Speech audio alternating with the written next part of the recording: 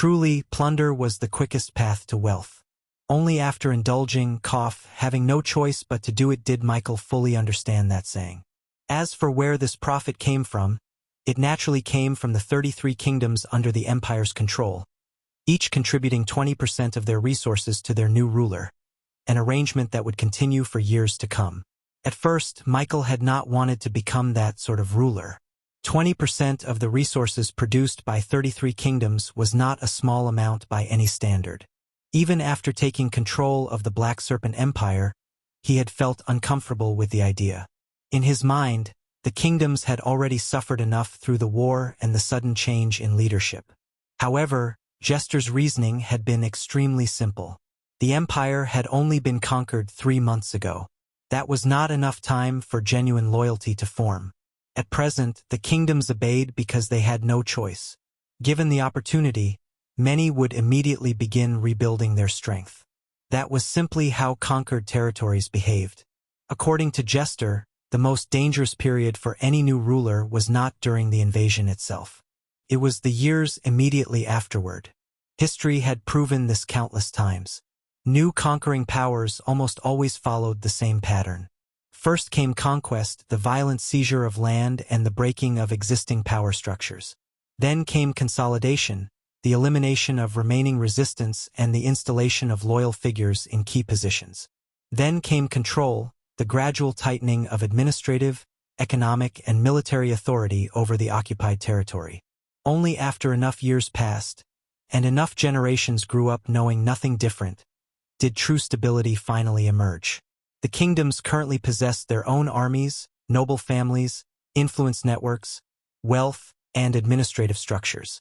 If allowed to retain all of that strength, they would inevitably begin viewing themselves as separate powers. The result would be future rebellions, future wars, or future instability. Therefore, before stability could be achieved, control needed to be established first. The 20% resource contribution was not primarily about wealth. The imperial treasury certainly benefited from it, but that was not its main purpose. Its true purpose was control.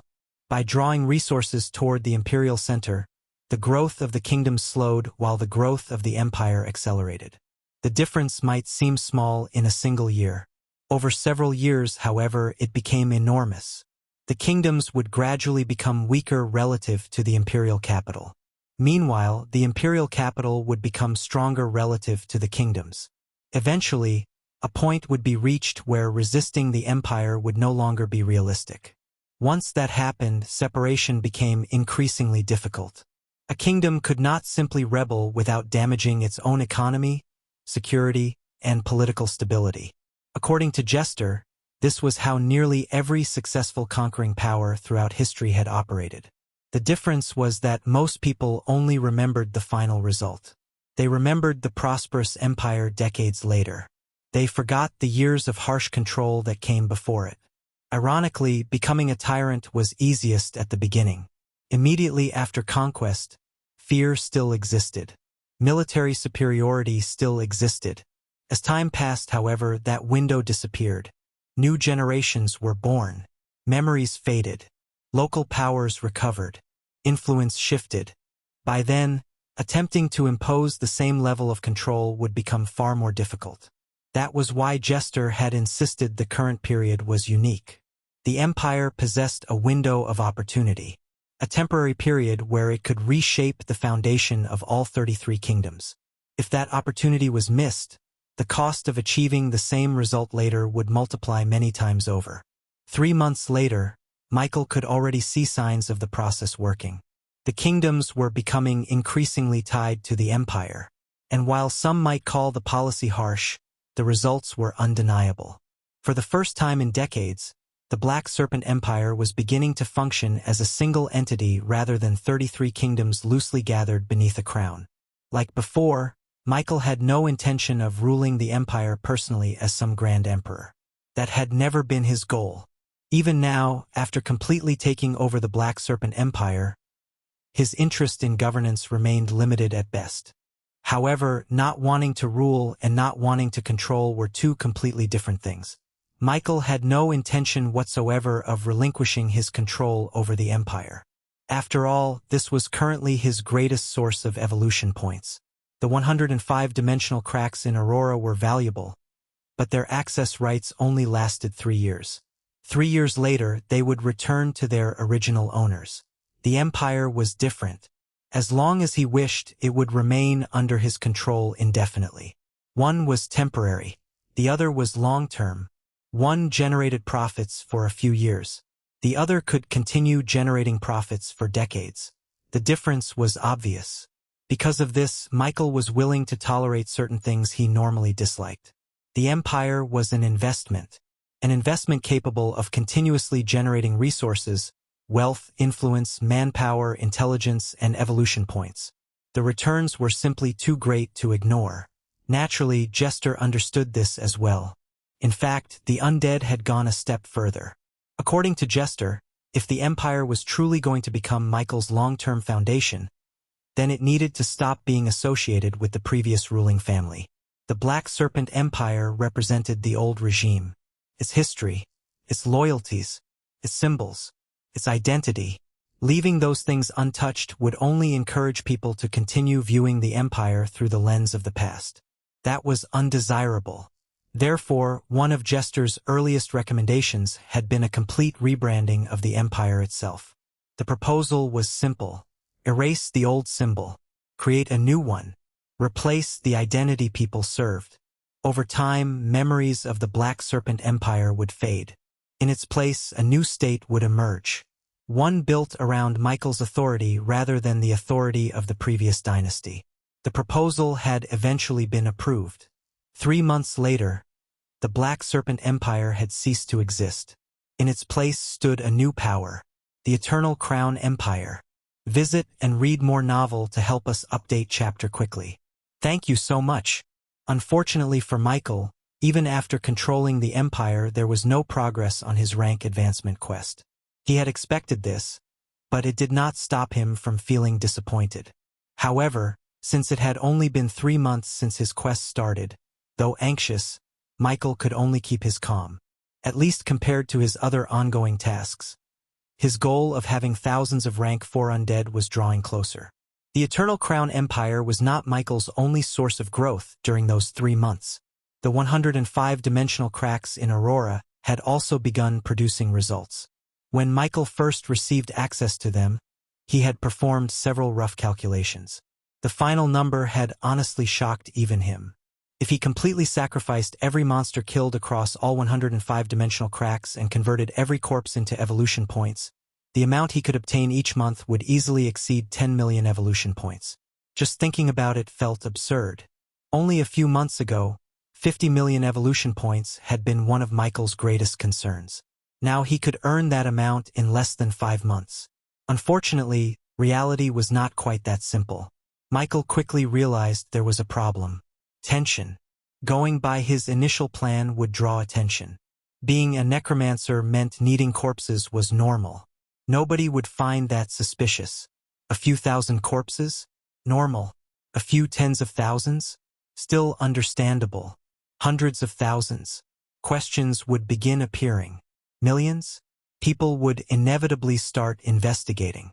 Michael reached that conclusion shortly after his meeting with Director Lin 3 months ago. The issue was not merely the corpses themselves. It was the scale. At some point, the number became abnormal even for a necromancer. More importantly, pursuing his original plan also carried another risk of exposing the Mausoleum of Endless Dominion. The more dimensional cracks he personally managed, the more frequently he would need to move resources across continents, and the greater the chance of revealing abilities he had no intention of exposing. After careful consideration, Michael altered his plans.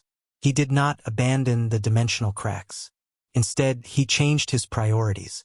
Rather than pursuing 100% evolution point profit, he shifted toward a 70-30 split. 70% wealth, 30% evolution points.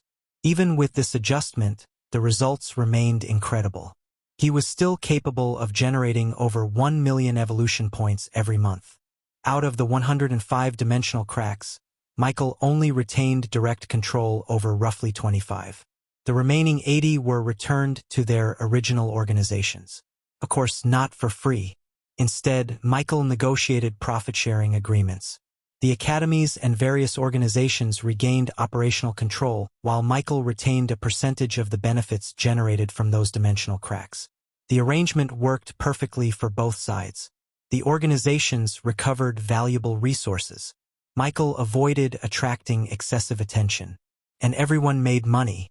In fact, several powers seemed almost relieved when Michael proposed the arrangement.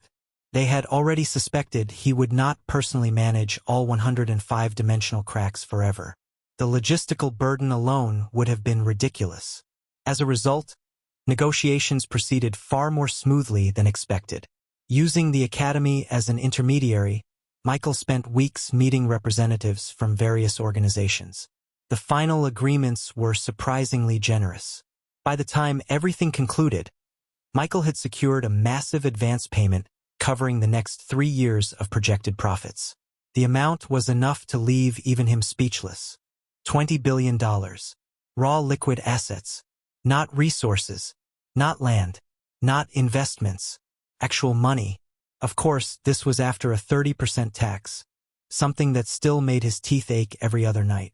In any case, not only had Michael become wealthy in the land of origin, now he was just as wealthy in Aurora. Of course, wealth itself was not what interested him most. What truly mattered was what that wealth could become. Everything ultimately led back to strength. Using the massive amount of evolution points he had accumulated over those few months, Michael finally accomplished part of the all-strong undead goal he had set for himself. Right now, Michael had 1,000 rank 4 undead. As for the rest of his legion, none remained below rank 3. Every single contracted undead under Michael's command had reached at least rank 3. The resources consumed during the process were enough to make him feel genuine pain. Yet Michael never regretted it. After all, every advancement generated feedback, and 1,000 rank 4 undead produced an amount of feedback that could only be described as monstrous. Of course, the more undead that advanced, the less significant the individual gains became. That was simply how the system worked. Otherwise, Michael would have become invincible long ago. Even so, the accumulated benefits from 1,000 rank 4 undead were still enormous. His physical strength increased. His vitality increased. His soul strengthened, granting him even a few more contract slots. His mana reserves expanded. His perception sharpened. Every aspect of him experienced meaningful growth. The result left Michael with rather mixed feelings. Objectively speaking, he was strong. Without using magic, he was now capable of suppressing Lily in direct combat. Unfortunately, though he was powerful, he was ultimately not a true rank 4. Rank 4 was the realm where one's understanding of existence began affecting reality itself. Every true rank 4 possessed a law domain which Michael lacked. Without one, Michael often felt like a counterfeit. A fake rank 4. A brute carrying enough power to challenge genuine rank 4 existences while lacking the foundation that made them truly terrifying. It was similar to a child carrying a legendary sword. The weapon was real. The power was real. But the person wielding it had not fully grown into it. Of course, this was only Michael's own assessment. If a normal rank 4 heard him describe himself that way, they would probably spit blood from anger. After all, most rank 4 existences spent decades accumulating power. Michael had accomplished what many of them could not in only a year. These 3 months could be said to be the most progressive in Michael's career. Aside from his gains, there were also a few changes in his interpersonal life. For one, Arian had woken up a month ago, but there was a problem. A problem appearing was not something that surprised Michael. It was the kind of problem that appeared that caught him off guard. Following her awakening was something Michael had not expected to see. A status panel. Yes, Arian somehow had a status panel, something that only Awakeners or things directly related to them could possess. Though taken aback, Michael immediately understood what had happened. It was simple. It was because Arian now resided in a body that had once been his clone. In reality, it was technically still his clone, and Arian could be said to be an external consciousness of his. Because of this complex yet intimate connection to his existence, she who was tagged as his clone now had a status panel. Knock knock. Michael, who was currently in one of the villas, he owned in the royal capital that had belonged to the previous royal family, heard a knock on the office door. With his senses he immediately knew who it was, making him draw a quiet breath. "Come in." A second later, the door opened with a soft click and a figure entered the room. The person who stepped inside appeared to be a young woman in her late teens or perhaps early 20s. Seeing her, the first thing most people would notice was her hair. Golden. Not merely blonde, but a rich golden color that seemed to shimmer beneath the light. Yet scattered throughout those golden strands were streaks of black. The black was not overwhelming. It appeared only in certain places, weaving naturally through the golden hair and creating a strange beauty that made it difficult to look away. The next thing that attracted attention were her eyes. Bright emerald green eyes. They seemed almost luminous, as though faint light existed within them. Combined with her pale skin and delicate features, the result was breathtaking. She was also surprisingly tall. Not as tall as Michael, but taller than most women. And unlike before, Michael's gaze unconsciously drifted downward for a brief moment. Then he immediately coughed. Ahem. A faint trace of embarrassment appeared on his face. This was something the previous Arian had lacked before he reconstructed her body. Every single time he noticed it, Michael silently swore to himself that he was not some kind of pervert. Absolutely not. Unfortunately, his conscience seemed unconvinced. The young woman stopped before his desk. Her glowing green eyes landed on him. For several seconds, neither spoke. Then Arian's gaze slowly shifted downward, toward the documents in front of him, then toward the tea beside him, then toward the half-finished reports stacked on another table. Finally, she looked back at him. Busy. Michael immediately felt a slight headache. Ever since waking up a month ago, Arian had changed. Not dramatically. She was still Arian. Yet there was something different about her now. Perhaps it was because of her unusual circumstances. Perhaps it was because she had literally died once. Or perhaps it was because she now possessed a status panel. Whatever the reason, she seemed clingy. It was only noon, and this was the 6th time since daybreak that she had come to his office. Visit and read more novel to help us update chapter quickly. Thank you so much. As for why this was the case, Michael did not have a firm answer. It was not like he could just ask Arian directly. He had a few guesses, however. One of them was that it was probably related to her recent death. During the time when Michael and Jester had been sorting through her memories, even without deliberate intention on his part, Michael had still come to know fragments of Arian's memory, with her last memory, the memory of her death, being the most recent and vivid. Though he could not feel her pain, Michael had seen it clearly. Her head had been slowly cut off while she was still alive. It did not matter how strong one was. Michael dared to say that even a true divine being would hate such a death, let alone a relatively gentle girl like Arian. As for why the manner of her death would be a reason for her clinginess toward him, Michael figured it had to do with him being the reason she was alive again. Perhaps he provided her with a powerful sense of security, making her want to be close to him most of the time. Another reason he had in mind was probably the more intimate connection they now shared through one body. Thanks to her identity as a distinct consciousness, Michael could not see her as family in the traditional sense, yet the bond of blood was still there in its own way. Perhaps combined with the former reason, it caused Arian to feel a need for a certain level of closeness in order to feel at ease. Did Michael hate this? At first it could not be said he was fully comfortable with it, but after several days of adjusting, Michael found himself even liking it. Knowing what was about to come, Michael straightened slightly and directed his gaze toward Arian's shadow. Fade. The moment his voice sounded, the shadow beneath Arian's feet rippled. Arian did not react. She was already used to it. The darkness stretched outward before slowly rising from the floor. Then a figure stepped out. The newcomer appeared to be a man in his late 20s. Extremely handsome. Even Michael had to admit that if looks alone were considered, Fade could probably make a living doing absolutely nothing. His features were sharp and refined. His black hair was neatly combed. His posture was perfect. Dressed in a dark suit tailored to fit his body, he looked less like an undead assassin and more like the personal secretary of some wealthy noble. The moment he emerged, he bowed respectfully. "My lord." 3 months ago, Fade had still been a rank 3 undead.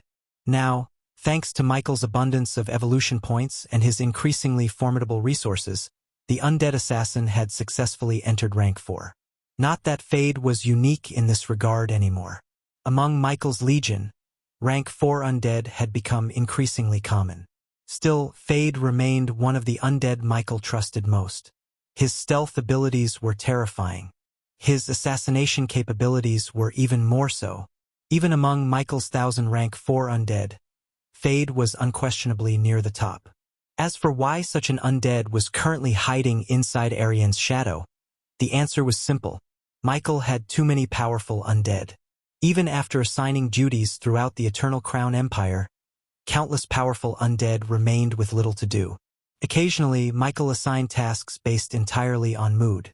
Fade had simply been unlucky enough to be selected this week, or perhaps lucky, depending on one's perspective, to be assigned as Arian's personal guard. Fade straightened. His expression remained perfectly calm. "My lord called for me?" Michael nodded. "Please excuse us for a moment." The undead bowed and obeyed without hesitation. As for why this particular order had been given 6 times today, an undead like Jester might have been curious, but Fade saw nothing unusual in it. It was simply an order. The moment Fade received the command, he bowed once more. "As you command, my lord." His body dissolved into darkness. A second later, the office became quiet. The silence lingered for several moments. Arian stood where she was, her fingers nervously clasped together behind her back. Without Fade present, the confidence she had displayed earlier seemed to disappear almost immediately. Michael felt a familiar sense of helplessness. What was about to happen was another strange development that had emerged over the past 2 months. The young woman slowly approached his desk. Step, step, step. Michael watched her draw closer. Then, without a word, he pushed his chair slightly backward. The movement was so natural that even Michael did not realize when it had become a habit. Arian's eyes brightened slightly. Moments later, she reached him. There was a brief pause. Then she carefully sat down. Not on another chair. Not across from him. Directly on his lap. Michael maintained an expressionless face. At least outwardly. Internally was a completely different matter. His heart immediately became somewhat restless. Arian, meanwhile, seemed completely satisfied. She adjusted herself slightly before leaning forward and resting her head against his shoulder. The familiar scent of flowers reached him. For a few moments neither spoke. The office fell into silence once more. Surprisingly, it was not an uncomfortable silence. In fact, it had become increasingly common over the past month. When Arian first woke up, Michael had been awkward. Extremely awkward. After all, before her death, their relationship had been relatively ambiguous.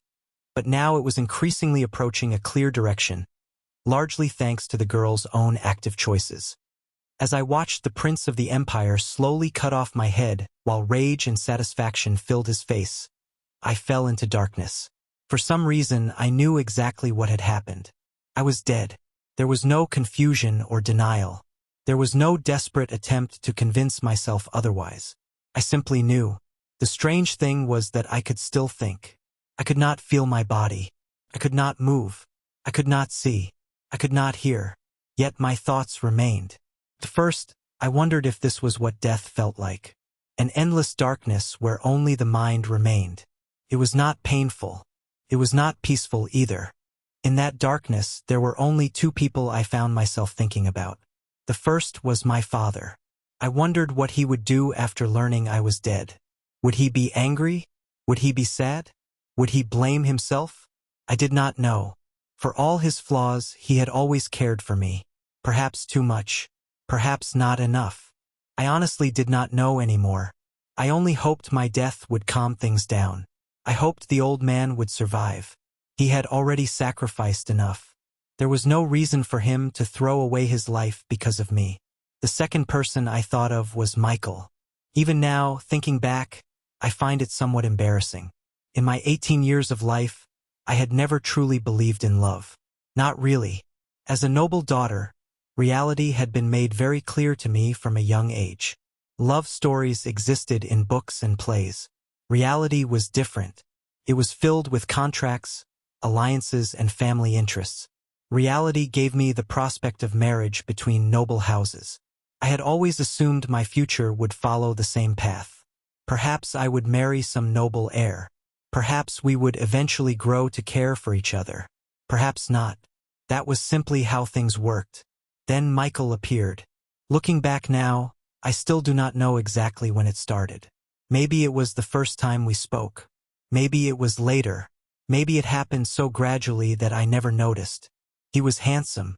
That much was obvious. He was also young and strong. Ridiculously strong.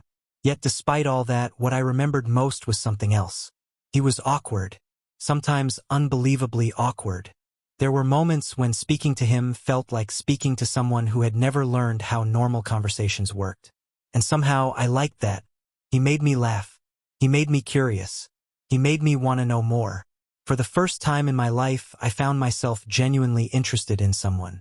But the realization that came after had been frightening. Because the more I learned about him, the more I felt I did not deserve him. Michael always seemed to be moving forward. Always growing stronger. Compared to him, I felt ordinary. Small. Insignificant. Even so, I still found myself wanting to stay near him. In those final moments before darkness completely consumed me, my thoughts drifted toward him again. I hoped he escaped. I hoped he survived. I hoped he ran as far away from the Empire as possible. I knew he was strong. Stronger than most people could imagine. But the Empire was the Empire. One person could not fight an entire nation. At least that was what I believed back then. So I prayed. Not for myself. Not for my future. Not even for revenge. I simply hoped he would live. With that final thought, my consciousness slowly sank deeper into the darkness. And eventually, even my thoughts disappeared. The world became silent, and I slept. What I did not expect was I would see the light of day again. Visit and read more novel to help us update chapter quickly. Thank you so much.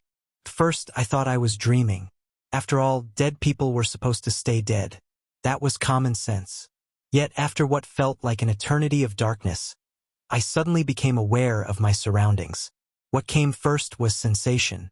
I felt weak, numb, strange, as though my body did not belong to me and I could only think. The process was painfully slow, but eventually, I managed to open my eyes. My thoughts felt sluggish.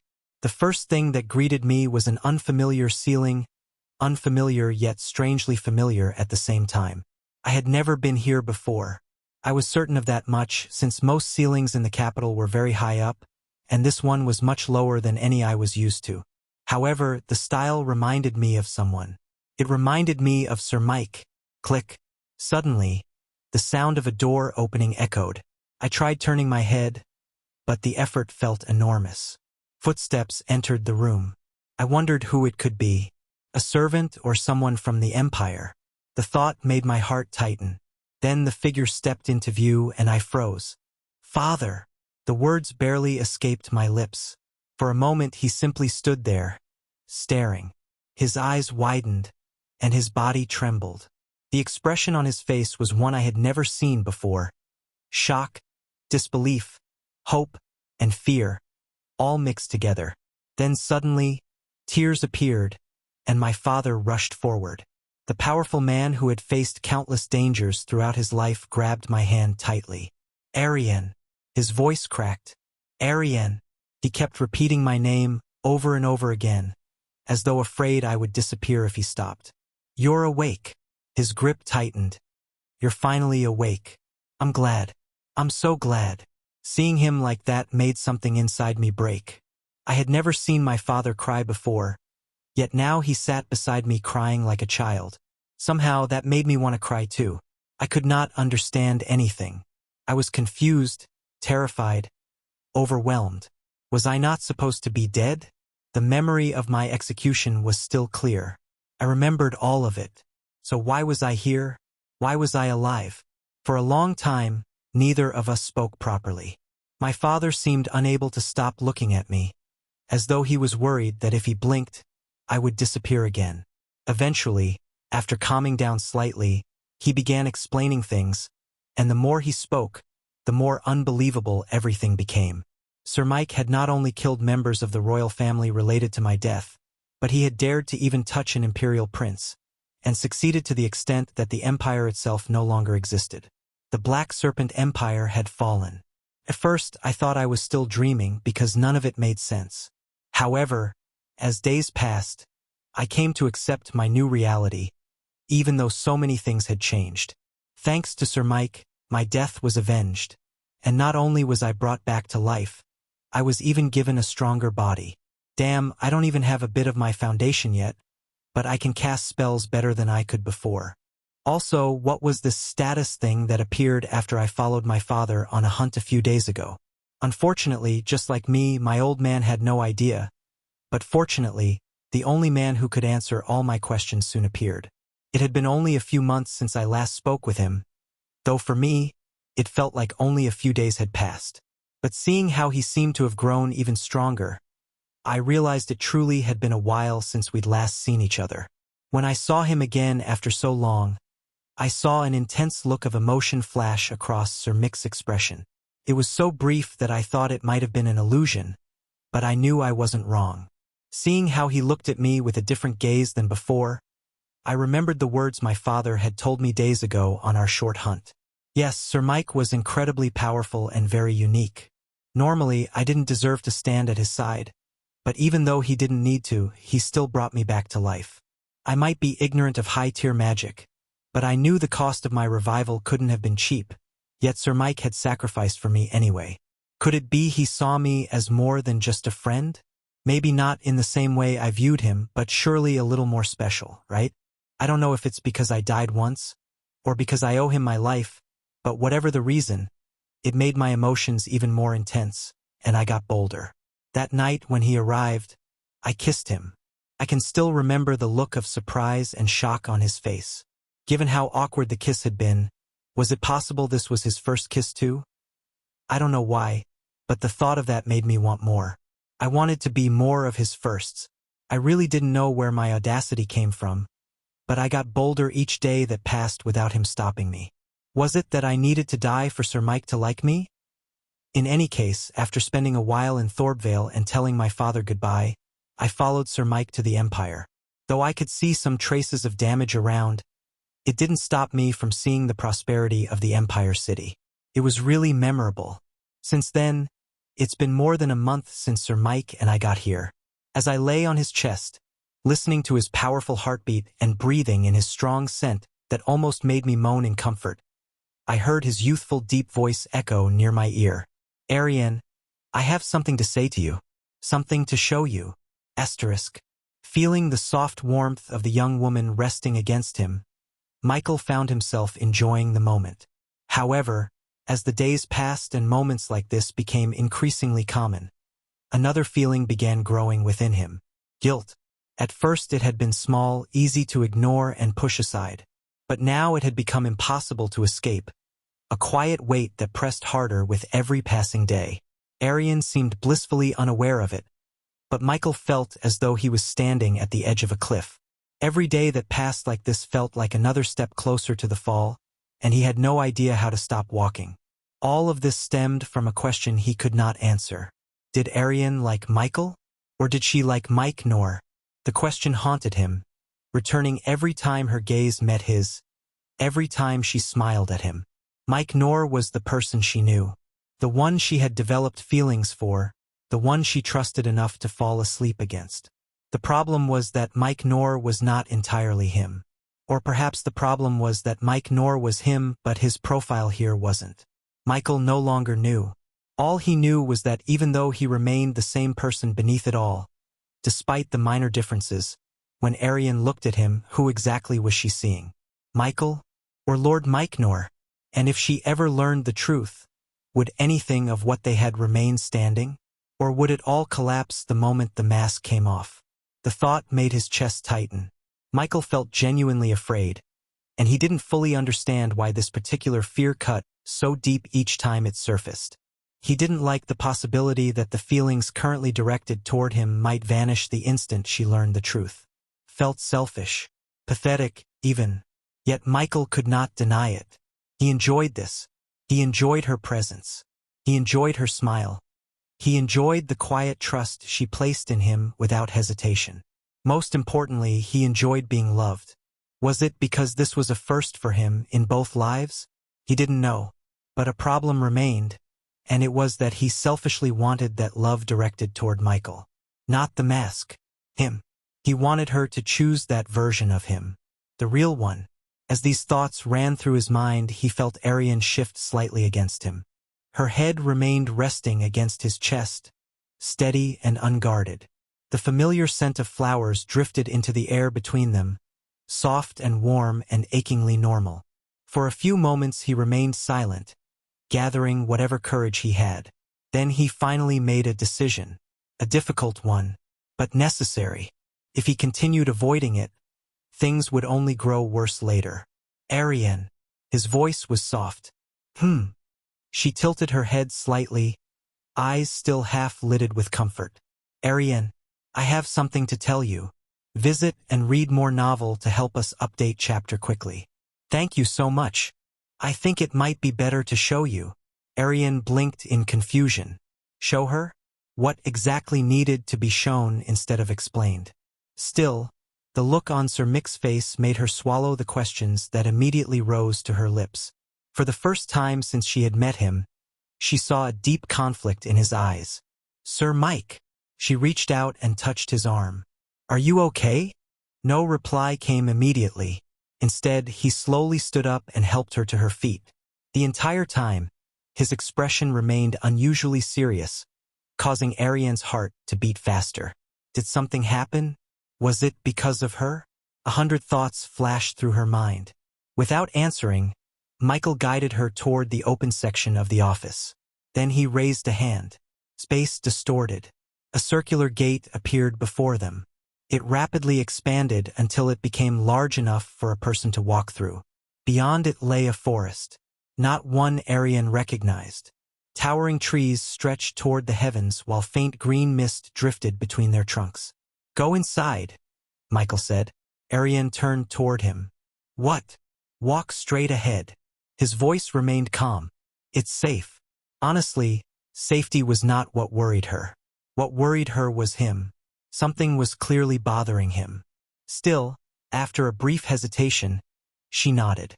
If he wanted to show her something, then she would trust him.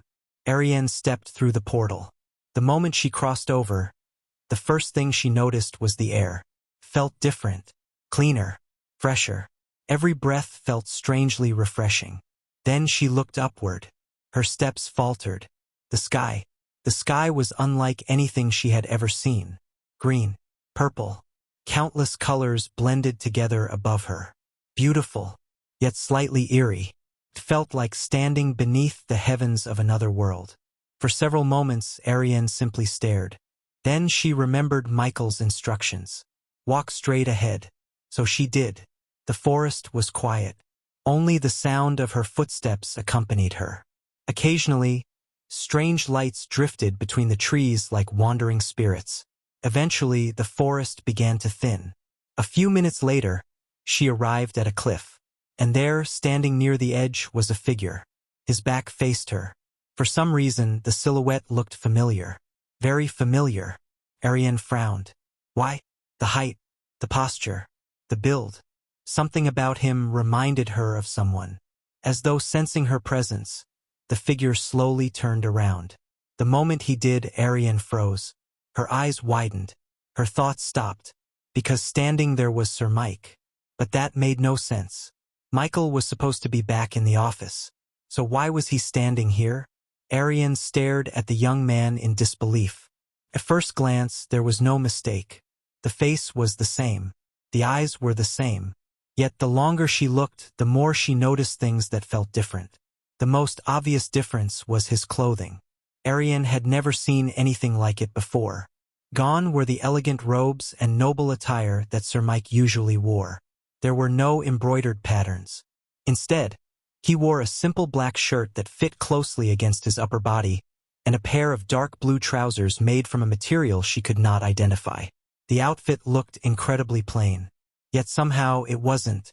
The strange clothes seemed designed with a completely different philosophy from anything she knew. There was no attempt to display wealth, authority, or power. Yet the more she looked at them, the more refined they seemed. It was a simplicity that somehow felt elegant. Ariane found herself unable to look away.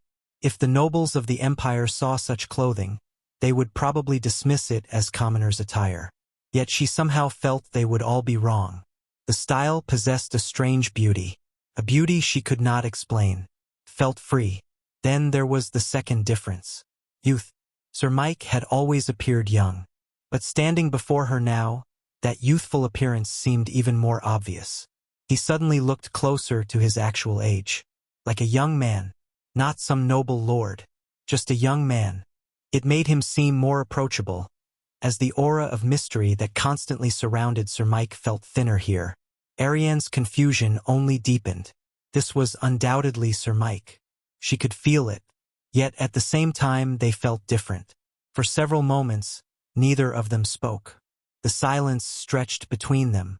Ariane looked at the young man standing before her, while Michael looked back with an expression she had never seen before. There was nervousness. There was hesitation. And there was fear. The last one surprised her the most. Fear? On Sir Mike? The same man who had challenged an empire and won? The same man who could casually command legendary existences? Miss Ariane. His voice broke the silence. Yes.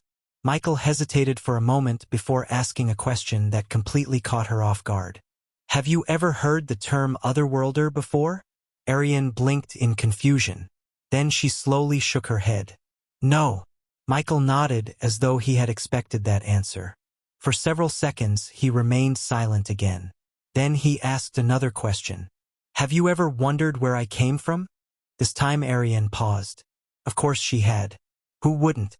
Sir Mike had appeared almost out of nowhere. He possessed strength that defied common sense.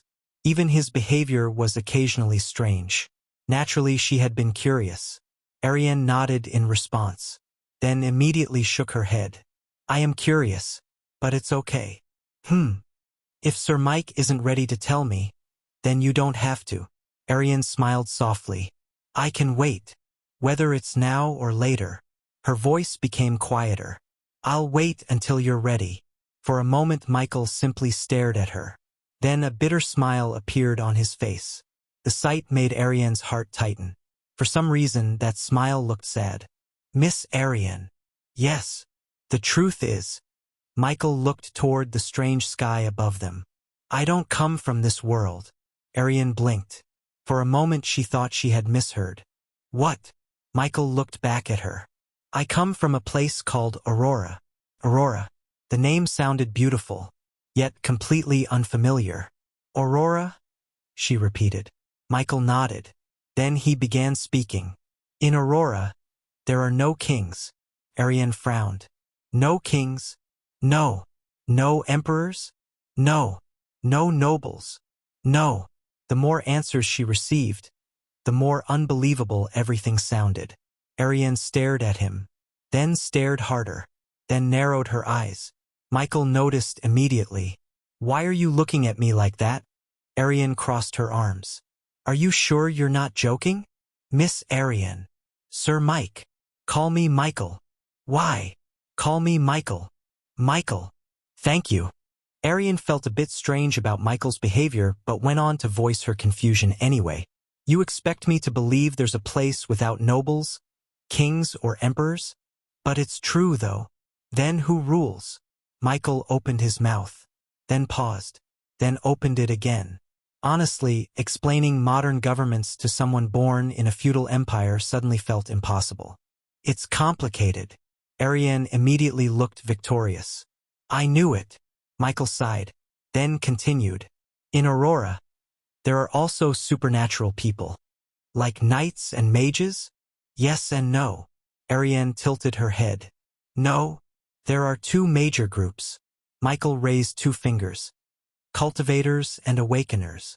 Ariane felt like she was drowning in confusion. The first term sounded somewhat familiar, but the second didn't. What are cultivators? Basically everyone you're familiar with. What? Knights, mages, necromancers, elementalists, healers. They all fall under the broad category of cultivators. Oh, that part made sense. Then she remembered the second group. What about awakeners? This time Michael became noticeably more serious. They're different. How? They grow stronger much faster. Arian's eyes widened slightly. Faster than geniuses? Much faster. That was absurd. Michael continued. They possess status panels. Arian froze. She recalled this was what Sir Mike had once called that blue glass that appeared in her eyes when she had called that deer more than a month ago. Unfortunately, he hadn't seemed willing to explain further at the time. Now she was even more interested, and her attention sharpened. Michael looked directly into her eyes. The most important thing is, every awakener has access to another world. Another world? Arian frowned. What does that mean? Michael took a slow breath, then continued. They can enter another world using a body similar to their real one. They have another identity, and can live another life. Arian's heartbeat slowly accelerated. Something about this conversation suddenly felt strange. She wasn't sure why. Michael continued regardless. Since he had started, he had to continue. The body they use isn't exactly fake. The original body in my world experiences everything the other body experiences as well. Arian felt her heartbeat speed up again. For some reason, she suddenly had a bad feeling. With his gaze fixed on Arian, Michael took a deep breath. Miss Arian, what if? Michael hesitated for only a second, then finally forced the words out. What if I told you that Sir Mike Nor is one of those identities? Visit and read more novel to help us update chapter quickly. Thank you so much. Arian wasn't dumb. The moment those words left Michael's mouth, countless things that had once seemed strange suddenly began connecting together inside her mind. It all started making sense. Yet somehow it was too much. The entire situation was so absurd that part of her instinctively refused to believe it. Michael immediately noticed the look on her face and took several steps toward her. Feeling his presence, Arian subconsciously took a step backward. It was an instinctive reaction born from shock rather than fear, but she failed to notice how it made Michael's expression change. For a brief second, something flashed across his face. Miss Arian. Michael forced himself to remain calm. That's why I said I wanted to show you. Because if I only explained it, you wouldn't believe me. Arian opened her mouth, then closed it again. Because she honestly wasn't sure she believed him now either. Michael raised a hand. Space distorted once more. Another portal appeared. Without saying anything further, Michael stepped through first. Then he turned around and looked back at her. His expression remained serious. Yet there was also something else there. Nervousness, as though he was worried about what would happen next. Since she was technically inside a part of him, Michael felt she should be able to enter Aurora. If not, he would have no choice but to wipe her memory clean of everything he had just said. In fact, if Arian proved to be a problem after all this, that was exactly what he planned to do. If things turned out differently from what he wanted, they would simply have to end their relationship afterward. Come, Michael said. Arian hesitated, took a steadying breath, then stepped through the portal. The moment she crossed over, she froze. Her eyes widened as she looked at her surroundings in shock. She had appeared inside a room unlike anything she had ever seen before. At first glance it seemed simple. Yet the longer she looked, the stranger it became. The walls were smooth and painted a soft brown. Clean, neat, orderly. The room was spacious, and a large bed occupied one side of it. Unlike the beds she was familiar with, there were no carved wooden decorations. The sheets were spotless. The blanket looked unbelievably soft. Everything appeared comfortable. Arian slowly turned around, her gaze sweeping across the room again. There was a wardrobe with perfectly smooth white doors. Shelves holding books and strange objects she could not identify. A desk unlike any she had ever seen. A large window covered by elegant gray curtains. Everything looked strange and foreign. For several moments she simply stood there. Then curiosity won. The first thing Ariane approached was the bed. Slowly she reached out. Her fingers touched the mattress, then immediately sank slightly into it. Ariane blinked in surprise and pressed harder. The mattress yielded beneath her hand. So soft, very soft. She pressed again. Then she used both hands. Ariane looked genuinely shocked. Compared to this, even the beds in the Empire's capital felt lacking. What is this? Michael glanced over. A bed. Ariane immediately looked at him. No. Michael blinked. No. It literally is. Ariane stared at the mattress, then back at Michael, then back at the mattress. Finally she pointed at it. It must be so expensive, right? At least a few hundred gold coins. For the first time since the conversation began, Michael nearly laughed. Meanwhile, Ariane reluctantly pulled herself away before becoming distracted by something else. She walked toward the curtains, carefully grasped the fabric, then pulled them aside. She froze when she saw the window. The window itself looked strange. More importantly, it was completely transparent. Ariane instinctively touched it. Unfortunately, all she could see was a fence made from strange material. The room sat close to a wall outside. However, she could hear strange noises, horns and conversations in an unfamiliar language drifting in from beyond it. For several moments, she simply stood there listening. At this point, she didn't even have enough mental energy left to be shocked that Michael could casually move between worlds. Soon her attention was stolen by Michael's desk. Dropping the curtains, Ariane slowly approached it and stared in admiration. The entire setup looked incredibly luxurious. A large black screen sat on the desk. Beside it was another, smaller screen. A strange board covered in symbols. Several sleek devices she could not identify.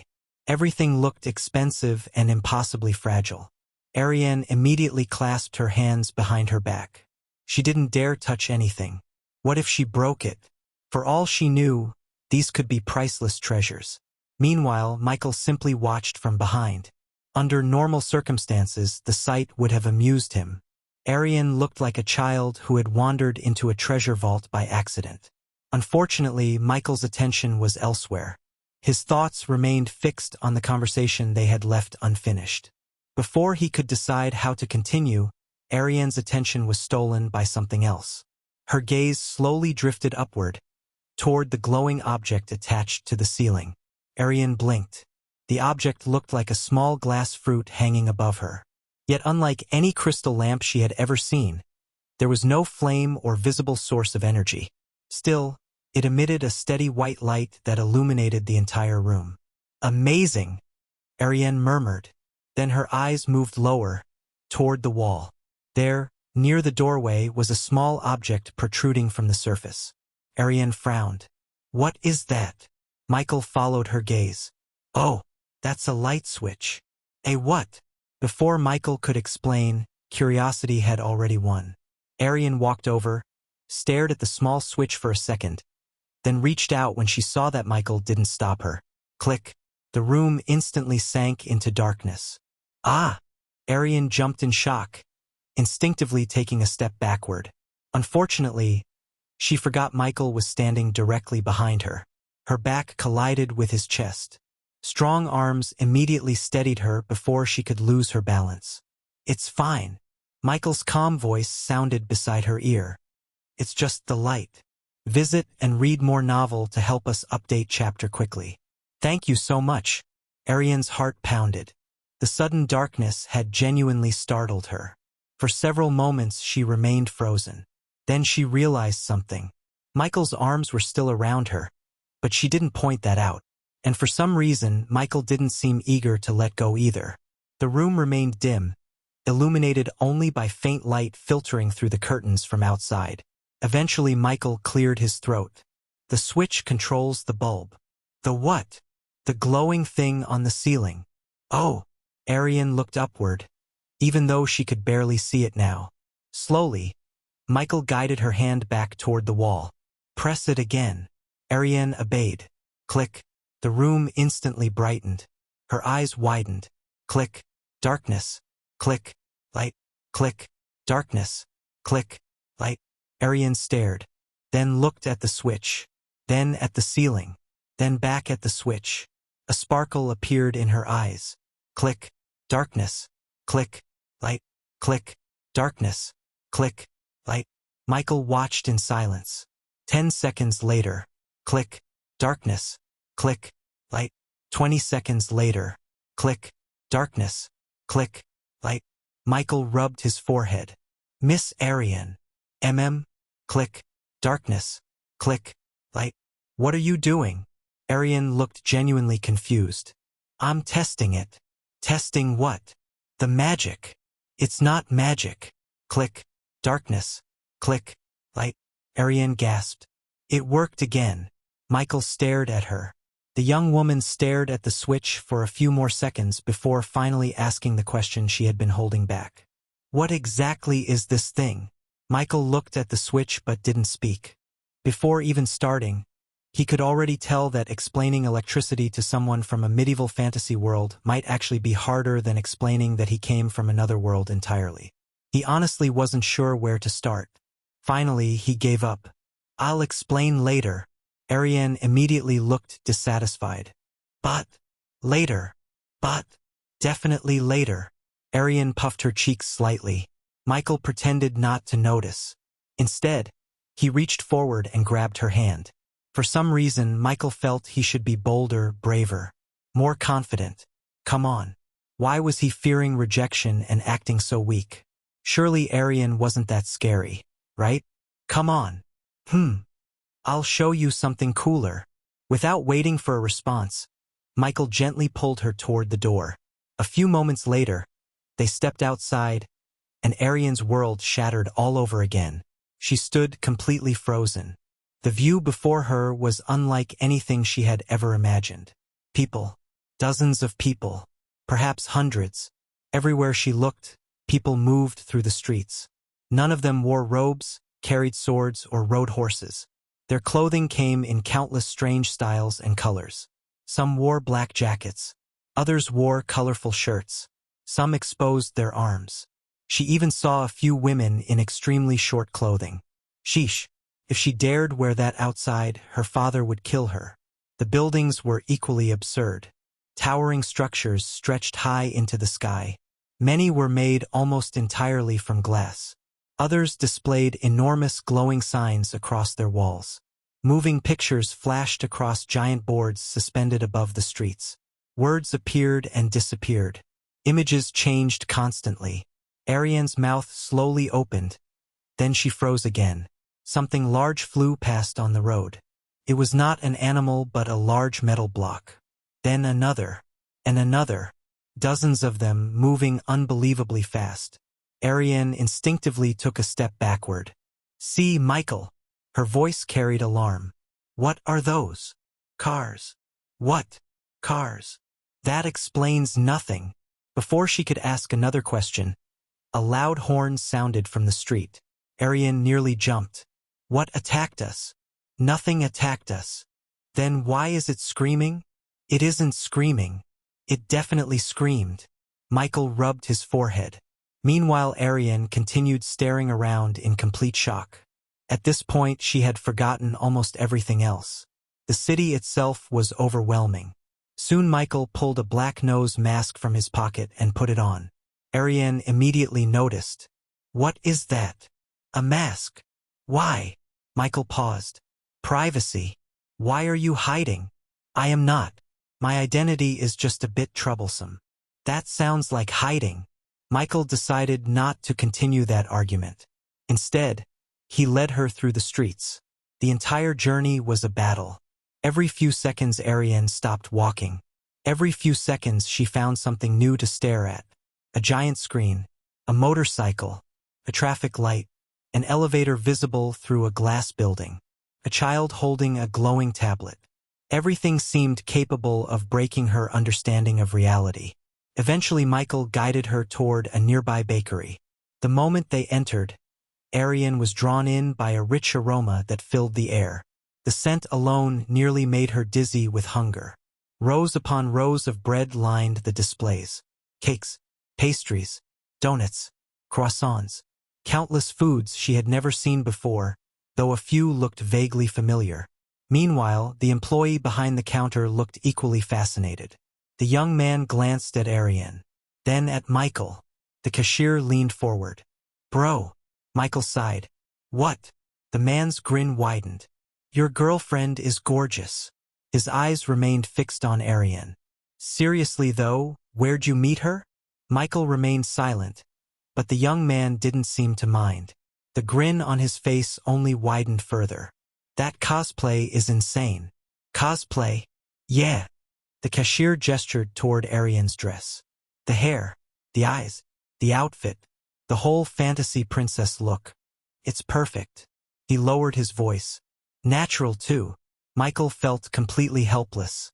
Across from him, Ariane understood absolutely none of the conversation. The language being spoken was entirely foreign. Still, she could tell something was happening. The employee kept looking at her, then at Michael, then back at her, and every time he did, that strange smile on his face grew wider. Ariane narrowed her eyes suspiciously, then quietly moved closer to Michael, almost unconsciously. The movement caused the cashier's grin to widen even further. Michael was starting to wonder if he should leave.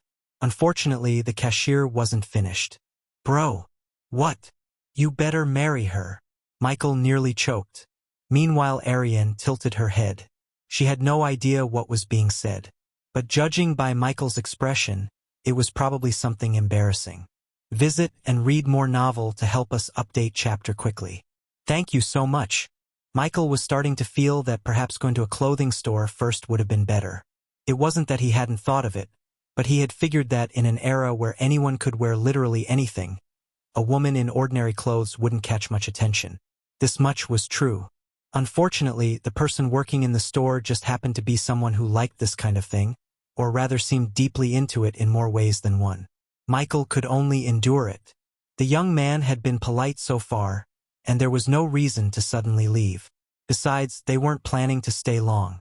"Anyway," Michael said, deciding to change the topic, "please give me a chocolate ball pack." The cashier immediately nodded. "What kind?" "The usual?" Michael paused. That was actually a good question. The chocolates he had previously given Ariane had been fairly ordinary. Since she had liked those so much, he hadn't bothered looking into other options. Now that he thought about it, maybe there were better choices. The cashier leaned forward. "We've got milk chocolate, dark chocolate, white chocolate, chocolate-filled pastries, chocolate cake, chocolate croissants." He pointed toward another display. "Candies too." The young man lowered his voice. "First date?" "No." The cashier looked unconvinced. "Aha." Michael sighed. "Just give me recommendations." The young man's eyes immediately lit up. Now this was a subject he understood. If you're introducing sweets to a date, milk chocolate is usually safest. He pointed towards several products. "Those are popular." Then he pointed elsewhere. "And that's our specialty." Michael followed his finger. Inside the display sat several freshly baked pastries coated in chocolate and drizzled with something glossy. Even from where he stood, the smell was incredible. Michael thought for a moment. If he only bought chocolate, Ariane would probably enjoy it. But this was her first time in Aurora. Perhaps letting her try more things wouldn't be a bad idea. "All right." The cashier straightened. "I'll take both. The chocolates and the specialty pastries." "Good choice." The young man immediately began packing everything. Meanwhile, Ariane continued examining the displays. She had no idea what most of the items were. However, she had reached one firm conclusion. Aurora really had enough food. There was simply too much of it. Eventually, Michael paid and quickly escaped before the cashier could continue the conversation. The moment they stepped outside, Ariane finally asked the question she had been holding back. "What was he saying?" Michael immediately answered. "Nothing. You are lying." "I am not."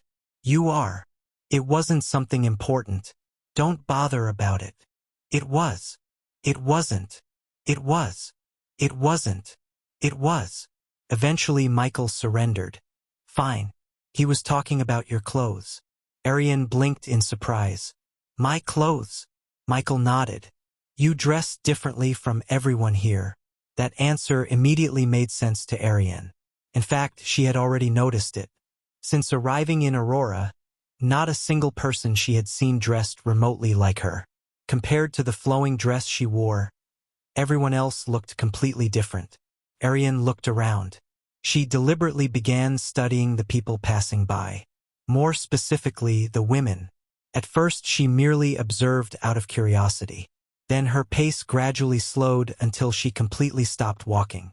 Michael had only taken a step before realizing she was no longer beside him.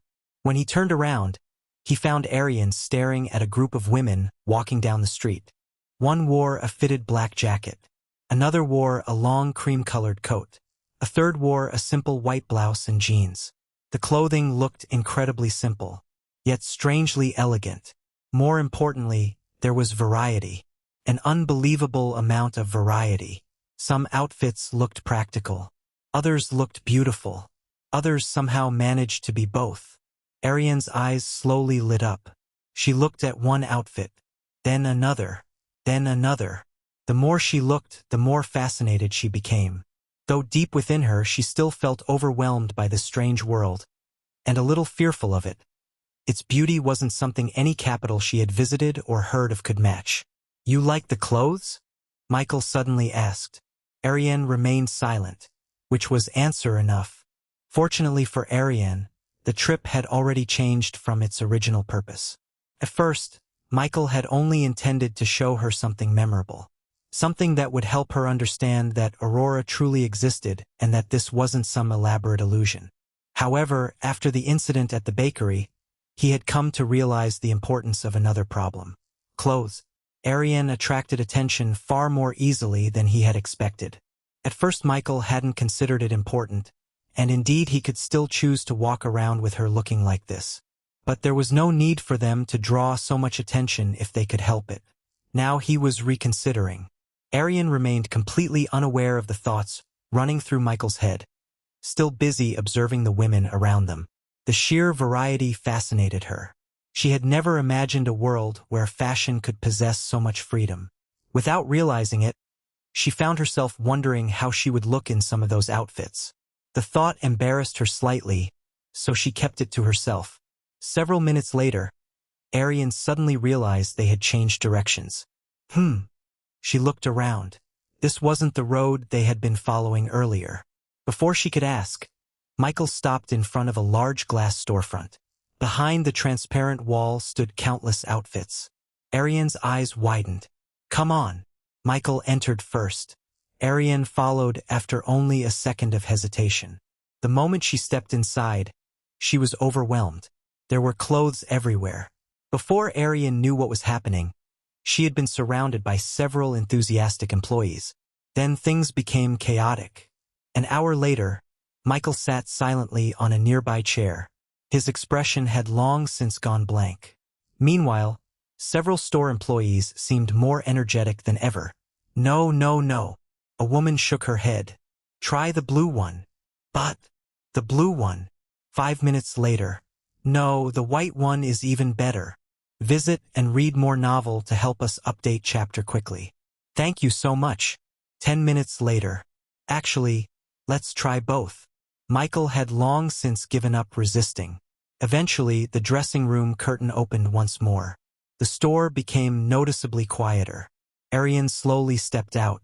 For several seconds, neither she nor Michael spoke. Even Ariane seemed stunned by her own reflection. The flowing noble dress she had worn earlier was gone. In its place was a cream-colored long coat layered over a soft black turtleneck sweater and a fitted dark skirt that reached just below her knees. Simple, modern, elegant. The outfit somehow emphasized her emerald eyes and golden hair even more than her noble attire had. Ariane stared at the mirror. The woman looking back at her felt familiar, yet unfamiliar, like herself, but also not herself. A middle-aged woman immediately clapped her hands. "I knew it!" She pointed dramatically at the mirror. "Look at her!" The woman turned toward Michael. "Young man, your friend is beautiful." Ariane blinked. Though she couldn't understand the language, she could tell the woman was praising her. The older woman walked around her, then nodded in complete satisfaction. Perfect. Arian looked at her reflection again. For the first time since arriving in Aurora, she felt something unexpected. She belonged, at least a little, and somehow, that realization made the overwhelming strangeness of this new world feel just a bit less frightening. Soon, Michael and Arian returned home. Or rather, they returned to Michael's home. Even now, Arian still felt somewhat dazed. The trip through Aurora had overwhelmed her far more than she cared to admit. Every street, every building, every person, every object, everything challenged what she believed the world should be. After entering the apartment, Michael led her back to his room. The moment they entered, Arian instinctively glanced toward the light switch. Michael immediately noticed. No! Arian looked somewhat disappointed and looked away. Michael walked toward his desk and placed several bags down. Then he picked up a small package before turning around. Here! Arian's eyes fell onto the object in his hand, and her expression immediately changed at the familiar shape beneath the wrapping. This is... Michael nodded. Chocolates. Arian accepted it carefully. The moment she held it, memories surfaced. This wasn't the first time Michael had given her one of these.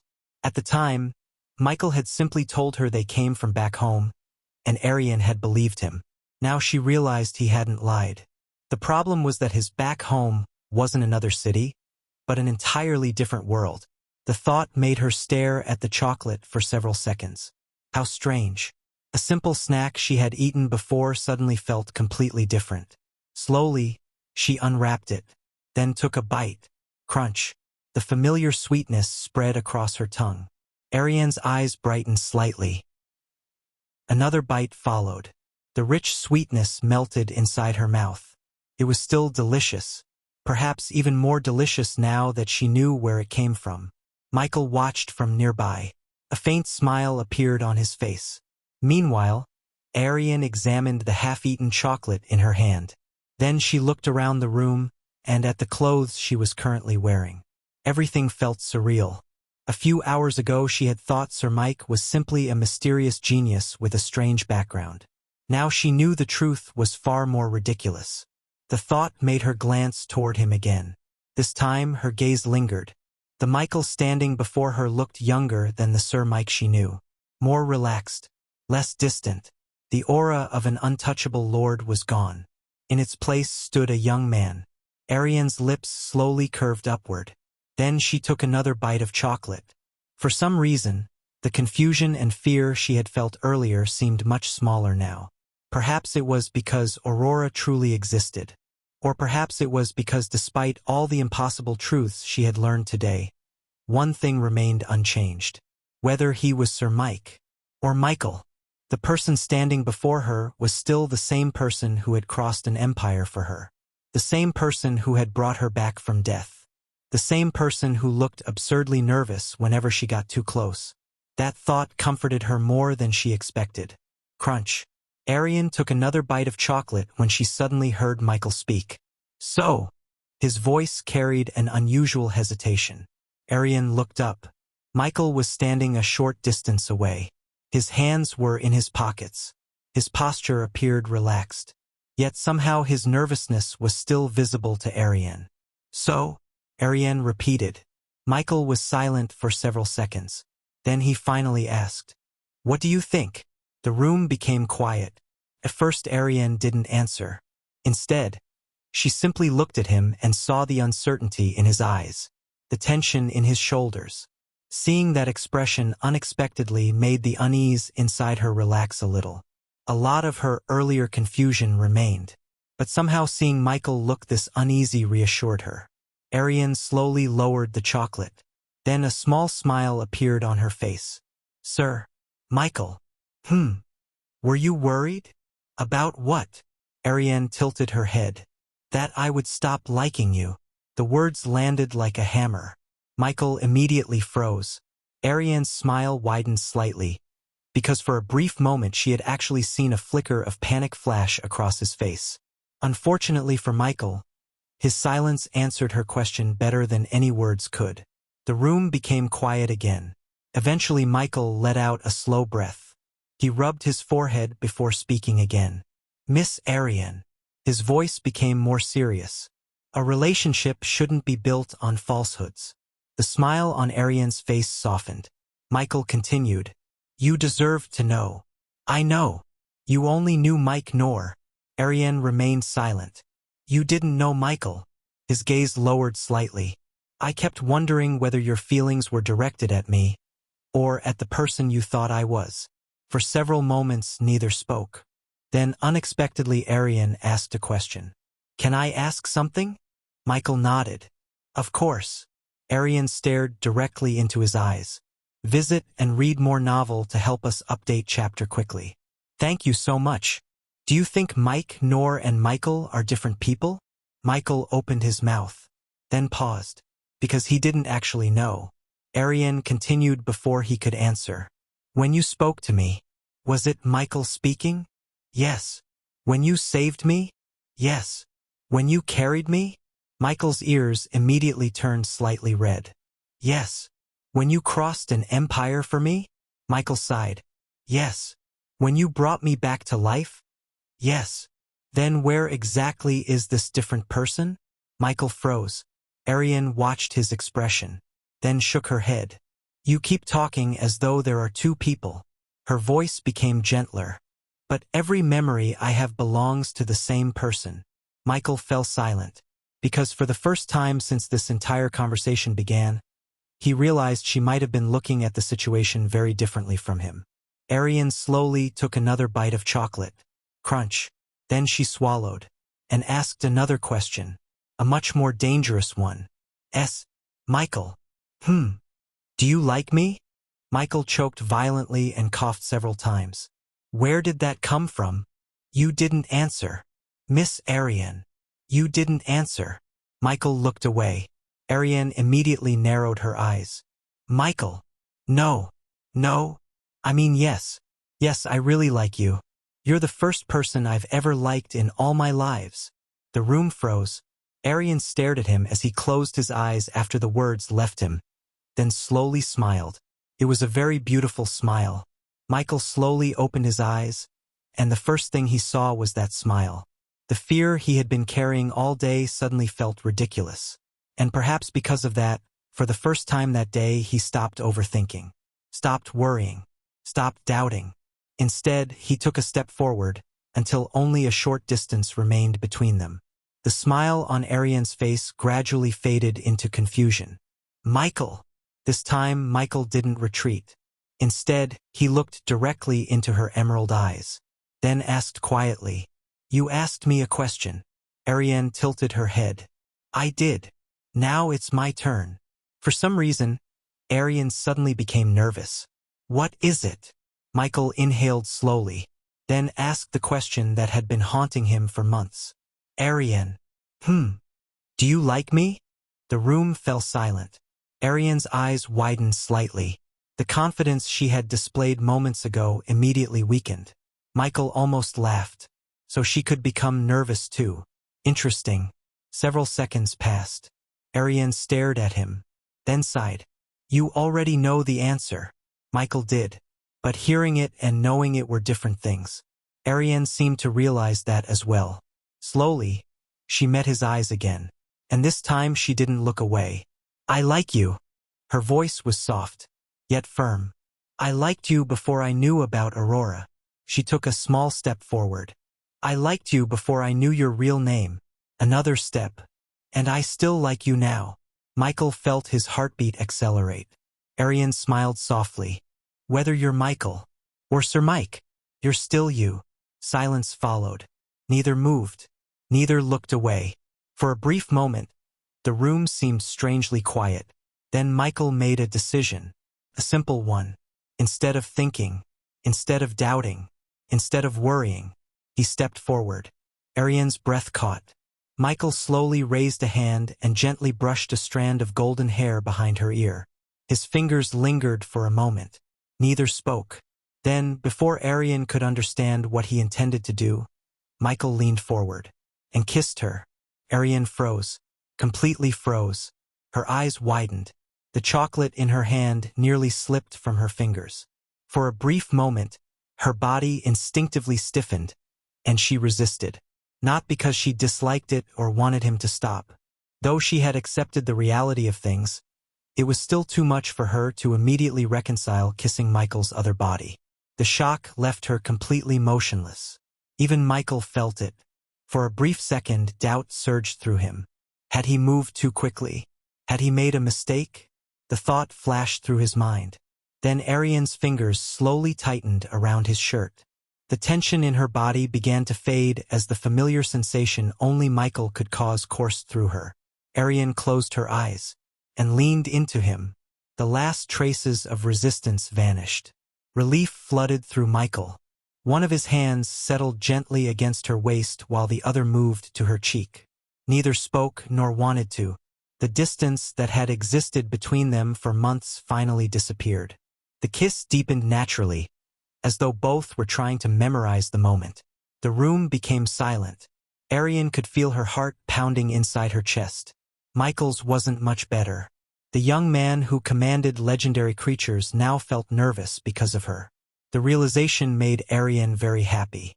This wasn't Lord Mike or some untouchable genius. This was simply Michael, a young man who liked her. Time seemed to lose meaning. Eventually, a phone notification ringtone forced them apart.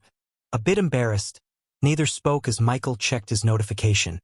A text from his aunt asking if he wanted her to bring anything for him. She seemed to be clocking out early today. Thinking of something, Michael turned to look at Arian and asked a question. "Do you want to stay with me here for a few days? Or should we go back? Is that okay?" Yes. Of course it was fine. Michael's household was already numb to him bringing things out of nowhere. First it had been undead creatures. Then it was Jester, who looked no different from the living and even attended school. Arian would be novel but hardly surprising. After receiving Michael's confirmation, though still worried, she decided to trust him. Just like that, the household gained an additional member. Just like that, a week passed quickly.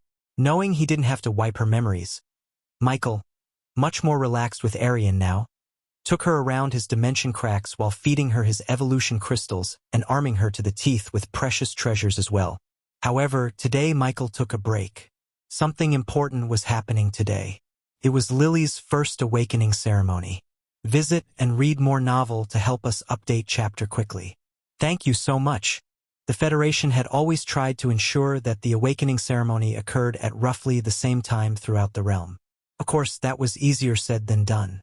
Aurora alone possessed countless cities, different time zones, varying levels of development, and regions separated by enormous distances. Making every ceremony occur on the exact same day was practically impossible. Still, with enough planning and preparation, the Federation had managed to reduce the overall awakening period to only 3 days. For an event involving an entire realm, that was already considered extremely efficient. Aurora wasn't unique in this regard. In fact, many realms throughout the universe did something similar, and were even more coordinated, since the gap between awakening periods among many realms was surprisingly small. Generally speaking, most conducted their ceremonies within a 1 to 2 month window of each other. This level of coordination was, of course, impossible to be mere coincidence. Though the number of ordinary supernaturals in any established realm would always be greater than Awakeners, Awakeners were simply too important to dismiss thanks to their unique nature.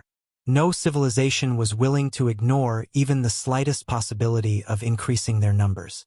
The problem remained that awakening was one of the greatest mysteries known to the universe. No one could force it. No one could guarantee it. 2 powerful Awakeners could give birth to an ordinary child, and 2 completely normal people could produce an Awakener. Countless civilizations had spent thousands of years researching the phenomenon, and none had truly succeeded. Yes, ordinary supernaturals existed in enormous numbers. Yet despite that, Awakeners remained extraordinarily valuable. If it took 1,000 years for an ordinary supernatural to reach a supreme level, an Awakener could cut that time significantly. And if both sides started with 100 people, where 10 from the ordinary side might succeed, 30 could succeed on the Awakener side. As one's power grew, the advantages Awakeners held did decrease, but they never completely disappeared. Thanks to this, as a result of wanting more Awakeners, Civilizations had experimented with every method imaginable to increase awakener births. Some focused on bloodlines. Some focused on resources. Others focused on environmental factors. Among the countless theories was one particularly widespread belief: synchronization. The theory proposed that if enough civilizations conducted their awakening ceremonies during roughly the same period, the odds of producing awakeners might increase. No one knew if it actually worked. No one had ever managed to prove it, but nobody had disproved it either. More importantly, it cost absolutely nothing. As a result, over countless years it had evolved from a theory into a universal tradition. Whether in a beginner realm or an ancient realm that had existed for millions of years, many civilizations still attempted to synchronize their ceremonies. These past 3 days had been Aurora's turn, with today being the last day, and the one on which Michael's home country conducted theirs. At the dining table in Michael's home sat 4 figures: Michael, Aunt Mia, Jester, and Lily. Among them, only Lily was dressed in a school uniform. Unfortunately, the young lady currently looked nervous. Her fingers tapped repeatedly against the table as she stared at the breakfast in front of her. Today was her awakening ceremony. Even knowing that this was only her first try, and that she still had 2 more attempts after this, Lily couldn't stop herself from feeling anxious. Jester. Jester looked up from his food and turned to look at Lily. Though his true body was an undead, the body he controlled was truly living. Through it, Jester lived a more fulfilling life than his brothers and sisters. Lily frowned. "Why aren't you getting ready? I'm not going with you to school today." Hearing this, Lily became even more anxious. Over the past several months, Lily and Jester had become very close and got along fairly well.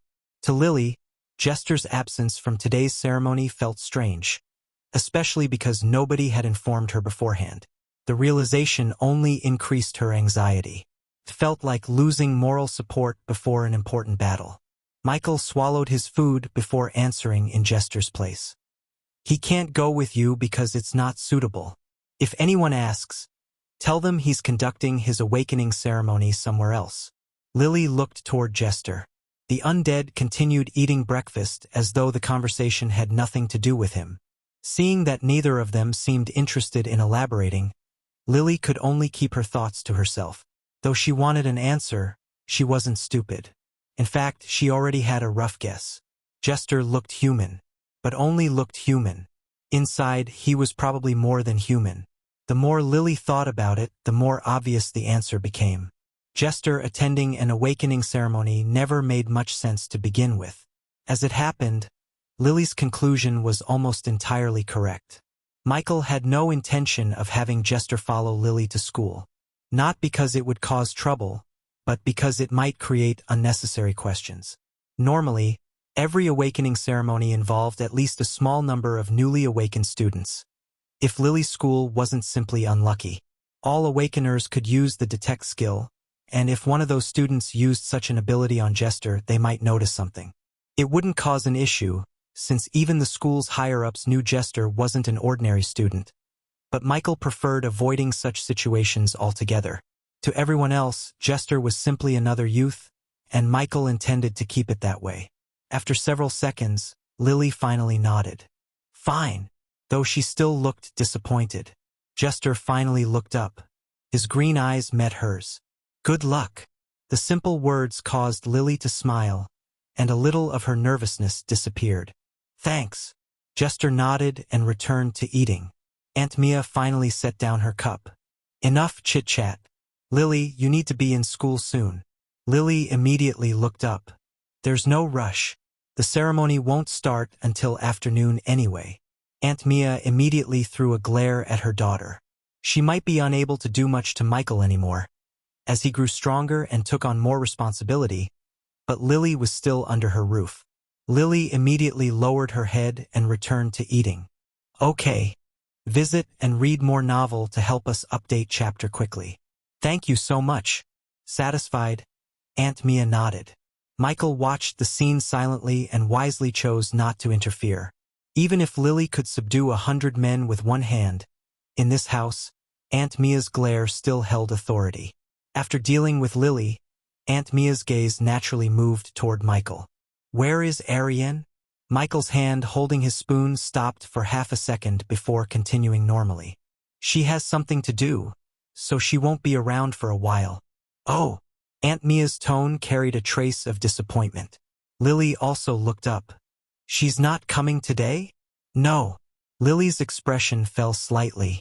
Over the past few days, Ariane's presence had made the house strangely lively. She couldn't speak their language properly, and most conversations required Michael to translate. But that somehow made things more interesting rather than awkward. Aunt Mia had also grown curious about her. How could she not? The girl was beautiful, polite, strangely innocent, and carried an air that was clearly not ordinary. More importantly, there was the atmosphere between her and Michael. Aunt Mia was not blind. Neither was Lily. Even if neither of them asked directly, both had noticed the subtle changes. Only Jester seemed to want nothing to do with the matter. Or rather, Jester seemed to deliberately ignore it. Will she be back? Lily asked. Michael nodded. Eventually. Aunt Mia smiled lightly. She's a sweet girl. Michael coughed. She is. Aunt Mia looked at him for a moment longer, her smile gaining a faintly meaningful edge. Michael immediately lowered his gaze to his food. Seeing his reaction, Aunt Mia's smile widened slightly, but she did not press further. Truthfully, Michael would have liked to spend more time with Ariane in Aurora as well. However, he understood that a visitor should not overstay their welcome. 3 days had already been enough to introduce her to his family and allow them to grow familiar with her presence. Ariane's situation was different from Jester's. Jester could pass as a family relative, but Ariane was different. Her lack of understanding of Aurora made her stand out even more. So, for now, it was better to let her return to the land of origin. Michael took another bite of food. Across the table, Lily continued eating with visible reluctance. Aunt Mia glanced at the clock. 5 more minutes. Lily froze. But, Aunt Mia looked at her. Lily immediately swallowed the rest of her complaint. Yes, Ma. Michael nearly laughed. Jester remained expressionless. A few minutes later, Lily finally stood up with her school bag. Compared to her usual energy, she looked unusually stiff. Aunt Mia walked over and adjusted her collar. Don't be nervous. Aunt Mia smiled gently. Lily lowered her head slightly. Michael stood as well. I'll go with you. Lily immediately looked at him. You will. Michael raised an eyebrow. Of course. Taking you to school is much faster with me. No? Some of the tension on Lily's face disappeared. Then she glanced at Jester. Jester looked back at her. After a moment he said calmly, Do well. Lily smiled again. I will. Michael looked toward Aunt Mia. We'll be back later. Aunt Mia nodded. Take care of her. Michael smiled. I will. Soon after, Michael and Lily left the house together. The moment the door closed behind them, Lily took a deep breath. Michael glanced at her. Nervous? Yes. Michael laughed softly. Just accept whatever comes to you, and you'll be fine as long as you're open to any possibility.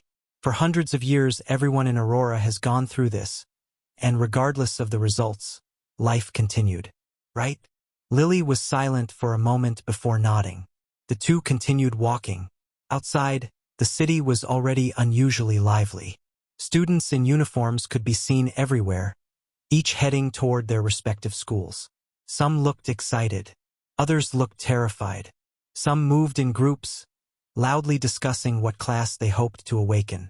Parents stood at gates, roadsides, and bus stops, offering advice even when their children clearly did not want to hear it. The entire city seemed to be holding its breath. Today, countless lives would change. Some for the better, some for worse, and some would remain exactly the same. Lily looked at the streets, then at Michael. What if I don't awaken? Michael's answer came immediately. Then nothing changes. He continued walking. You'll still be Lily. Lily smiled faintly. The two walked a few more steps until they reached a dark alley, where Michael immediately used his spatial powers. After dropping Lily off at her school and saying goodbye, Michael did not immediately leave. Instead, he went to settle in a nearby establishment and waited until noon. Regardless of the result from Lily's awakening, he needed to leave Aurora soon. A little anxious and not wanting to spend the rest of his day at home or do anything else, he figured he'd just wait to see the result of his cousin's awakening himself. Inside school, Lily behaved no differently than usual, at least on the surface. She chatted with her classmates when they spoke to her. To anyone watching, she appeared completely normal. Only Lily knew that her thoughts had barely stayed inside the classroom all morning. Every few minutes, her eyes drifted toward the clock. Every few minutes, she found herself wondering the same thing. Would she awaken? The question repeated itself endlessly. Fortunately, she wasn't alone. Today, almost the entire class was distracted. Even students who normally slept through lessons were paying attention to the time. Every once in a while, whispers broke out. "What class do you think you'll get?" "I just want to awaken." The discussions never stopped. As the hours passed, the atmosphere gradually grew more tense. Even the teachers seemed distracted. After all, an awakening ceremony wasn't only important for students. Teachers felt nervous too. Every awakened student improved a school's reputation. By the time noon finally arrived, almost nobody could focus anymore. Then the classroom door opened. Instantly, every conversation stopped. The homeroom teacher entered. Floating beside her was a small anti-gravity platform. Resting atop it was an orb roughly the size of a human head. Visit and read more novel to help us update chapter quickly. Thank you so much. The moment students saw the orb, the entire classroom went silent. Nobody needed an explanation. Everyone recognized it immediately. The awakening orb, the artifact responsible for awakening countless lives every year. Lily unconsciously straightened in her seat. Even her breathing slowed. The teacher guided the floating platform to the front of the classroom before turning around. For a moment, she simply looked at the students. A faint smile appeared on her face. "Everyone, today is your awakening ceremony. If you fail to awaken, do not worry, as this is only your first time. You'll have another chance next year, and the year after that. Of course, it would be great to awaken on your first try. Haha." Thanks to the Federation's deliberate timing before university, the average age range in a middle school to high school class stayed very similar. One could only be older, never younger. In Lily's class, the youngest was 16 and the oldest was 17. At this age, they should already be in their first year of high school, but until the awakening ceremony passed, they remained middle school students even if they had technically graduated. Only after the ceremony would a new chapter in their life begin. The same was true for those who were 18 and having their last awakening ceremony. Though the visible changes between failing and succeeding weren't always obvious, the significance remained. The homeroom teacher finished her brief explanation before glancing down at the attendance sheet in her hand. Then she frowned. The teacher counted the students again. Her frown deepened. There should be 35 students here. The classroom went quiet. Several students looked around as well. Only then did some of them realize a particular seat was empty. The teacher's gaze slowly moved through the classroom before eventually landing on Lily. She tapped the attendance sheet. "Where is Jester?" Several students immediately turned toward Lily. After all, Jester was a somewhat unusual presence in the class. They wondered where he'd gone on such an important day. Lily remembered Michael's instructions and answered honestly. "He's conducting his awakening ceremony elsewhere." The teacher's eyebrows twitched. "Elsewhere?" "Yes." The teacher stared at Lily for several seconds. Clearly, she wasn't satisfied with the answer. An awakening ceremony wasn't something students simply skipped.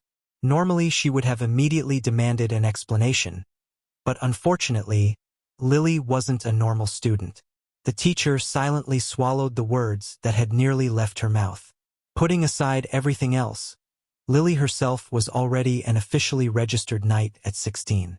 That achievement alone placed her ahead of the overwhelming majority of adults. Even if she never awakened, her future was already brighter than most people's. And if she did awaken, things would become even more ridiculous. An official cultivator who awakened would most likely receive dual classes. One from her cultivation path, another from the Awakener system. Such individuals were rare and highly valued. Then there was the other issue, her cousin, Michael Norman. The teacher wasn't ignorant. She knew exactly who Lily's older cousin was. At this point, there were very few people in the city who hadn't heard of Michael. Truthfully speaking, one of the reasons she was standing in this classroom today was because of him.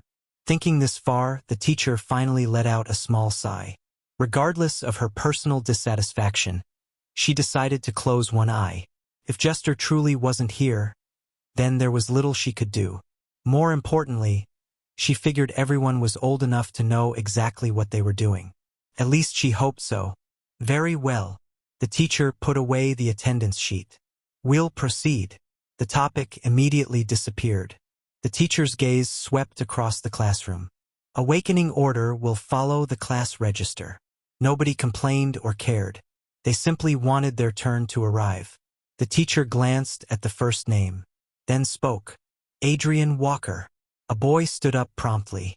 His legs looked slightly stiff. Several classmates chuckled. Unfortunately, none of them looked much better. Adrian slowly walked toward the front of the classroom. The closer he got to the orb, the quieter the room became. Finally, he stopped directly before it.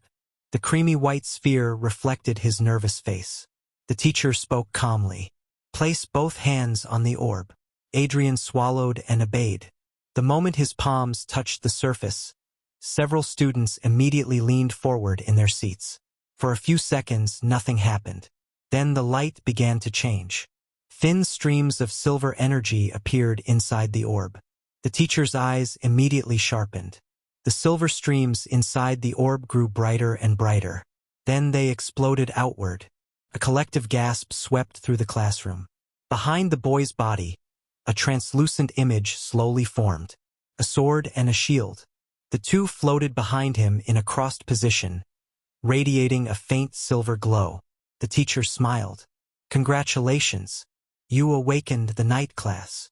The young man and the entire class froze. For a brief moment, nobody reacted. Then the realization hit. He awakened. Seriously? First try? The classroom erupted. The boy himself stared blankly at the sword and shield behind him. A moment later, several translucent blue panels appeared before his eyes. His body trembled. He had succeeded. He had really awakened. The teacher raised a hand. Quiet. The classroom immediately calmed down. The teacher nodded. Stand to the side.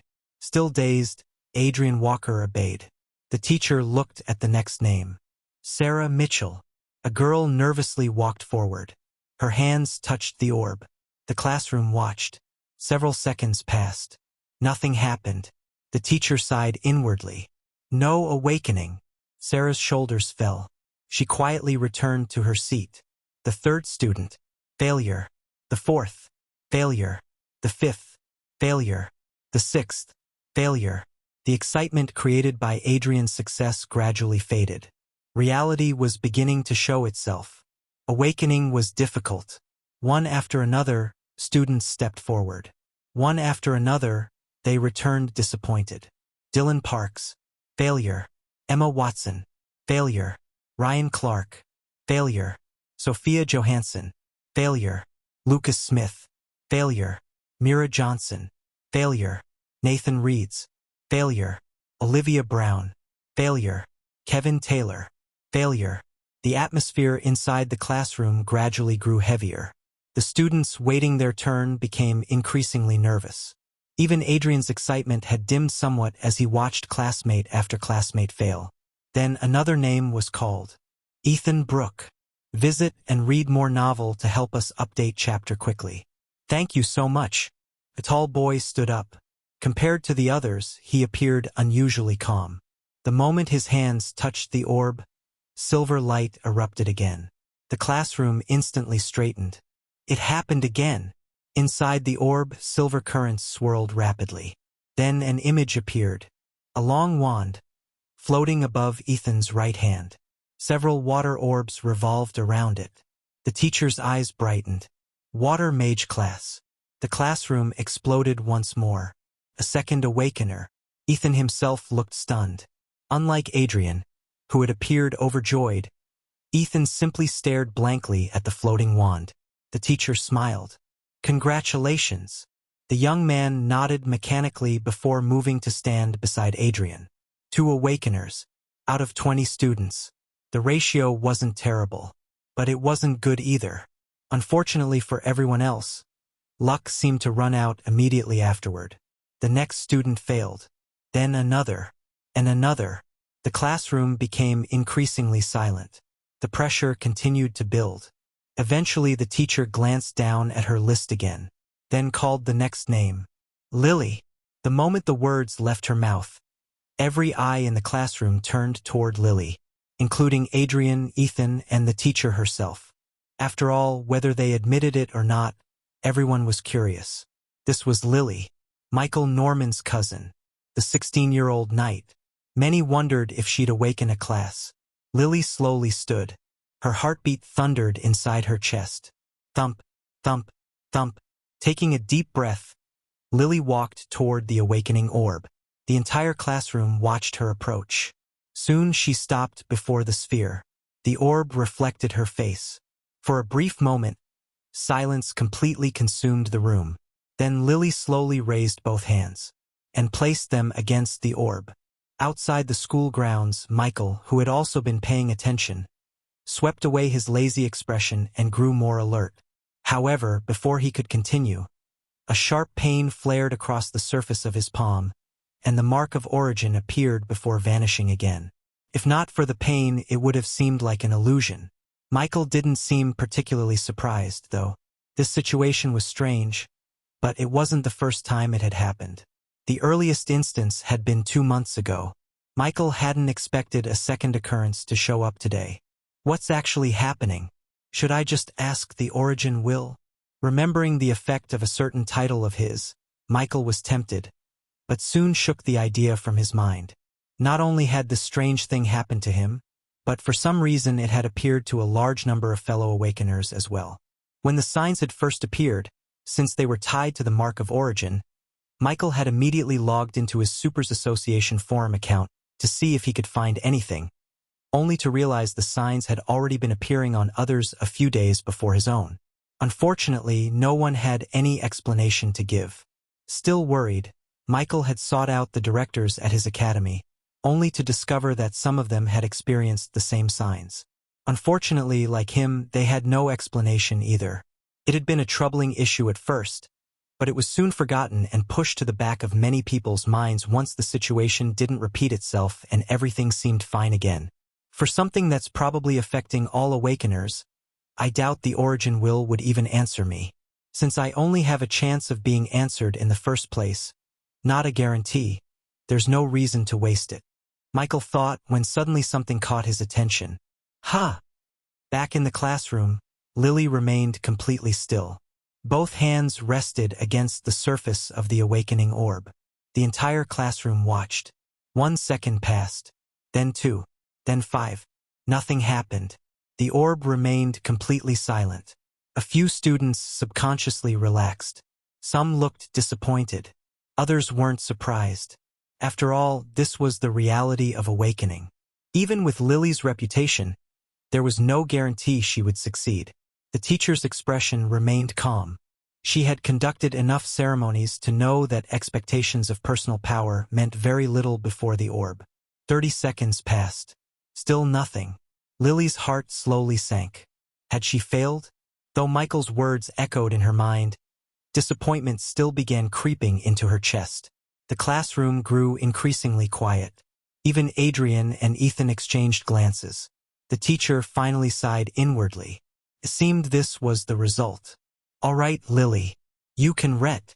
She never finished her sentence. The awakening orb suddenly trembled. A faint pulse spread through the room. Everyone froze. The teacher's eyes widened. Then the orb erupted. A brilliant emerald light exploded from its surface. What? The classroom instantly erupted into chaos.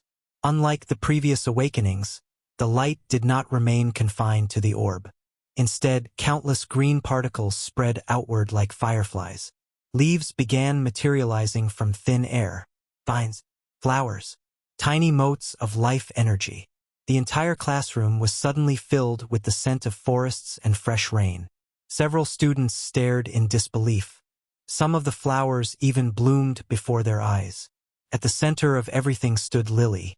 The emerald light gathered behind her. Slowly, gradually, a translucent image began taking shape. First came roots, then branches, then a massive ancient tree appeared behind her, its canopy stretching toward the ceiling. At the same time, countless vines wrapped around Lily's arms and shoulders like living ornaments. Several glowing butterflies landed upon the branches. The scene looked beautiful, almost sacred. The teacher completely forgot her professional composure. Druid! Her voice barely escaped her lips. The image behind Lily became clearer. The ancient tree radiated vitality. The butterflies danced. The flowers bloomed. Life energy filled every corner of the room. Then blue panels appeared before Lily's eyes. Awakening successful. Class obtained. Druid. Skills acquired. Nature Sense LV1. Spirit Bond LV1. Taming LV1. Minor Healing LV1. For a moment, Lily simply stared. She had awakened. She had really awakened. The realization struck her like lightning. The next second, the classroom exploded. So cool! She awakened. I knew it. Oh my God! The reactions were even louder than when Adrian and Ethan had awakened. After all, Knight and Mage classes appeared somewhat often. The teacher took a deep breath before forcing herself to calm down. Silence! The classroom gradually quieted, though excitement still remained visible on every face. The teacher looked at Lily. For the first time that day, genuine envy appeared in her eyes. Congratulations, Lily. Only then did Lily finally recover from her shock. A smile slowly appeared on her face. Thank you. The teacher pointed toward Adrian and Ethan. You may stand with the other awakened students. Still feeling slightly dazed, Lily obeyed. As she walked over, many students looked at her with admiration. Others looked jealous. A few looked depressed. Such was the nature of awakening ceremonies. Some lives changed in a single moment. Others remained exactly the same. However, Lily wasn't focused on any of this. Her attention stayed fixed on the panel that had appeared before her eyes. Name: Lily Cole. Race: High Human. Class: Druid, Magic Knight.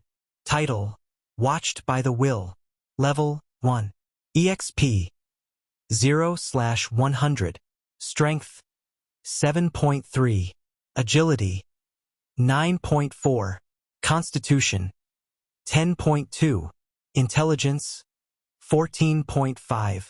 Attribute points 0. Skills. Visit and read more novel to help us update chapter quickly. Thank you so much. A smile immediately appeared on Michael's face as he sensed Lily's awakening. The seriousness that had occupied his expression vanished almost instantly. His shoulders relaxed, and he leaned back into his chair once more. It would be a lie to say he didn't care whether Lily awakened or not. Of course he cared. She was family. Though even if Lily never awakened, Michael possessed more than enough resources to forcefully push her to incredible heights and turn her into a powerhouse regardless. Still, he considered that external help. Who didn't want the people close to them to achieve great things through their own efforts and talents? Now Lily possessed both. Her own path, and his support. Thinking about it made Michael's mood improve considerably. The future suddenly looked much more interesting. With his mind at ease now, Michael's thoughts naturally drifted toward Lily's class. Among Awakeners, there were hundreds upon hundreds of classes, possibly thousands. No one truly knew the exact number. Unless it was someone's primary area of research, it was impossible to know every class that existed. Awakeners had existed for an absurdly long time, long enough for entirely new classes to emerge and become permanent parts of the system. For example, the Gunner class. Originally, it hadn't existed. It had evolved from the Hunter class after generations of Awakeners adapted their abilities toward firearms. Eventually, the origin will recognize the path. After that, Gunner became a legitimate class capable of being awakened naturally. Countless similar examples existed. Classes created by civilization. Classes created by accidents. Classes born from evolution. Classes born from entirely new paths. The longer history progressed, the larger the list became. Michael naturally didn't know everything. However, he did know quite a bit, and Druid happened to be one of the classes he was somewhat familiar with because it shared similarities with two classes Michael understood very well: Beast Tamers and Necromancers. Yes, the Druid class also possessed contract slots, and unlike the Beast Tamer and Necromancer classes, it was classified as a special grade class. However, while all three classes shared the concept of contracts, the way those contracts functioned was very different. Among the three, Necromancers possessed the greatest number of contract slots. As they grew stronger, their available slots increased at an astonishing rate. Beast Tamers came second. Though the gap between them and Necromancers was significant, Beast Tamers still possessed far more contract capacity than most other classes. Druids, meanwhile, were different. Unlike the first two classes, whose contract capacity continued expanding throughout their growth, Druids possessed a fixed number of slots per rank. The exact amount depended on the individual's talent and potential. Some Druids started with as little as 1 slot per rank, indicating limited talent in that regard, while others started with far more. Yet, regardless of the starting number, the growth pattern remained relatively stable. In that regard, their contracts functioned more like a support system than a primary source of strength, at least when compared to Beast Tamers and Necromancers. However, that didn't make them weaker. Far from it. Michael wasn't just happy that Lily had awakened. The class she had awakened added much to his excitement.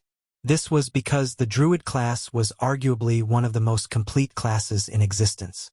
A true hybrid. A class that borrowed strengths from multiple paths while avoiding many of their weaknesses.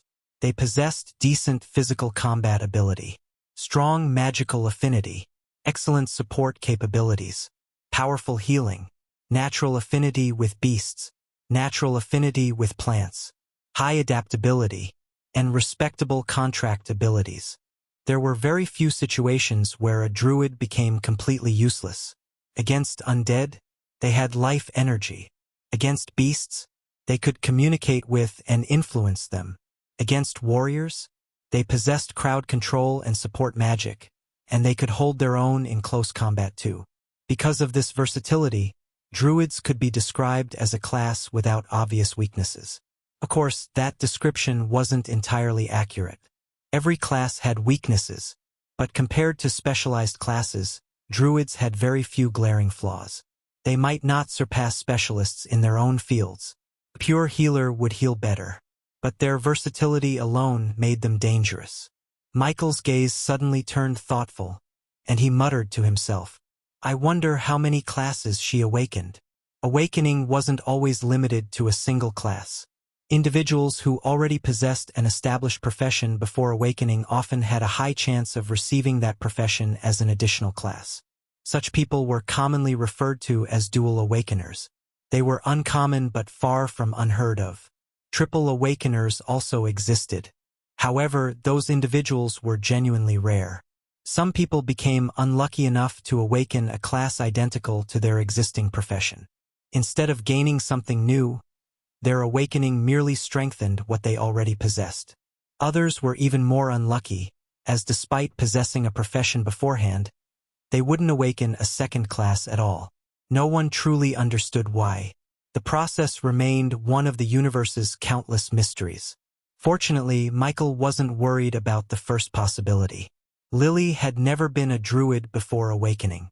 The real question was whether her previous professions had become secondary classes. Months ago, Lily had already stepped onto the path of a knight. Though her energy reserves remained limited, her talent had allowed her to enter the cultivation path through her spirit root as well. In theory, both paths had the potential to be recognized by the origin will. If she was lucky, she might possess 3 classes: druid, knight, and whatever class her cultivation path evolved into. If she was less fortunate, she might only possess the druid class. Or perhaps druid and knight. There were simply too many possibilities. Michael rubbed his chin. I'll find out soon enough. Initially, he had planned to return home immediately after confirming Lily's awakening. Now he changed his mind. There was no hurry. After awakening, every successful student was required to register with the Supers Association. The entire process was mandatory. That meant Lily would be leaving the school before long. All he had to do was wait. Thinking this, Michael leaned back in his chair and relaxed. A smile still lingered on his face. No matter how calm he appeared, he couldn't completely hide his satisfaction. Lily had awakened. Not only that, she had awakened an excellent class. The Druid class was among the strongest hybrid classes in existence. A class capable of healing, supporting, fighting, controlling beasts, controlling plants, and forming contracts. Its versatility was indeed an advantage. More importantly, it suited Lily surprisingly well. Michael had always felt Lily lacked a clear direction, partly because of him. She possessed talent in many areas but didn't overwhelmingly dominate any single path. The more he thought about it, the more satisfied he became. Back inside the classroom, the awakening ceremony continued. Unfortunately, Lily's success marked the end of the class's good fortune. The orb remained silent again and again. The excitement that had erupted when Lily awakened gradually faded, replaced by a much heavier atmosphere. By the time the final student finished, the results had become clear. Out of 30+ students, only 3 had successfully awakened. Adrian Walker, Ethan Brooke, and Lily. That was all. 3 awakeners. The ratio wasn't unusual. If anything, it was considered relatively normal. Yet knowing that fact did little to comfort the students sitting in the classroom. Many of them stared at the floor. Others stared blankly at their desks. Some looked as though they had expected this outcome. Others looked devastated. The homeroom teacher silently observed the scene before letting out an inward sigh. She had seen it countless times before. Still, there were things she was required to say. The ceremony isn't over for you. Several students looked up. This is only your first attempt. Her voice remained calm. You will have another chance next year. Then she paused. And another the year after that. No one responded. The classroom remained quiet. The students weren't stupid. Everyone knew the truth. The first awakening attempt possessed the highest success rate. The second year was lower. The third year was lower still. After that, there were no more chances. In fact, rather than saying one had 3 chances to awaken, one could say that for most people it was really only one. From this one could see how unusual Michael's awakening last year had been, and why the principal had been so happy. The teacher knew what she was saying was mostly sweet nonsense. The students knew it as well. Still, tradition demanded she offer encouragement. As long as you haven't given up, there is still a possibility. A few students nodded weakly. Most simply remained silent. Truthfully, the teacher wasn't particularly optimistic. Based on experience, if even one of the failed students awakened next year, it would already be considered excellent news. If none awakened, nobody would be surprised. That was simply the difficulty of awakening. Eventually, seeing there was nothing more she could say, the teacher closed her notebook. Awakened students, follow me. Immediately, countless envious gazes landed on Lily, Adrian, and Ethan. The difference between them and everyone else had already begun. The teacher led them from the classroom with the awakening orb by her side. As they moved through the school corridors, Lily noticed groups of students from other classes doing the same. Teachers escorted awakened students toward the administrative building while the unsuccessful students were dismissed for the day. Curious, Lily began counting. Including her class, the entire school had only produced 5 awakeners this year. 5. The realization weighed on Lily. She had always known awakening was difficult. Seeing the actual numbers made it feel much more real. Only 5. Ethan quietly muttered beside her. The teacher overheard him and nodded. 5 is already a good result. The 3 students immediately looked surprised. The teacher smiled bitterly. You'd be amazed how many schools finish with 1 or 2. Nobody spoke after hearing that. Soon they arrived at the principal's office. Several teachers were already gathered there. Beside them stood the other newly awakened students from the remaining classes. Visit and read more novel to help us update chapter quickly. Thank you so much. What happened next was something the teachers present had already experienced countless times. The principal first gathered the 5 awakened students together and offered his congratulations. First of all, congratulations. His smile was genuine. You have successfully awakened and taken your first step onto a path many people spend their entire lives hoping to enter. The 5 students immediately straightened. The principal continued speaking. Talent is important. Luck is important. Opportunity is important. However, awakening is only the beginning. Whether you become powerful or ordinary from this point onward depends on your own efforts. The students nodded. The principal then spent several minutes giving the standard advice every awakened student in Aurora received. Your awakening has already been recorded by the school, the principal continued. However, official registration must still be completed. Delaying it can create unnecessary complications later. Everyone nodded again. Only after finishing his speech did the principal dismiss the group. You may leave now. The school has no further obligations today. The awakened students immediately thanked him before turning to leave. Lily, stay behind for a moment. The room became quiet. Adrian, Ethan, and the other 2 awakeners glanced at Lily before leaving. Soon only 3 people remained. The principal, Lily, and the homeroom teacher. The principal waited until the door closed before looking toward Lily. For a moment he seemed hesitant. Then he smiled. How did your awakening go? At first glance, the question seemed normal, but Lily immediately understood what the principal was actually asking. He wanted to know her real situation. After a brief moment of thought, Lily answered. It went well. I awakened 2 classes. The room immediately went silent. Then a smile slowly spread across the principal's face. Dual awakener? Lily nodded. Yes. The principal's smile widened even further. He didn't ask for the names of the classes, at least not immediately. In reality, Lily's answer had not exceeded his expectations. Before today, both he and several teachers had privately speculated that if Lily awakened, there was a high chance she would become a dual awakener. After all, she was already a knight. Unlike ordinary students, she already possessed a profession before awakening. Among awakeners, it was common knowledge that established professions often transformed into secondary classes after awakening. It wasn't guaranteed, but the probability was very high. In fact, among cultivators who successfully awakened, becoming a dual awakener was more common than remaining a single-class awakener. It was because of this that, even before her awakening, Jester had advised Lily that if she ever did awaken, there was no need to hide a dual class. Sometimes transparency was better. Trying to hide something would only make others suspicious. A triple class, however, was different. That was something worth concealing. But that wasn't the situation Lily currently found herself in. The principal nodded repeatedly. Excellent. His voice carried genuine satisfaction. As a cultivator himself, he wasn't ignorant regarding awakeners. Though he had never awakened, he possessed enough knowledge to understand the significance of dual classes.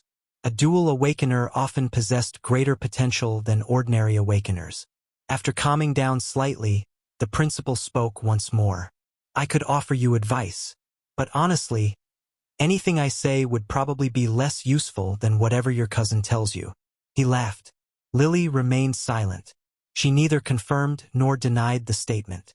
What she was more amazed by was how cautiously and respectfully the principal addressed her older cousin. Lily found the change slightly strange. Only a year ago, Michael had still been an ordinary student. Now even someone like the principal, who was said to be a step away from the master stage, equivalent to a rank 2 awakener, spoke about him with obvious respect. A thought appeared in her mind. Could she become like that someday? Now that she was an awakener, could she also reach a point where people looked at her the way they looked at Michael? The thought filled her with intense motivation. The principal naturally didn't know what she was thinking. Well, regardless of what happens next, remember that this will always be your school. Lily nodded. Thank you, principal. Register with the Supers Association as soon as possible, he reminded her. And listen carefully to whatever plans your cousin has prepared. Someone like him sees things much further ahead than people like us. Lily nodded obediently. I understand, sir. Good. The principal stood to see her off. You may go. Lily thanked both him and her teacher before leaving the office. The moment she stepped outside, sunlight greeted her. She looked down at the panel floating before her eyes. A smile slowly appeared on her face. She couldn't wait to see her family and tell them about her awakening. However, Lily had only taken a few steps out of the principal's office when suddenly her vision darkened. When the darkness faded, she found herself standing inside an unfamiliar room. A large table occupied the center, filled with food, roasted meat, fruit, desserts, several other dishes. At the left side of the table sat Michael. The young man looked completely relaxed. One arm rested against the chair while the other held a glass of juice. As though sensing her arrival, he turned his head. A smile appeared on his face as he casually took a sip of his drink. After 3 months of cultivation, Michael's understanding of his own prowess only grew stronger. Dragging an ordinary person through the void wasn't particularly difficult. Though doing the same to a rank 3 supernatural would prove difficult in his wisdom state, they would only be able to resist for a moment at most. You're finally done. Lily stared blankly as she noticed another chair already prepared for her. Michael pointed toward it. Sit. Why are you looking at me like that? Lily opened her mouth, then closed it again. All the excitement she had been carrying moments ago suddenly vanished. For some reason, seeing Michael calmly drinking juice while waiting for her made everything feel normal again. Visit and read more novel to help us update chapter quickly. Thank you so much. Michael raised an eyebrow in confusion. Lily immediately glared at him. I awakened. Good. Michael nodded seriously, then immediately returned to drinking his juice. Lily nearly laughed. That was it? She had become an awakener, a dual awakener. The principal had practically treated her like a future celebrity. Yet Michael's reaction was somehow calmer than Aunt Mia asking whether she had eaten breakfast. The absurdity of it made her shoulders relax. Without realizing it, she sat down. Only then did Michael place his cup on the table. So, Lily immediately straightened. A smile appeared on her face. I awakened 2 classes. Michael nodded. I know. Lily's excitement instantly dropped several levels. Michael almost laughed seeing her expression. What? I suddenly don't feel very impressive anymore. Michael leaned back. Why? Lily paused. Michael pointed at her. You awakened on your first attempt. Then he pointed toward the city outside. Do you know how many people would trade places with you right now? Lily became quiet. Michael continued with a smile. You awakened 2 classes. So yes, you're impressive. For a moment, Lily felt happy hearing those words from him. Then she remembered the thought that had appeared after leaving the principal's office. Could she become someone like Michael one day? Could she reach the same height? Could people look at her the same way they looked at him? The thought had filled her with motivation. Now, however, Lily looked at Michael and lowered her head. Never mind. Michael frowned. What? Nothing. Lily picked up a piece of fruit. A few seconds later, she muttered quietly, I was wondering if maybe I could catch up to you someday. Michael nearly choked on his juice. Cough. Lily watched him. Michael stared back. Then he burst out laughing. Ha ha ha ha. Lily immediately became annoyed. Why are you laughing? Michael wiped the corner of his mouth. That's a good goal. I believe you can do it. Lily's eyes brightened slightly. Then Michael continued. But you'll probably need several miracles, a few divine inheritances, an ancient treasure, and perhaps the universe itself helping you. You're impossible. Michael grinned. Lily rolled her eyes. In actuality, Michael wasn't lying. To surpass him, Lily would indeed need the help of the universe, much like he himself did, given that even the origin will seem to want to slow his growth. Michael picked up another piece of fruit and tossed it toward her. Eat first. You just awakened on your first trial. Let's celebrate first. After that, tell me everything. Lily caught the piece of fruit automatically and started eating obediently. After the meal, Lily finally began recounting everything that had happened during the awakening ceremony. Strictly speaking, Michael already knew most of it. He had been paying attention from outside the school, and with his current senses and abilities, following what happened inside the classroom had not been difficult.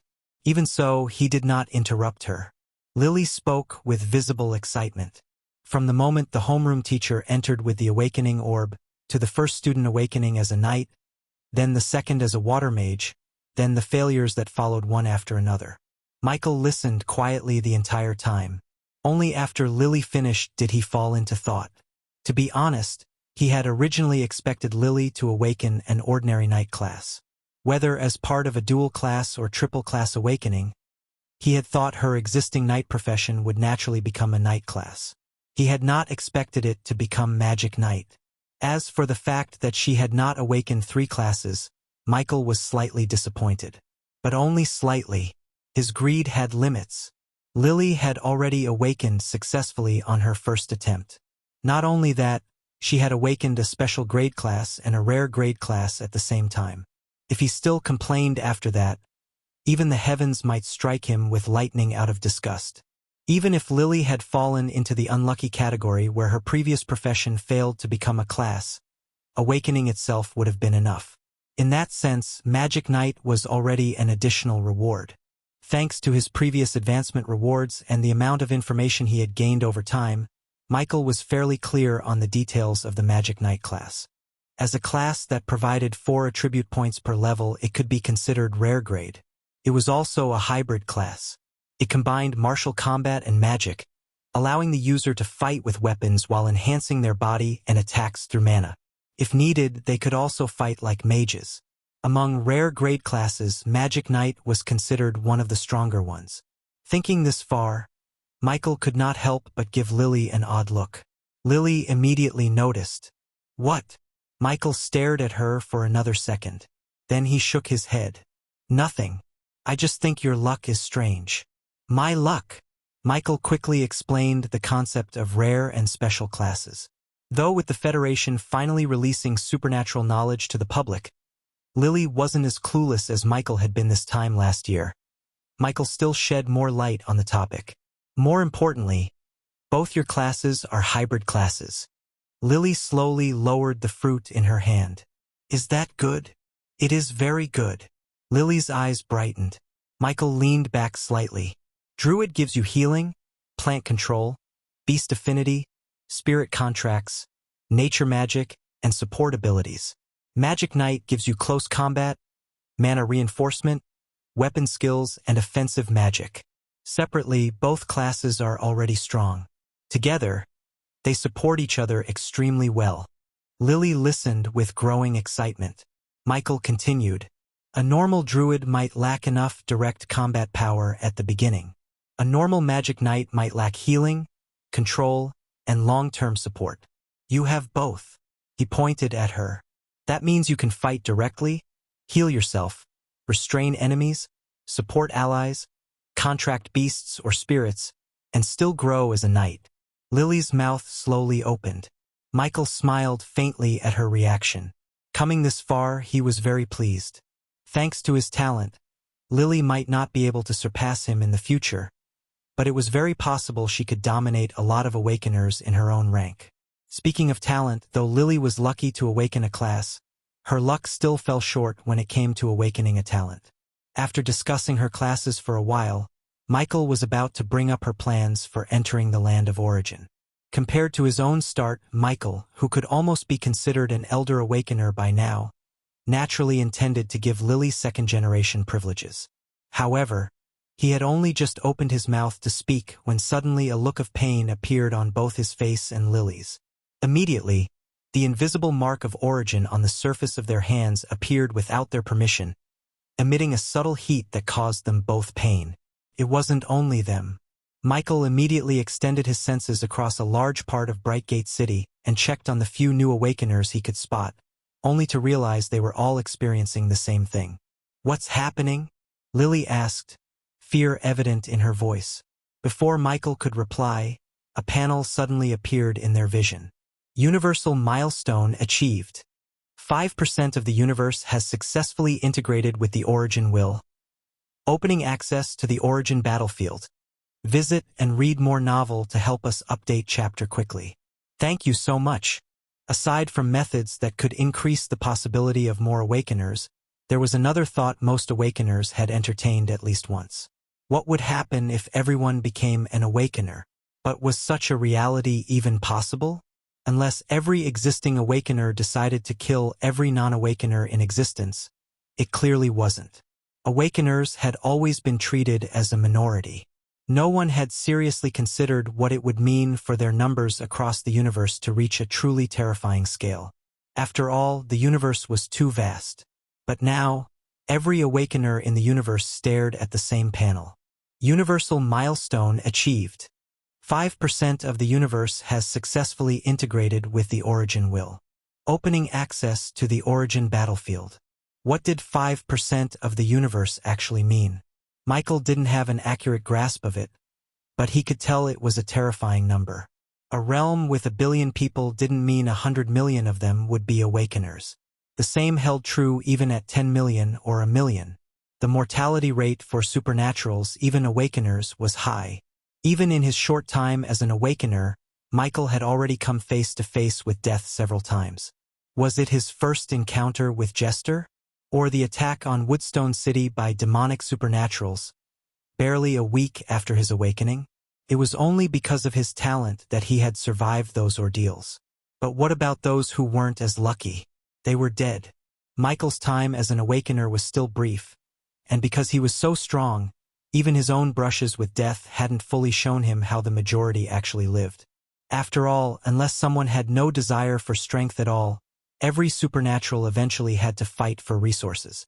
Even powerful figures like the dean and vice dean of his academy had to spend long stretches in the lower levels of hell just to keep growing, where a single mistake could cost them their life.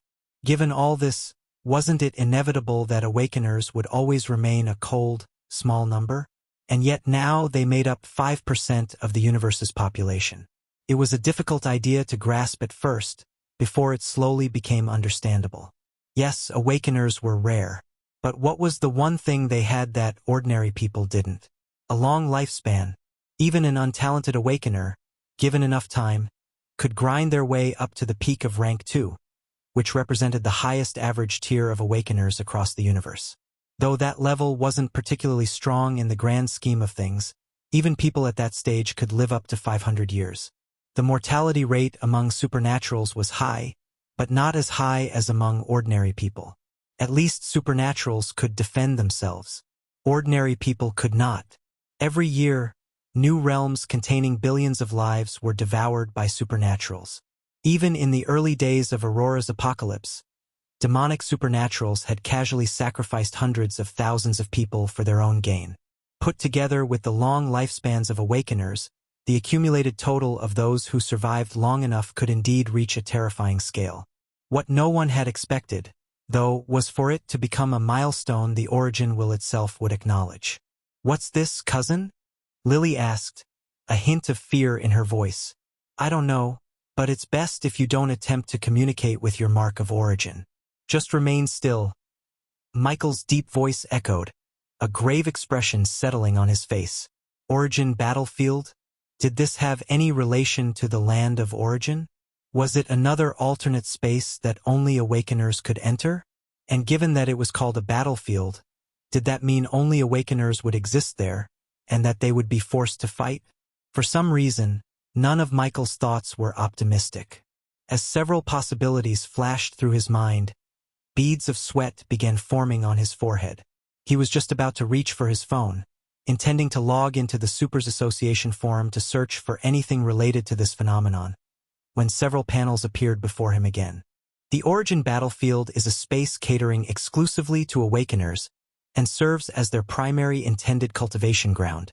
Each rank possesses its own layer within the Origin Battlefield, governed by its own rules. Awakener Michael Norman detected as a rank 3 awakener.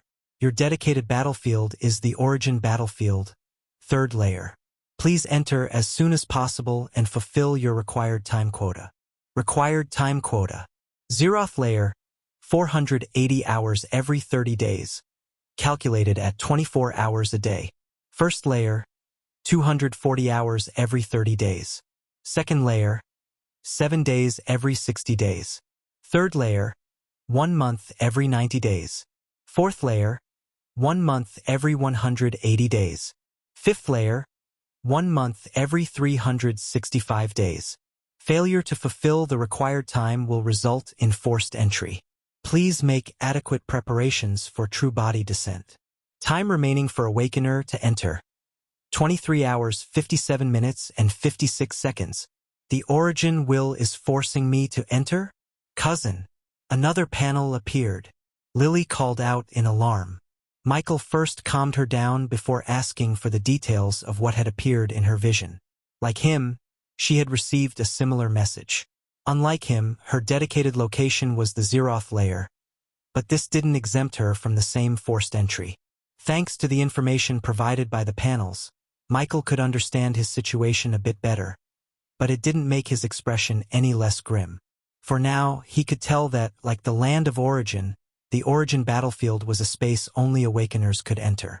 But unlike the land of origin, where natives existed, whoever he encountered in this new space would undoubtedly be an Awakener. And worse still, they had to use their true bodies to enter. One should know that, except in a few rare cases, death in the land of origin wasn't true death. An Awakener would only lose 10% of their stats and a clone, and would simply be barred from re-entering the land of origin for a while. But if their true body died, it was true death. And according to the panels, they had to use their actual bodies to enter. The danger of the situation had just escalated by several levels. Visit and read more novel to help us update chapter quickly. Thank you so much. See cousin. For the first time since awakening, fear appeared in her eyes. I'm scared. Michael turned toward her. Seeing the fear on Lily's face, he couldn't help but feel a complicated emotion rise within him. Just moments ago, he had been genuinely happy that his cousin had awakened. She was even a rare dual awakener with 2 excellent classes. He had already started thinking about her future and how much stronger she could become. Now all those thoughts felt far away. The panel before him remained unchanged. Failure to fulfill the required time will result in forced entry. Time remaining for Awakener to enter. 23 hours, 57 minutes, and 21 seconds. Michael's expression darkened. Origin battlefield. The name alone sounded dangerous. What was worse was that the origin will wasn't giving Awakeners a choice. They had one day, then they would be dragged inside. Michael wasn't afraid for himself. If it truly came down to it, he was confident in his ability to survive. But Lily? She had awakened less than an hour ago. She didn't even fully understand her classes yet. Yet now the origin will was telling her she would be thrown into a battlefield alongside Awakeners from across the universe. The situation was absurd. For perhaps the first time since his awakening, Michael felt a trace of anger toward the origin will. No, this was actually the second or third time. The origin will had truly put him through a lot already. Also, everyone was getting equally messed up. He didn't have the right to cry out unfair. The timing was simply too ridiculous. Michael closed his eyes briefly. When he opened them again, his expression had returned to normal. Calm down. His voice was steady. Lily immediately looked toward him. Michael reached forward and grabbed her wrist. Don't panic. The next moment, space distorted and the two disappeared. A moment later, they reappeared inside Michael's house, specifically the living room. Michael released Lily's hand and sat down on the sofa. Lily immediately sat beside him. Neither spoke for several seconds. The atmosphere was unusually heavy. Michael stared at the panel floating before him as his mind rapidly processed every piece of information available. Lily nervously looked at him. Will we die? Michael didn't answer immediately. After a long moment, he finally spoke. Yes, people will definitely die. But not you. If Awakeners from the entire universe are being gathered into a place called a battlefield, then people are going to die. His voice remained steady as he rubbed his chin, starting to wonder if he had been too overprotective. Now that he had finally calmed down, he began to realize that his little cousin was just like him. Perhaps she might not be able to dominate her peers, but if it came down to it, and she made no major mistakes, surviving shouldn't be an issue. Lily, tell me your stats after awakening. Name: Lily Cole. Race: High Human. Class: Druid, Magic Knight. Title: Watched by the Will. Level 1. EXP 0/100. Strength 7.3. Agility 9.4. Constitution 10.2. Intelligence 14.5. Attribute points 0. Skills: Detect, Nature Sense Beginner, Spirit Bond Beginner, Taming Beginner, Minor Healing Beginner, Basic Swordsmanship Intermediate, Basic Spearsmanship Intermediate, Night Aura Burst Beginner. Traits: Life Seed. Gifts: Mark of Origin. Upon hearing his cousin's stats, Michael couldn't help but let out a series of TSKS. He could still remember his own stats when he first awakened. His highest stat back then hadn't even matched his cousin's lowest stat now, and that was without accounting for the fact that, compared to him at the time, she was already a high human. With the same numbers, that made her far stronger than an ordinary human would be. Then there was her skill set. Putting aside the abilities she'd gained after awakening, the ones she already had from her night training were all at an impressive level. Not only did this mark her as exceptionally skilled, but as an awakener, she would only grow more formidable from here. Now that I think of it, Lily is quite strong. With the right preparation, she could probably handle an early-stage rank 1 monster easily. Michael muttered to himself with a smile as he brought out a crystal from his storage space. Here, take it. Michael turned to Lily and handed her the crystal. What's this? She asked, curious, as she subconsciously used Detect on it. Though she was only a new awakener, this innate skill had come to her naturally, and she had already used it a few times since awakening. The first person she had used it on had been her cousin, but the information she'd gotten back had only confused her. Death Air? She had wondered what that meant, but unfortunately never gotten the chance to ask. Evolution Essence Crystal, Common Grade. If used by a monster, can raise the grade of a common grade monster to 3-star common grade, the peak of its racial rank. If used by an intelligent race, can grant 3 to 5 attribute points randomly distributed across any stat below 20 points. What's this? Lily was shocked by the information Detect gave her. Though there were quite a few things she didn't understand, she understood the part about stats. What a precious thing. Try to focus your mind on it and absorb it. She immediately heard her cousin's voice beside her. Cousin, isn't this thing precious? Looking at how delicately Lily held the crystal he'd given her, Michael couldn't help but wear an odd expression. You're not wrong in saying they're precious.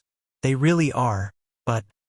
As he spoke, Michael spread out his hand, and several more crystals appeared from the void and fell to the floor. Name: Lily Cole. Race: High Human. Class: Druid, Magic Knight. Title: Watched by the Will. Level 1. EXP 0/100. Strength 20. Agility 20. Constitution 20. Intelligence 20. Attribute points 0. Skills. Traits: Life Seed. Gifts: Mark of Origin. Visit and read more novel to help us update chapter quickly. Thank you so much. Michael couldn't help but click his tongue several times. The more he thought about Lily's stats, the stranger his expression became. 20, 20, 20, 20. Every single basic attribute had reached exactly 20 points. At level 1, he wasn't sure if such a ridiculous level 1 awakener existed anywhere else in the universe. Perhaps there were. After all, the universe was simply too vast for him to confidently claim otherwise. But if they did exist, any level 1 who could match Lily in pure foundational strength was almost certainly a member of one of those terrifying pureblood races, like dragons, titans, phoenixes, and so on. Thanks to her intelligence stat also crossing the 20-point threshold, Lily had been lucky enough to gain a skill. Unfortunately, it was just a messy earth spike skill, not a core skill. Had it been a core skill, it might have immediately boosted her strength further, since such skills also started at intermediate mastery. In any case, the current growth was already drastic. One had to consider that, intelligence stat aside, the current Lily was almost as strong as Michael had been at level 20. At that stage, Michael had already started handling rank 2 monsters, so one could imagine just how ridiculous the current Lily truly was. What was crazier still was that she could grow even stronger thanks to the trait she'd gained when her knight profession evolved into a class. Trait: Life Seed. Type: Active. Mastery level: Beginner. When activated, can boost stats by 20%. The description alone made clear the trait's effect wasn't something to underestimate. It bore some similarity to the Aura Burst skill used by knights, but since it was a trait capable of growing stronger over time, it was definitely not a simple one. Michael was also pleased with the trait's existence for another reason beyond its effect.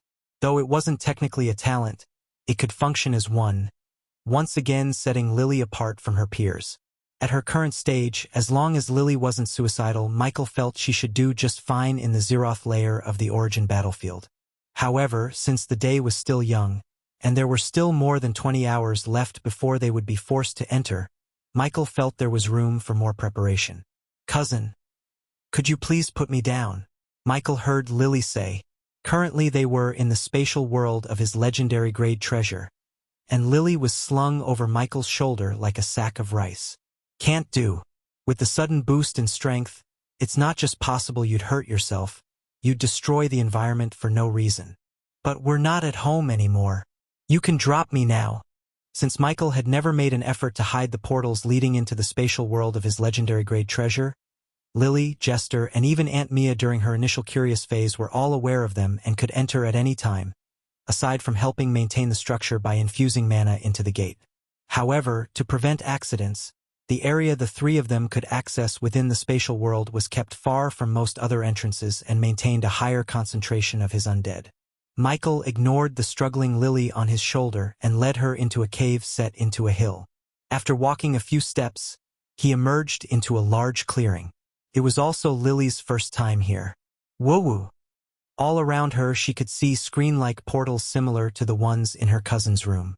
She couldn't help but wonder why they seemed to lead to different places across Aurora. Was that exactly what they were? Also at the center of the cave was Jester, who had a large sheet of paper spread across the rocky ground and was studying something on it. Upon seeing Michael, it stood to greet him, casting a curious glance toward Lily, who remained slung over its master's shoulder like a sack of rice. At this point, Michael finally set Lily down. Lily successfully awakened, but she's still a bit weak, and I need her to level up a few more times, though not too many. Take her to a few low-tier dimensional cracks, but only let her kill a handful of monsters. Her control over her own strength should reach a satisfactory level before tomorrow noon. Please handle this. Yes, Master. Yes, after stabilizing the Empire back in the land of origin, Jester, whose workload had significantly decreased, had taken over managing the rest of Michael's dimensional cracks. Thanks to Michael having previously sold off his rights to the other cracks, Jester's control over the remaining ones was absolute, and he could do as he pleased with them. Lily didn't quite understand what the two of them were discussing, but she was happy to see Jester. After the two identical figures, one looking older, one looking younger, finished their exchange, she finally took a step forward to greet him. Unfortunately, she had only taken a single step when, due to her immense strength and lack of control, her foot sank straight into the ground, leaving her stuck and stunned. Michael couldn't bear to keep watching and left Jester to handle it.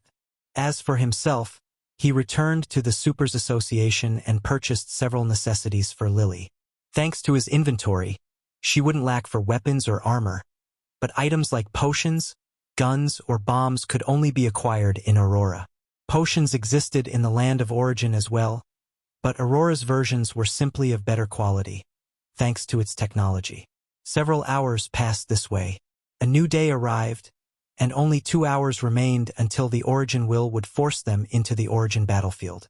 Right now, Lily and Michael were back in the spatial world of his legendary grade item, reviewing Lily's growth over the past day. Name: Lily Cole. Race: High Human. Primary class: Druid. Level 5. EXP: 13/******. Subclass: Magic Knight. Level 3.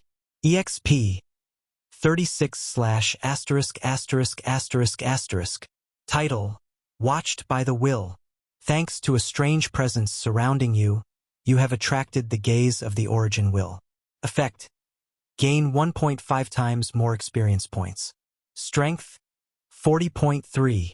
Agility: 50.5. Constitution: 60.7. Intelligence: 70.6. Attribute points: 10. Skills. Traits: Life Seed. Contract slots: 2/5. Gifts: Mark of Origin. Thanks to Michael's dimensional cracks, Lily had been able to level up a few times. Of course, she could have reached max level in both classes given the sheer abundance of monsters, but Michael had deliberately stopped her before she advanced too far. Too much sudden strength wasn't necessarily a good thing. As for why her classes sat at different levels, that came down to her identity as a dual awakener. Although both classes accumulated experience simultaneously, they didn't necessarily gain levels at the same speed. This was because awakeners with multiple classes could designate one class as their primary class and the others as secondary classes. Doing so didn't weaken the secondary classes or the awakener in any way. Instead, it simply changed how experience points were distributed. The primary class received the larger share. The remaining classes received proportionally less.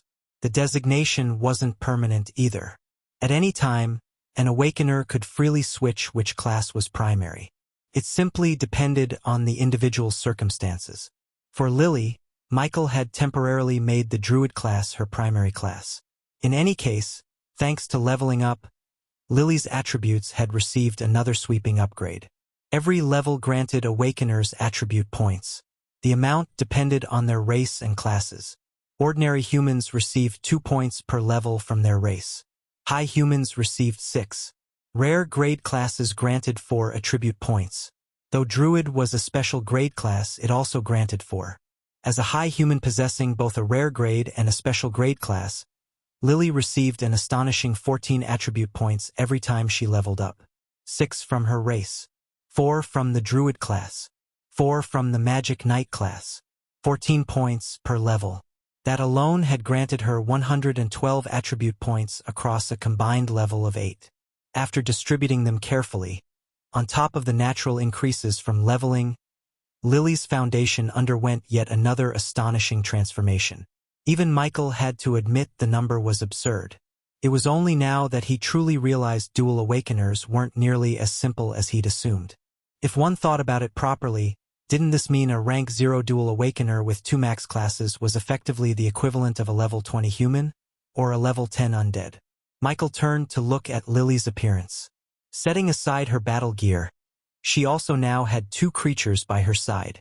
One was a familiar forest wolf, and the other was a bull-like creature. These were the monsters Lily had decided to tame the previous day, which had also revealed her contract slots, capped at 5 per rank. It wasn't a low number for a druid at all. As the deadline on the timer drew closer, Michael offered a few last pieces of advice and made sure they were both in top condition. The moment the timer hit 0, the 2 figures vanished from where they stood. Visit and read more novel to help us update chapter quickly. Thank you so much. After the flash of darkness disappeared, Lily found herself standing inside a forest. The first thing she noticed was the absence of sunlight. There was a sky above her, but no sun. No moon either. Only a dull gray canopy of clouds stretching endlessly overhead, casting the entire forest in dim, gloomy light. The trees around her were tall and twisted, their bark dark and rough. Strange moss covered their roots, and faint mist drifted between the trunks. Before Lily could properly examine her surroundings, a panel appeared before her eyes. You have entered the Origin battlefield. Current location: Zeroth Lair. Region: Level 1 Mistwood Forest. That was all. No detailed explanation, no guide, not even a warning. Lily frowned. That's it. She waited for another panel to appear, but nothing happened. After several seconds, she dismissed the panel and carefully looked around. The forest was quiet, and no sound could be heard. Lily's grip tightened around the sword at her waist. Only when she felt two familiar presences beside her did the tension in her shoulders ease slightly. A low growl sounded from her left. The forest wolf stood there, its light green fur blending into its surroundings, sharp eyes scanning the area.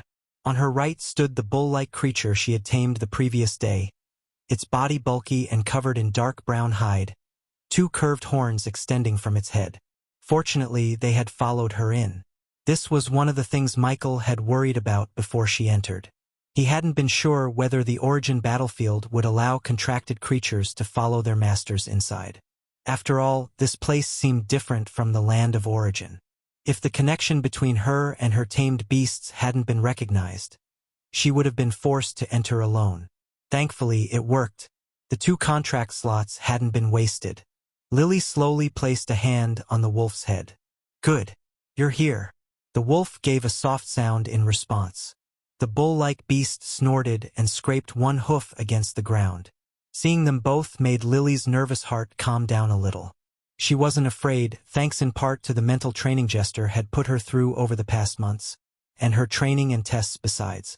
Of course, the virtual reality games she had played growing up had also played their part in her composure.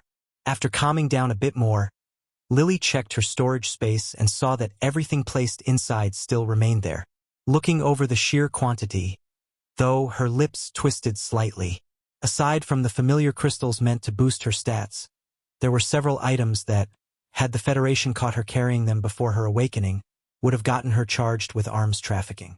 After checking everything once more, Lily couldn't help but mutter under her breath. Cousin really is an overthinker. She looked around the quiet forest again. There were still many things she didn't understand about Awakeners. In fact, she had only become one yesterday. She wasn't even officially registered yet. Even so, she wasn't completely ignorant anymore.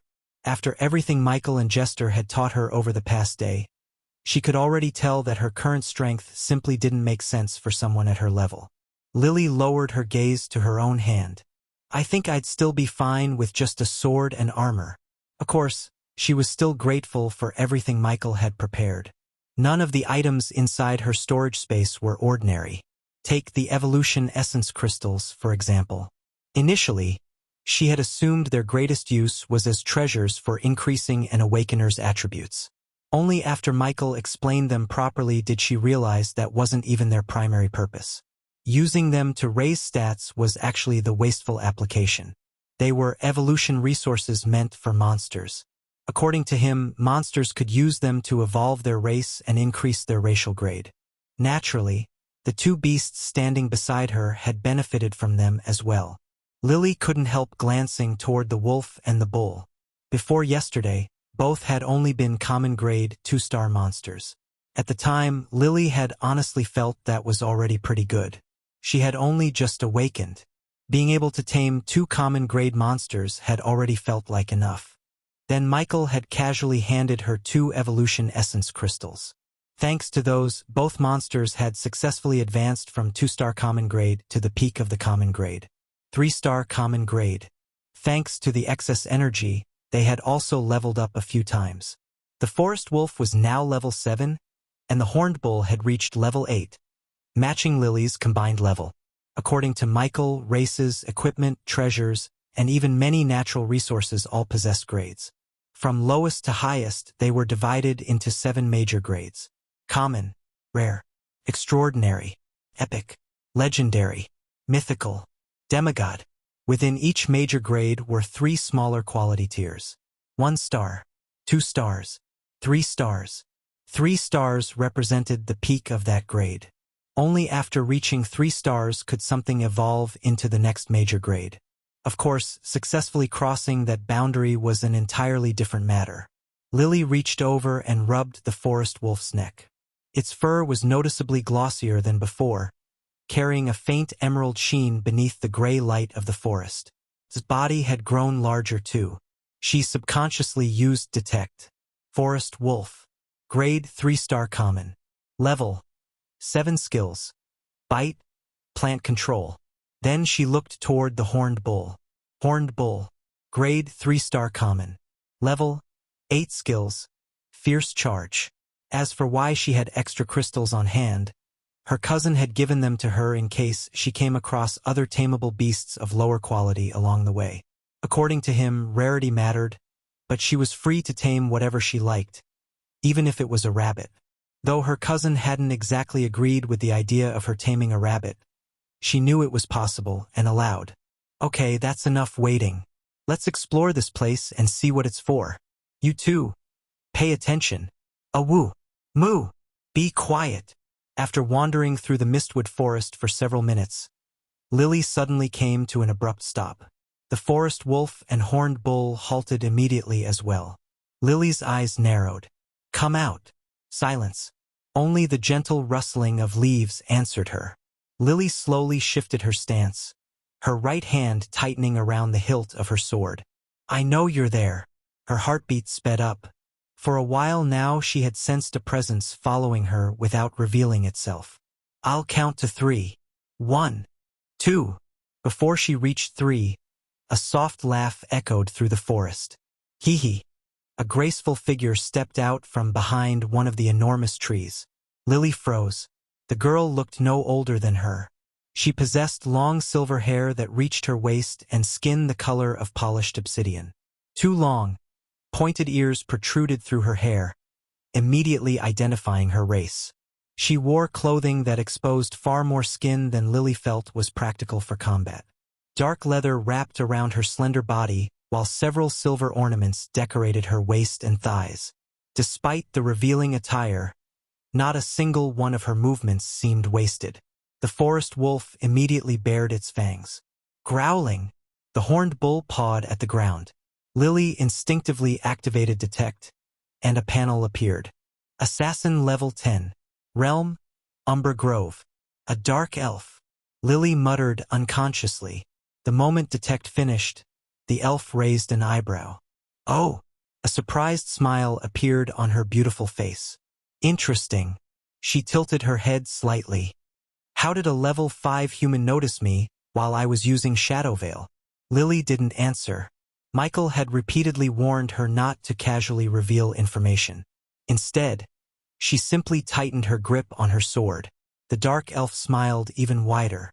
I suppose it doesn't matter. She slowly drew 2 curved daggers. Silver light reflected off their blades. Lily's expression immediately turned vigilant.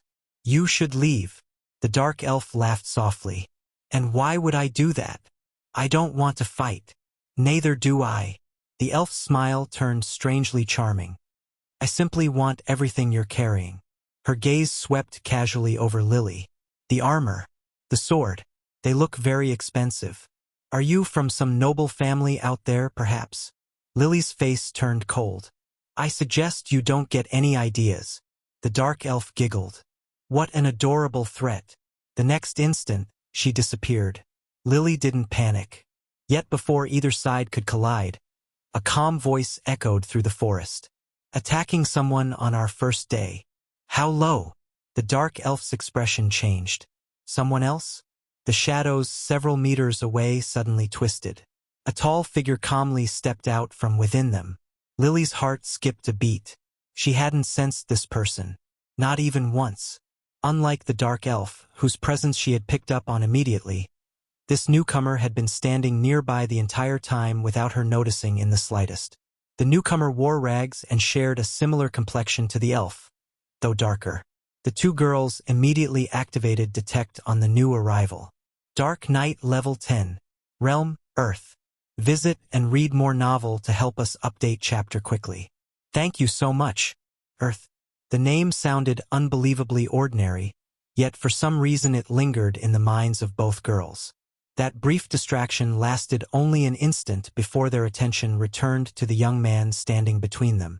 He appeared to be around their age, perhaps a year older at most. His black hair was messy, reaching just past his ears as though it hadn't been cut in months.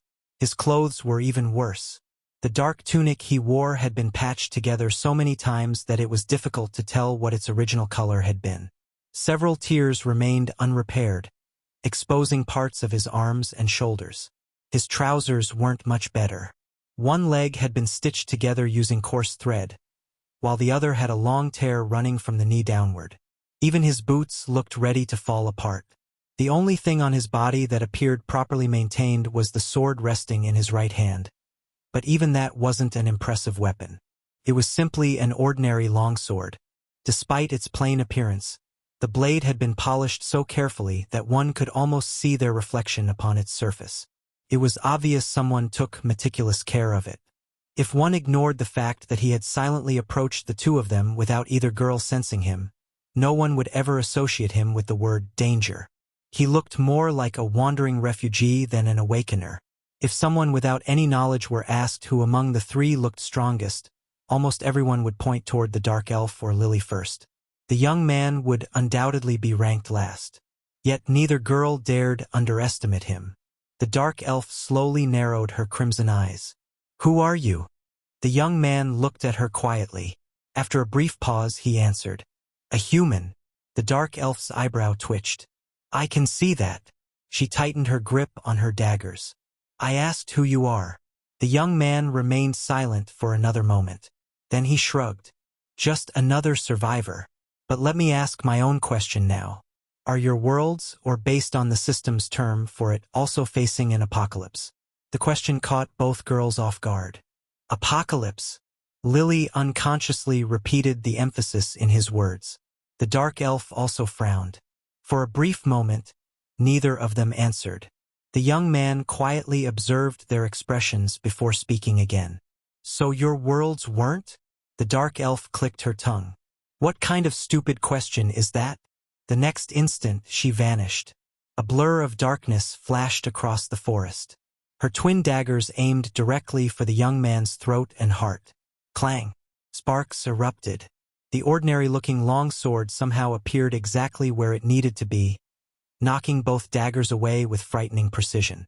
The dark elf's pupils shrank. Fast. Before she could retreat, the young man stepped forward. His left hand caught her wrist. His shoulder crashed into her center of gravity. His foot hooked behind her ankle. In a single flowing motion, the dark elf found herself slammed against the trunk of a nearby tree. Bang! Before she could react further, the young man's sword rested against her neck, while one arm pinned both of her wrists above her head. The entire exchange had lasted barely 2 seconds. Lily's eyes widened. So fast! The forest wolf lowered itself instinctively. Even the horned bull took several uneasy steps backward. The dark elf struggled violently. "You bastard!" She tried twisting her body. Her knees, her elbows, even her head. Every movement was instantly neutralized before it could build any momentum. "Impossible!" She grit her teeth. "We're both level 10. The young man remained expressionless. Yes. His grip never tightened, nor did it loosen. He wasn't even hurting her. He was merely preventing her from moving. "You!" The dark elf glared at him. "Who exactly are you?" The young man ignored the question. Instead, he calmly spoke. "If you move again." For the first time since appearing, his voice became slightly colder. "I'll assume you wish to die." The forest suddenly went silent. The dark elf instinctively stopped struggling. For just a fraction of a second, she had felt it. Killing intent. The young man slowly continued. "The only reason you're still alive," his eyes met hers, "is because you're the first dark elf I've ever seen. So I'm curious." Don't mistake curiosity for kindness. The dark elf's breathing unconsciously slowed. Every instinct she possessed screamed at her not to provoke this human any further. Only after several long seconds did the young man slowly release her wrists and take 2 steps backward. He even lowered his sword, but the dark elf didn't dare attack again. Lily quietly watched everything unfold. A solemn expression appeared on her face. According to Cousin Michael, High humans possessed physical foundations vastly superior to ordinary humans. Even if their stats were identical, a high human should easily overpower a normal human because of the difference in racial quality. That was one of the greatest advantages of possessing a superior race. And yet, why did she feel threatened? It was as though the young man standing before her possessed something that made him extraordinarily dangerous. It wasn't his level, and it surely wasn't his equipment. His clothes were practically rags, and his sword was completely ordinary. Even Detect hadn't shown any extraordinary title, race, or equipment. Yet Lily couldn't shake the feeling. Right now, every instinct she possessed was telling her the same thing. This young man was not normal. The young man seemed to notice the way both girls were looking at him. He sighed softly. Now. His gaze swept over Lily before shifting toward where the dark elf had stood. Can someone answer my question? He paused. Were your worlds already ending before you entered this battlefield? The dark elf remained where she stood for several more seconds. Her crimson eyes shifted between Lily and the ragged young man. She clicked her tongue in annoyance. TCH. There was no fear left on her face. Only frustration. The beautiful human girl clearly wasn't easy prey. As for this strange young man, she had absolutely no confidence in defeating him. Visit and read more novel to help us update chapter quickly. Thank you so much. After another brief silence, the dark elf snorted. You're both weird. Without another word, darkness gathered beneath her feet. Her figure melted into the surrounding shadows before disappearing into the forest at high speed.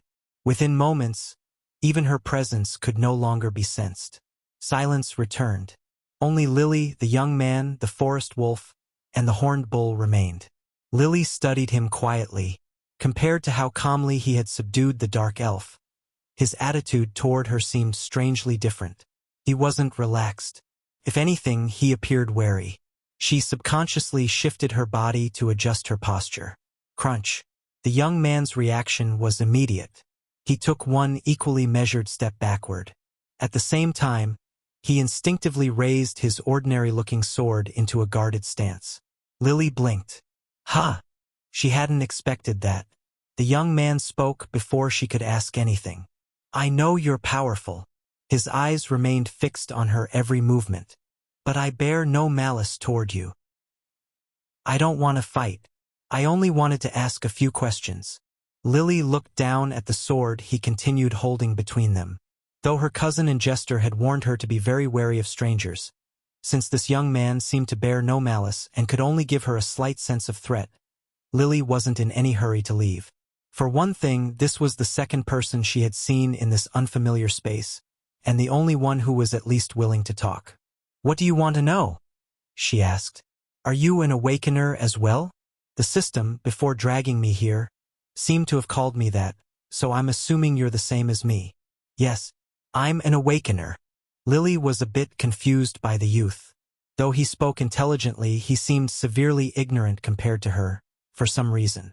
Seeing that Lily was willing to answer his question, the youth had a brief look of excitement cross his face before he forcefully calmed his emotions down. This realm thing, is it like another term for planets? Planets. Lily was stunned.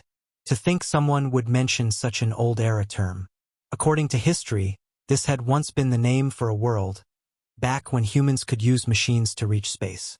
But after the apocalypse descended, people started calling planets realms, and only the strong, or those with technology far superior to what had existed in the Olden Age, could reach space again. Though confused, Lily still answered the young man. Yes, realms are like planets, but nobody uses that term anymore. Nobody uses that term anymore? The young man was visibly confused for a moment before he seemed to understand something. But before he could ask another question, Lily beat him to it.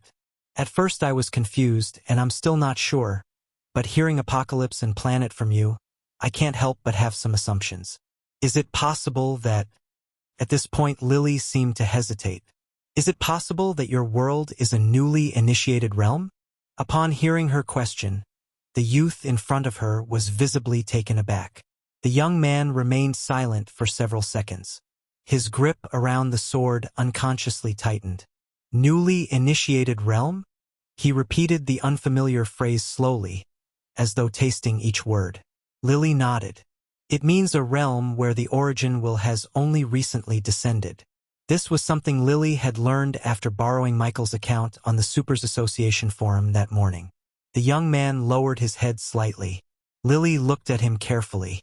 The more she observed him, the stranger he seemed. Finally, the youth raised his head again.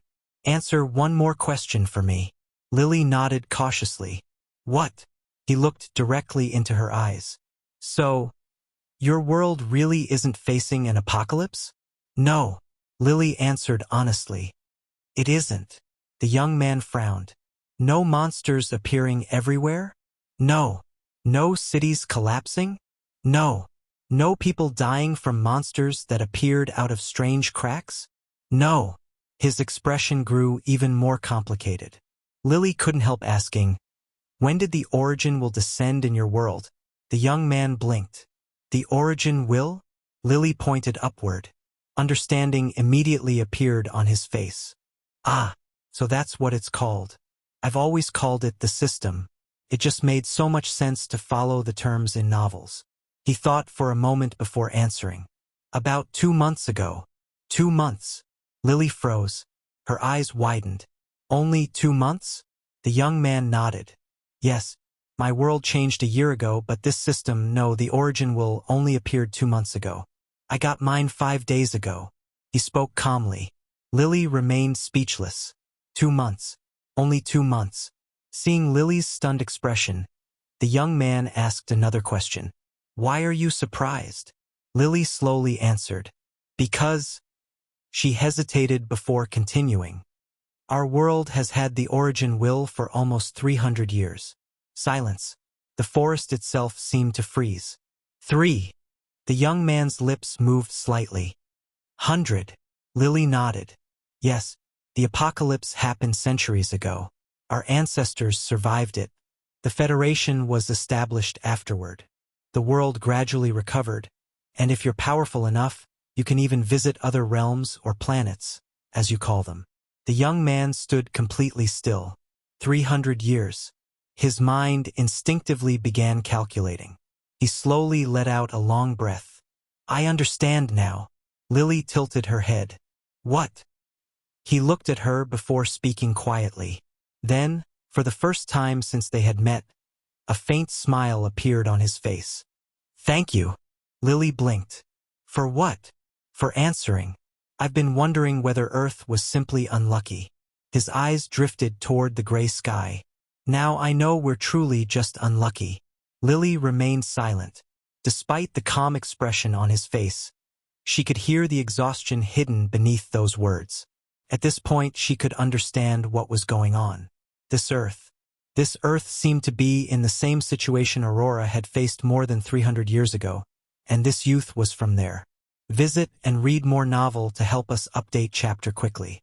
Thank you so much. Compared to Lily, whose situation remained relatively stable, Michael ran into a problem the instant he arrived in the origin battlefield. Unlike the gloomy forest Lily had entered, Michael found himself standing atop an enormous mountain range. Jagged peaks stretched beyond the horizon like countless swords piercing the heavens. The sky above was completely clear, yet there was no sun. Even so, one could somehow tell it was daytime. The strange light illuminating the world seemed to come from the sky itself rather than any celestial body. Ordinarily, Michael would have immediately begun studying his surroundings. Instead, his entire attention remained fixed on the panels floating before him. Awakener Michael Norman has been detected to be too powerful for the third layer. Awakener Michael Norman has been detected to possess the outlier status. Outlier detected. Current combat capability exceeds the extreme threshold of the third layer. Searching for countermeasures. Michael's eyelid twitched. Again, he couldn't help muttering under his breath. Then, with no one around to hear him, he spent the next several seconds silently cursing the origin will, along with its ancestors, assuming something like an ancestor even existed. This thing really has a personal grudge against me. This wasn't the first time the origin will had attempted to make his life difficult. nor the second, nor even the third. Compared to his worries for Lily, Michael had entered the Origin battlefield with complete confidence. If his suspicions were right, the third layer should only contain rank 3 Awakeners. Even ignoring his undead legion, his own strength was already sufficient to dominate most, if not all, rank 3 opponents. Once his undead were factored in, Michael genuinely couldn't imagine losing. Surely there wasn't another rank 3 Awakener walking around with over 2,000 rank 4 undead at their command. Even if such a monster somehow existed, Michael was convinced that person's forces still couldn't compare to his own. That was the confidence he had built over months of growth. Unfortunately, the Origin will clearly had different ideas. Michael quietly waited, knowing there was nothing he could do. The Origin will wasn't something he could negotiate with, fight, or threaten. Knowing this, he simply stood atop the mountain and waited for the verdict. Just don't erase me from existence. That was honestly his greatest concern. If the Origin will truly considered him an error, who knew what ridiculous punishment it might choose? Fortunately, the waiting didn't last long. Several new panels appeared. Countermeasure found. Awakener Michael Norman possesses combat capability, matching a higher battlefield layer. Reassigning battlefield layer. Promotion complete. Awakener Michael Norman will be transferred to the 4th layer of the Origin battlefield. Michael stared blankly for several seconds. That's it. He blinked in surprise. I've been promoted. Relief spread through him almost immediately. At the very least, he hadn't been erased, sealed, or forcibly weakened. From that perspective, this was probably the best outcome possible. Even so, Michael's expression gradually turned unpleasant. How annoying! He clicked his tongue. Originally, his situation had been absolutely safe. Now it had merely become safe. There was a difference. A very significant one. If his suspicions were correct, then every battlefield layer corresponded to a specific rank. The 3rd layer should mainly contain rank 3 Awakeners. Likewise, the 4th layer should primarily belong to rank 4 Awakeners. More importantly, it should belong to peak rank 4 Awakeners. Michael slowly rubbed his forehead. I'm not even rank 4 yet. This alone wasn't what worried him, though. After all, he possessed over 2,000 rank 4 undead. Michael was fairly certain very few people would be capable of confronting such a force head-on. His real problem was much simpler. He was only one man. No matter how strong his undead were, no matter how terrifying his legion appeared, the number of rank 4 Awakeners throughout the universe had to vastly exceed the number of rank 4 undead under his command. Tens of thousands, perhaps hundreds of thousands. He had no way of knowing. But he was certain that among such an enormous population, there had to be at least a few monsters capable of fighting above their rank. Michael refused to believe otherwise. He himself was proof such people existed. If he could fight beyond his realm, others certainly could as well. Perhaps there were Awakeners capable of slaying ordinary rank 5 opponents while still remaining at rank 4. Perhaps there were legendary geniuses out there with mythical races, divine inheritances, legendary talents, special constitutions, or treasures even he had never heard of. The universe was simply too vast for him to be the only one of his kind. Unfortunately, whether Michael was willing or not did not matter. The Origin will had already made its decision. More panels appeared before him. Transfer preparations complete. Balance restored. Outlier adjustment successful. Then, after a brief pause, another panel appeared. As compensation for the inconvenience caused by the forced reassignment, suitable compensation is being evaluated. Compensation package currently under preparation. Michael raised an eyebrow. Compensation. He hadn't expected that. Knowing the Origin will, he had assumed it would simply throw him into the 4th layer and call it a day. The fact that it was actually preparing compensation surprised him a little. At least you still have a conscience. Of course, he didn't lower his guard. For all he knew, the compensation might simply be an epic-grade weapon, handed over as a formality. Before Michael could think any further, the space around him distorted. His surroundings blurred, and the mountain range disappeared. The next moment, his feet landed firmly on solid ground once more. Michael immediately looked around. The scenery had completely changed. He was still standing within a mountain range, but unlike before, these mountains were far taller and far more rugged. Dark cliffs stretched toward the heavens like gigantic walls. Ancient trees clung stubbornly to impossible slopes, while rivers of silver water flowed through the valleys below. The sky remained perfectly clear. This time, however, it was night. Unlike the third layer, there was no strange daylight without a sun. Instead, countless unfamiliar stars covered the heavens. 3 enormous moons hung in the distance, each emitting a different color. One pale white, one deep blue, one faint crimson. The entire world was illuminated beneath their combined glow. Michael only spared them a brief glance, because the very next instant, his eyes widened. This mana! His breathing unconsciously slowed. Every breath he took caused mana to pour into his body at an astonishing rate. The surrounding mana wasn't merely abundant. It was incredibly dense. Such dense mana! Michael closed his eyes for a brief moment. He could feel mana naturally flowing into every cell of his body, even without actively cultivating. When he opened his eyes again, surprise crossed his face. It's even richer than the land of origin. That conclusion shocked him. The land of origin was already widely recognized as the greatest cultivation ground in existence. Yet compared to the fourth layer, it was actually a few levels inferior. Not by an overwhelming margin, but inferior nonetheless. At least in terms of mana density. A thoughtful expression crossed Michael's face. Starting from rank 3 onward, cultivation gradually shifted.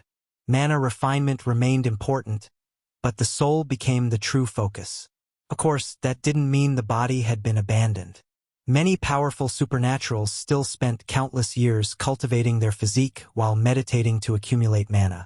After all, no matter how advanced one's soul became, a weak body remained a weakness.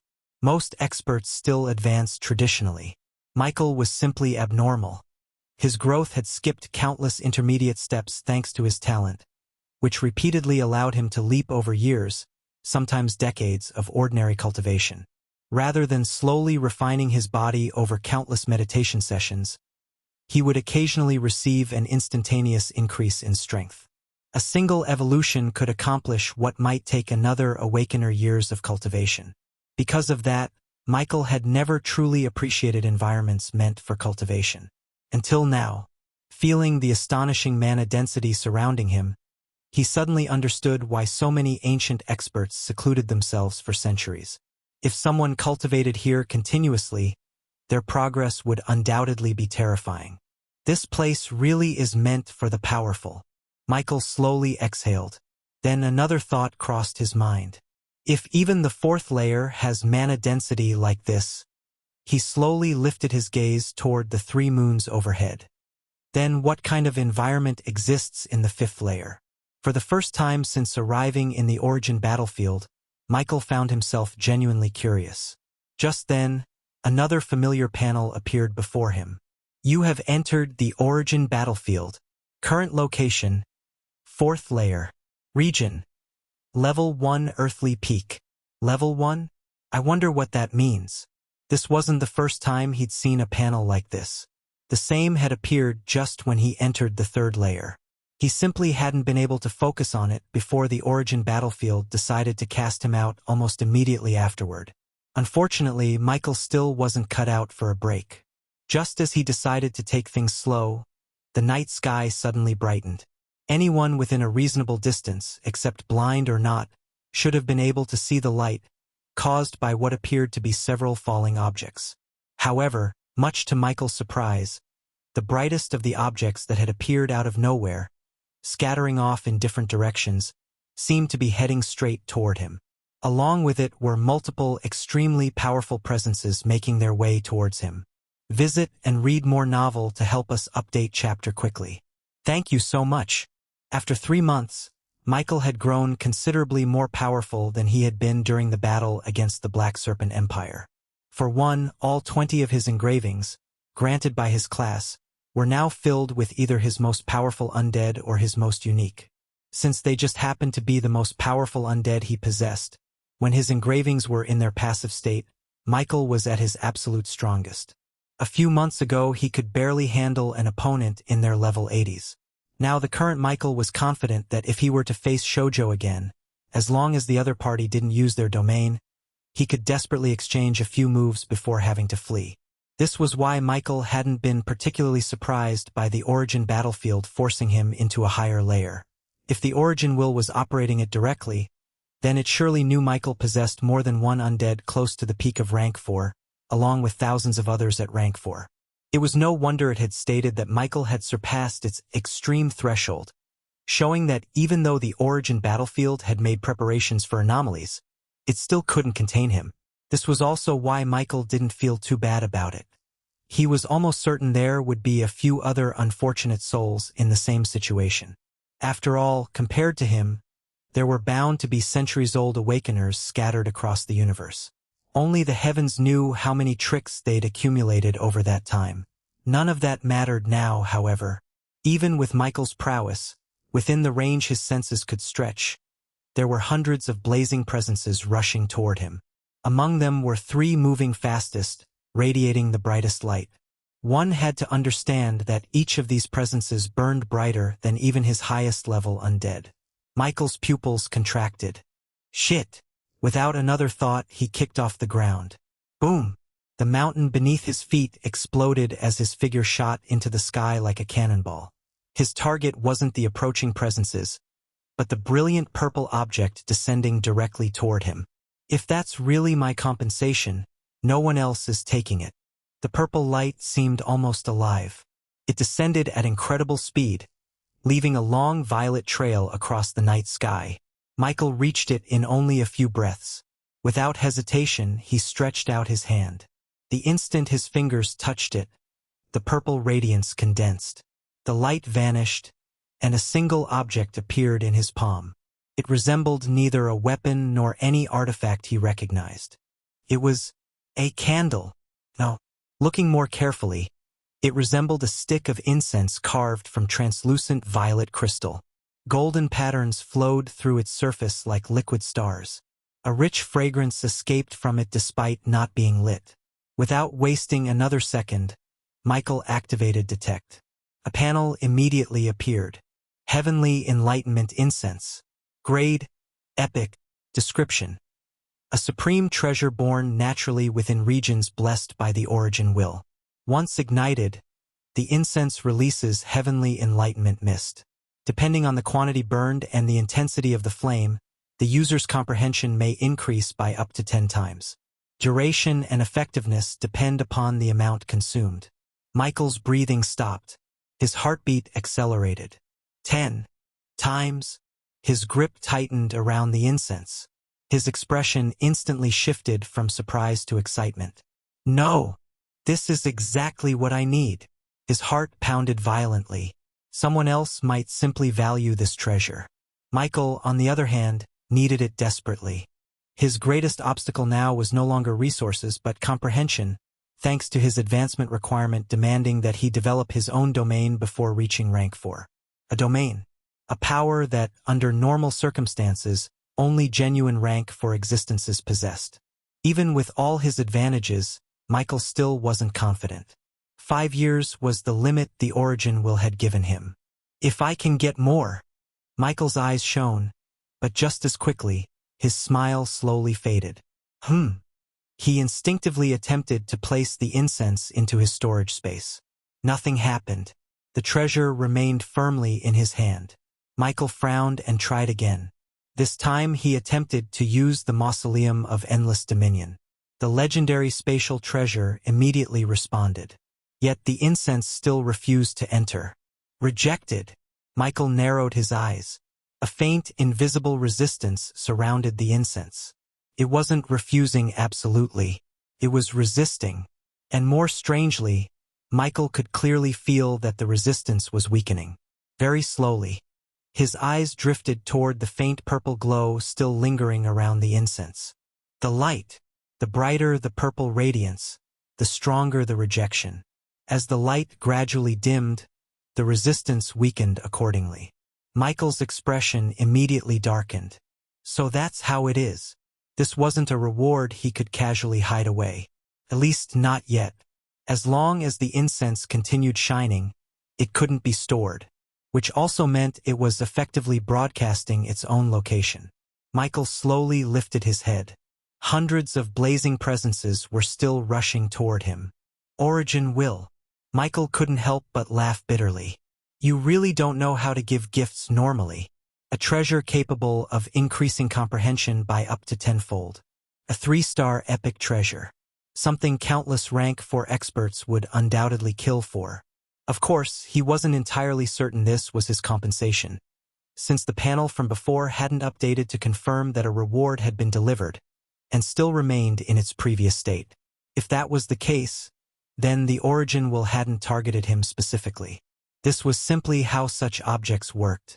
Suddenly, Michael felt he understood a little more about the Origin battlefield. This thing is a hot potato. He tightened his grip around the heavenly enlightenment incense. Looks like my welcome to the 4th layer is going to be far more exciting than I hoped. Without hesitation, Michael immediately chose a direction with fewer presences and weaker signatures and started running. Oh, was he expected to stand his ground and fight? Setting aside the 3 brightest presences, which radiated power even stronger than his High Drake Undead, there were at least 100 others at Shoujo's level. Yes, he had 2000 rank 4 Undead, but a wise man was one who could retreat to fight another day. Unfortunately for Michael, it seemed easier to stand still than to run away. Visit and read more novel to help us update chapter quickly. Thank you so much. Immediately switching to Wisdom State, Michael's power over the void dramatically increased by several levels, his body becoming a blur, appearing for only the briefest moment before flickering to another location. Unfortunately, his speed of escape only made the 3 presences behind him push their pace even further. Seeing the distance he had just created instantly close again, Michael's heart grew a bit heavy. For these 3 to carry presences more powerful than even his highest level undead meant they too were at level 100. What he didn't know was whether they were old and powerful thanks to time, or whether they were simply geniuses on top of everything else. If it was the former, then if worst came to worst, he could fight it out with them. But if they happened to be geniuses who might even sit within the extreme threshold of the Origin battlefield, then unless he was willing to risk a loss, all he could do was run obediently. As for dropping the treasure, that wasn't an option at all. At this point, Michael had already avoided confrontation several times. Several Awakeners had attempted to block his path. Unfortunately for them, Michael was not merely someone who could use spatial movement. In his wisdom state, his understanding and control over the void rose to a terrifying level. Their interceptions were useless. The moment they thought they had surrounded him, he would vanish. The moment they sealed one direction, he would slip through another. Sometimes he didn't even appear where they expected him to.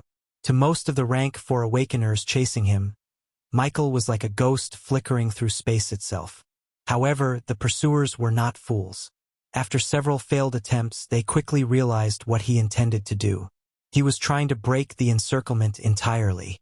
Soon, several groups stopped chasing blindly. Instead, they began coordinating. Powerful auras gathered ahead of him. One by one, figures appeared in the air, forming a loose net across the sky. Michael's eyes narrowed. Troublesome. The next instant, his body blurred again. Space folded. He vanished from his original position and reappeared several miles away.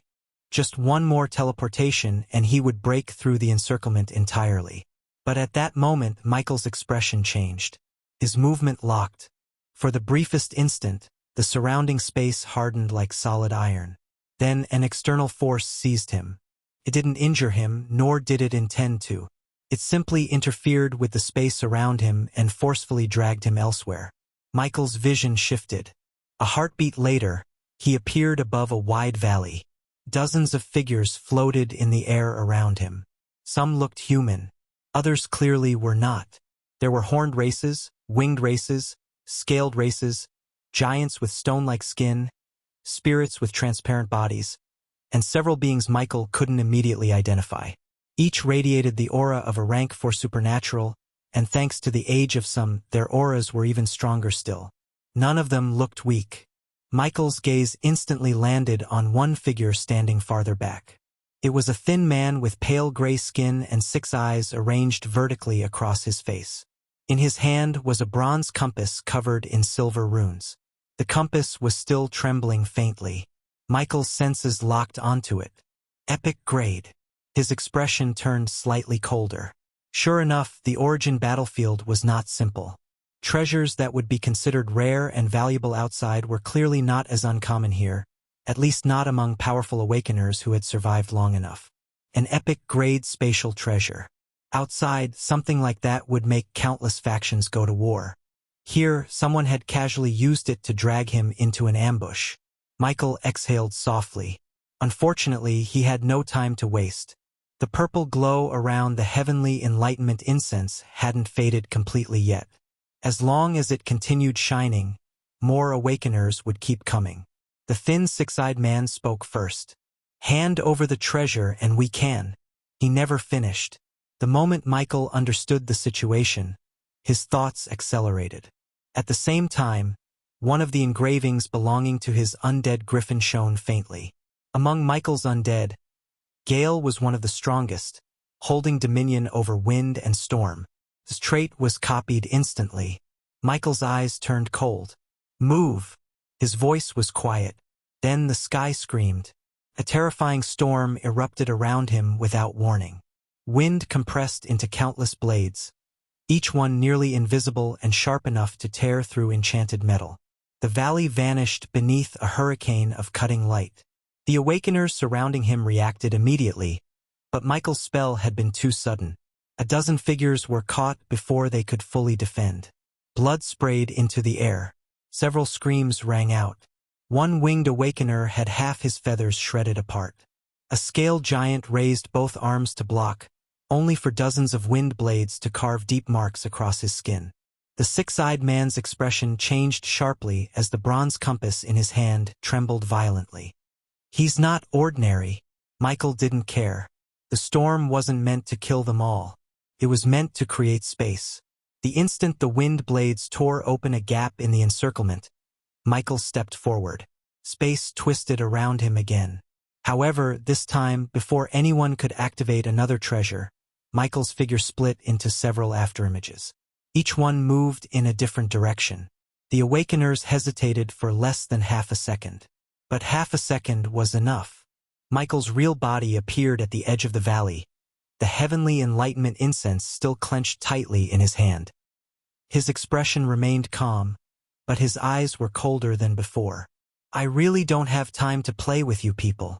The next moment, the storm behind him exploded outward, and Michael vanished again. A few seconds after he disappeared, 3 powerful presences arrived at his previous location. Visit and read more novel to help us update chapter quickly. Thank you so much. A few seconds after Michael disappeared, 3 terrifying presences arrived where the battle had just taken place. They stopped in midair. The lingering storm of wind blades was still carving deep scars into the surrounding mountains, while wounded awakeners slowly regained their bearings. None of the 3 newcomers paid any attention to those around them. The first was a man, or rather, he looked human, towering well over 7 feet in height. His physique possessed proportions no ordinary human could ever achieve. Every muscle appeared perfectly sculpted, giving him the imposing build of a miniature titan rather than a mortal man. Behind his back spread 4 pairs of enormous white wings. Each feather shimmered with a faint silver radiance. Golden hair flowed to his shoulders, while a pair of sapphire blue eyes calmly observed the battlefield beneath him. He wore white armor engraved with countless holy runes that seemed to pulse with living light.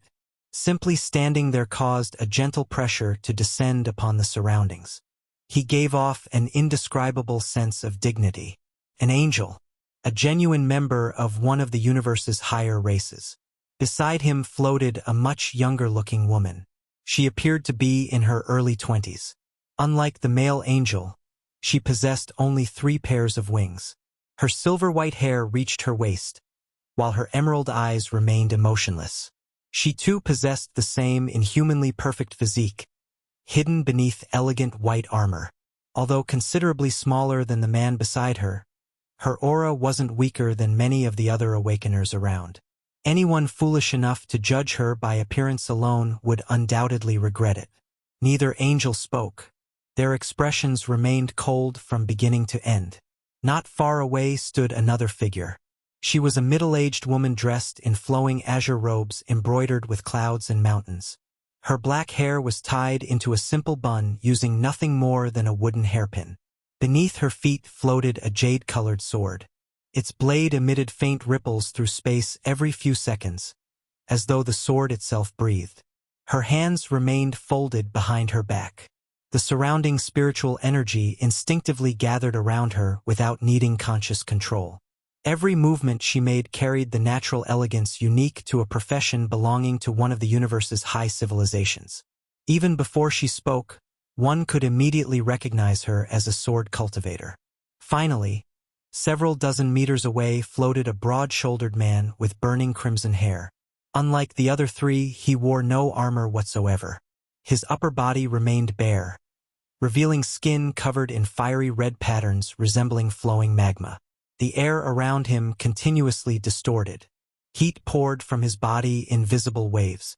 Every breath he exhaled raised the surrounding temperature. Even the lingering storm left behind by Michael gradually weakened under the scorching heat surrounding him. Without another word, after failing to see their target, all four immediately disappeared. They had only stopped because Michael aura had briefly halted here. Now that it was moving again, there was no reason to remain. Within moments, all four terrifying presences vanished completely. Only after they had disappeared did the dozens of Awakeners trapped within the valley slowly release the breaths they had been unconsciously holding. They're finally gone. A stone-skinned giant wiped blood from his shoulder before sitting down heavily on a broken cliff. Another Awakener laughed bitterly. I thought we were dead. Several people nodded in agreement. No one doubted it. If Michael had thrown away the heavenly enlightenment incense during that brief confrontation, those four monsters would have descended directly into the middle of everyone present. At that point, whether they survived or not would have depended entirely upon luck. The six-eyed Awakener carefully stored away his bronze compass before sighing. It's a shame, though. Silence followed. A beastkin suddenly frowned. Wait! He looked toward the direction the four had disappeared. Wasn't that? He hesitated before continuing. Fairy sword immortal Qingyu. Several people immediately turned toward him. The cultivator? Yes. A bird-winged Awakener slowly nodded. I'm fairly certain it was her. Another person looked toward where the angels had vanished. And wasn't that? He swallowed unconsciously. Lord Seraphiel? The atmosphere immediately became strange. Even those who had remained relatively calm until now couldn't hide their surprise anymore. Those two. But a horned giant frowned. Aren't the Celestial Dominion and the Azure Sword Realm supposed to be at each other's throats? One would normally assume supernaturals, or in this case Awakeners, originating from different realms would remain strangers to one another. Reality, however, was very different. After all, not everyone was like Michael. Among the rank 4 Awakeners gathered here, many had lived for several centuries. Some were already approaching 1,000 years of age, and others had long surpassed that milestone. Over such vast stretches of time, countless Awakeners had traveled between realms, explored special dimensions like Hell, participated in inter-realm tournaments, joined large organizations, or simply wandered the universe in search of opportunities. They had met countless races, and countless civilizations had interacted with one another across the ages. Naturally, the truly famous figures among those civilizations were known far beyond the borders of their own realms. The male angel was one such existence. Likewise, the sword cultivator's reputation had spread throughout numerous star regions. Neither had reached the demigod realm, yet both had long been acknowledged as standing only a single step away from it. A burly beastkin suddenly burst into laughter. Ha ha ha! So what if their realms are at odds? Several people looked toward him. The beastkin shrugged. Don't tell me you've lived this long and still think a civilization is the same thing as the people living in it. He scratched one horn casually. The Celestial Dominion and the Azure Sword Realm may dislike one another, But Lord Seraphiel isn't the Celestial Dominion. And Fairy Sword Immortal Qing Yu isn't the Azure Sword Realm. They're individuals. Watch your mouth and be careful what you say. The two of them may not care. But if someone hears you speaking so casually about existences like them, visit and read more novel to help us update chapter quickly. Thank you so much. The Beastkin didn't finish the sentence. He didn't need to. Everyone present understood. People at that level weren't merely famous. They represented the absolute pinnacle below the demigod realm. Offending one of them over careless words wasn't something any ordinary rank 4 awakener wished to experience. The horned giant laughed awkwardly before raising both hands. Fine, fine. I'll keep my mouth shut. Another awakener suddenly spoke. Forget those two. He gestured toward the direction the crimson-haired man had vanished. Who was the third one? Several nearby awakeners exchanged glances. After a moment, an elderly man with crystal-like skin slowly spoke. If I'm not mistaken, he should be from the Phoenix race. The Phoenix race? Quite a few people revealed surprised expressions. The old man nodded. Several awakeners followed suit. That makes sense. No wonder his presence felt so oppressive. The Phoenix race has always been among the highest races.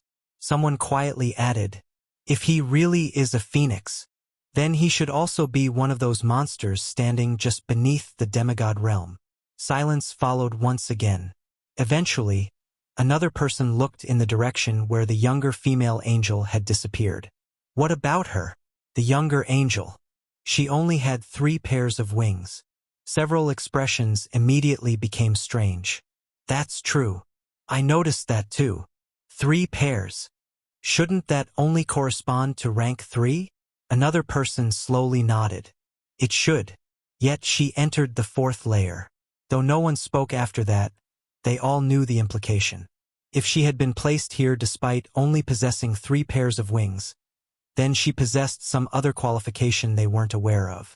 Though they hadn't been in the Origin battlefield for long, for something connected to the Origin will and involving 5% of the universe's population, it shouldn't be a place where loopholes appeared casually. If someone like her had been placed here, there was almost certainly a reason. Still, compared to the other 3, the female angel simply wasn't nearly as eye-catching. Lord Seraphiel's reputation had echoed throughout countless realms for centuries. Fairy Sword Immortal Qing Yu had once challenged 7 peak rank 4 cultivators in succession without suffering defeat. Even the suspected Phoenix expert possessed an overwhelming aura that naturally commanded attention. Standing beside those 3, the young female angel inevitably faded into the background. If they had known that the youth who had just pushed them all back by himself was also rank 3, only the heavens knew what their reaction would be. Asterisk. Michael's expression darkened as he sensed the presences behind him. The 3 brightest were still chasing. There was also a smaller presence among them now for some reason. Its aura was weaker than the other 3, but it followed closely behind. Persistent bastards! Michael cursed under his breath. His figure flickered again, vanishing through folded space before reappearing dozens of miles away. Yet almost immediately, those terrifying presences adjusted their direction and continued closing in. The heavenly enlightenment incense in his hand still glowed with a faint purple light. Michael glanced down at it. From what he had observed so far, the radiance was indeed weakening, but the process was far too slow. At this rate, it would probably take around 20 minutes before the glow faded enough for him to place it into his storage space. 20 minutes. Under normal circumstances, that was nothing. Now, it felt absurdly long. Michael wasn't sure whether the other treasures that had fallen from the sky followed the same rule. Perhaps they did. Perhaps they didn't. However, this incense had been the brightest among all the lights that descended. It was probably the highest grade treasure among them. In that case, its restriction being stronger made sense. Unfortunately, understanding the reason did nothing to improve Michael's mood. He could only deal with it. Putting aside the thought of dropping it entirely, if this continued, he might actually have to stop and defend the treasure directly. Michael wasn't exactly afraid, but he also wasn't fully confident. Those 3 were not ordinary rank 4 awakeners. Their presences alone proved that much. If he truly fought them, victory was uncertain. What Michael wanted to avoid was loss. Perhaps victory was still possible if he exposed enough of his cards, but the price would be unknown. In fact, he did possess a method to launch a terrifying counterattack right now. The Mausoleum of Endless Dominion's third effect. After accumulating energy for so long, the legendary grade treasure could unleash a spiritual attack powerful enough to threaten even peak rank for existences. If Michael had been stronger himself and could supply more energy to the mausoleum, killing one of them might not have been impossible. But Michael rejected the thought almost instantly. He was unwilling to reveal more about the mausoleum unless absolutely necessary. Even now, aside from when he had first obtained the treasure, Michael had never summoned its true body from his soul. The fewer people who understood the nature of his legendary grade item, the better. If its true ability were exposed here, Michael dared to say the entire fourth layer would be drawn to him like moths to flame. Michael's gaze flickered coldly. This incense is already troublesome enough. In fact, Michael also had a feeling this would be the last time in a long while that obtaining a treasure like this would go so smoothly. If these falling lights were not one-time rewards, then once everyone understood what could be gained from them, the next battle would become far bloodier. Treasures capable of aiding comprehension were too attractive, especially to these centuries-old peak rank for superpowers. Many of them had probably been stuck before the demigod threshold for years. To such people, an object that could increase comprehension represented hope, and hope was often enough to drive people to madness. Just look at him. He was still young. He had only cultivated for a little over a year. Yet even he couldn't bear to throw away the incense despite being chased by several level 100 monsters. Visit and read more novel to help us update chapter quickly. Thank you so much. How much more desperate must those ancient beings feel, having been trapped at the same bottleneck for centuries? Even if it weren't always a comprehension treasure and was simply a consistent epic grade item, Michael was sure that alone would be enough to cause a bloodbath. After all, one could never have enough epic grade items. Michael tightened his grip around the incense. The purple glow reflected in his eyes as he pushed his speed higher. Unfortunately, only 10 minutes later, Michael could already see the figures chasing him with his own eyes. Knowing he couldn't run aimlessly, lest more peak rank for Awakeners join the pursuit out of curiosity or knowledge of what he carried, he had circled back near his previous locations more than once. He was fairly sure the Awakeners he had passed by were long accustomed to it by now. However, though he hadn't given much thought to who exactly was chasing him, he was genuinely shocked when he finally made out their appearances. Fuck! Was that a four-winged angel? And was that a sword cultivator? As for the third figure, why was his presence literally burning the space around him as he moved through the void? Setting aside the third figure, Michael was no stranger to angels or cultivators. One belonged to a top race that could be ranked in the top 10 of the universe, and the other belonged to a civilization that could also be ranked in the top 10 thanks to the mysteries of their profession. He just didn't know if the woman was merely a cultivator in appearance with a different class, but the angel was definitely real. Michael could also tell they were angry. Even across such an enormous distance, the fluctuations in their auras were becoming increasingly obvious. Michael's own expression darkened. As if I'm enjoying this. He couldn't help feeling irritated. He understood their frustration. From their perspective, they had spent a significant amount of time chasing someone who refused to fight, constantly slipping through the void before they could catch him. Every time they thought they had cornered him, he disappeared. Every time they shortened the distance, he folded space and escaped again. Anyone would become annoyed after being led around in circles for so long. Michael understood that perfectly, but the same applied to him. Did they honestly think he wanted this?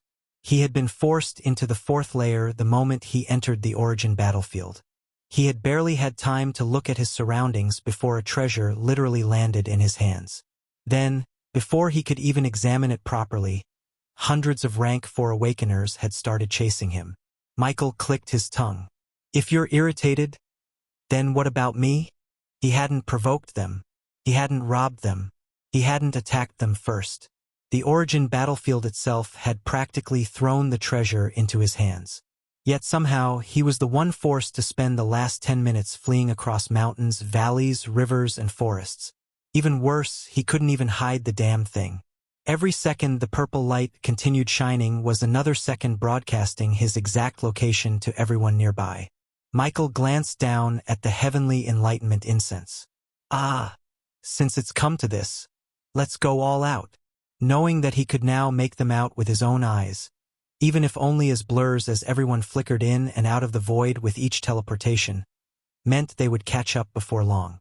Rather than wait until that moment and be left with little time to prepare, it was better to make a stand now while he still had room to set things up. Without hesitation, Michael activated one of the engravings. Ash-gray lines spread across his skin before countless black ashes poured from the engraving like smoke escaping from a volcano. The ashes gathered rapidly behind him. Within moments, they condensed into the figure of a rugged middle-aged man.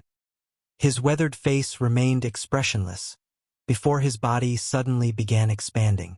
The transformation lasted only a heartbeat.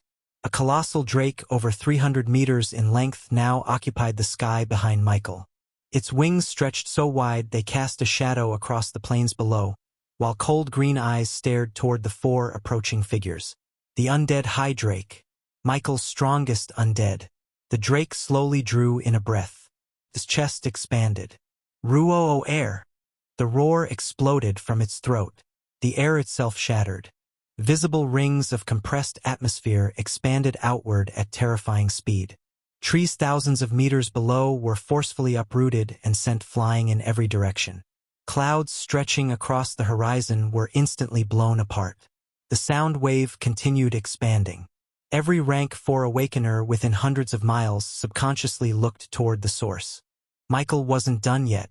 Over the past 3 months, it wasn't only his body, soul, and undead that had grown stronger. His understanding of the law of echoed existence had also deepened tremendously. Back when he had first stepped into rank 3, he had only begun scratching the surface of what his law truly represented. Now he had finally managed to derive his own law skill from it. Michael's eyes became strangely ethereal. The drake behind him let out another low growl, as if responding to his will. Michael slowly raised one hand. Law skill. Echoed bestowal. The instant the words left his mouth, a terrifying aura erupted from the high drake's body. The law of echoed existence recognized everything connected to him as part of a single echo. Every creature whose existence had become intertwined with his was, to the law, no longer an entirely separate individual. They were echoes within the same existence. Echoed bestowal embodied that concept. Rather than copying traits only for himself, it allowed any creature connected to Michael to temporarily receive the traits of another creature connected to him. It was, in essence, an extension of the sharing ability his law had always possessed. Before ascending to rank 3, Michael himself had only been capable of copying a single trait at any given time. After reaching rank 3, that limit had increased to 2. Now, thanks to echoed bestowal, a creature connected to Michael could also be bestowed 2 traits from 2 other connected creatures simultaneously. The recipient did not have to be Michael himself. As long as both parties were connected to him, the transfer could occur. The possibilities that emerged from this ability were nearly endless. Naturally, the stronger the trait and the greater the difference between the 2 creatures involved, the more energy the law skill consumed. Even for Michael, using it recklessly with powerful creatures over prolonged battles would quickly become impossible. But right now, he had no intention of conserving energy. His eyes remained fixed upon the 4 terrifying figures approaching from the distance. A faint smile slowly appeared on his face as he confirmed the 2 traits he would bestow upon the High Drake. The first was from Beginning. The second was from Spartan. Visit and read more novel to help us update chapter quickly. Thank you so much. The Law of Brutal Rebirth and the Law of Abyssal Pyre. These were the laws of Beginning and Spartan respectively. The Law of Brutal Rebirth transformed pain into fuel, making severe wounds trigger powerful regenerative bursts. The closer to death, the stronger one became. The Law of Abyssal Pyre, on the other hand, devoured anything in its path and reformed it into spiritual residue usable by its wielder. These were the effects of beginning and Spartan's laws respectively. One was of the giant race and the latter was now a true human. Both possessed powerful constitutions and inherent advantages. Just what would happen if even a fraction of those traits were added to the undead high drake? Michael didn't know. When he first comprehended this law skill, he had tried it out with a few unimportant rank 4 undead. Though the effect had been astonishing, the consumption was demonic. After that, even though he knew he could use it on most of his undead, he hadn't applied it to any of his truly powerful ones. Instead, he had further refined the method and kept it as a trump card. He hadn't expected a day like this to come so soon, nor had he expected to underestimate the actual cost of using this law skill. The moment the skill was cast, Michael felt a massive drain of mental and soul energy leave his body, making him momentarily unstable in the air before he recovered some of his bearing. This is too much. Fortunately, after the initial activation, they only needed to maintain it. Though the maintenance cost wasn't as monstrous as the initial cast, it was still very energy-consuming, if manageable. Now, with less than 10 minutes remaining before he could finally store the Origin battlefield treasure away, as long as he could escape the sight of the other Awakeners, they wouldn't be able to track him. He had that much confidence. As he felt the consumption of the law skill he had just cast, Michael sensed a dramatic shift behind him and turned around immediately. Right before his astonished eyes, the undead high drake began undergoing another transformation. It started with its body. The already colossal drake trembled as every muscle across its enormous frame violently contracted. Crunch! Deep, heavy sounds echoed through the air. His bones expanded. Its muscles thickened. Its wings stretched outward once more. The drake's already gigantic body continued growing, passing 350 meters before finally approaching 600. The pressure radiating from its existence multiplied. Michael's pupils narrowed. He hadn't expected such an obvious physical change. The transformation didn't stop there. The drake's scales slowly began changing. Every scale across its body gradually lost its original appearance before darkening further and further, settling into a deep black that seemed capable of swallowing light itself. Even its horns, eyes, and claws underwent the same transformation. The cold green eyes that had previously observed everything calmly darkened until they too became completely black. There was no visible pupil or iris, just endless darkness. Anyone meeting those eyes would instinctively feel as though they were staring into a bottomless abyss. Michael's breathing unconsciously slowed. Before the transformation had completely finished, another phenomenon appeared. Heat.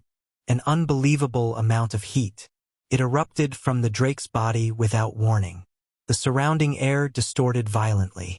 Large sections of cloud that had somehow begun reforming high above evaporated almost instantly.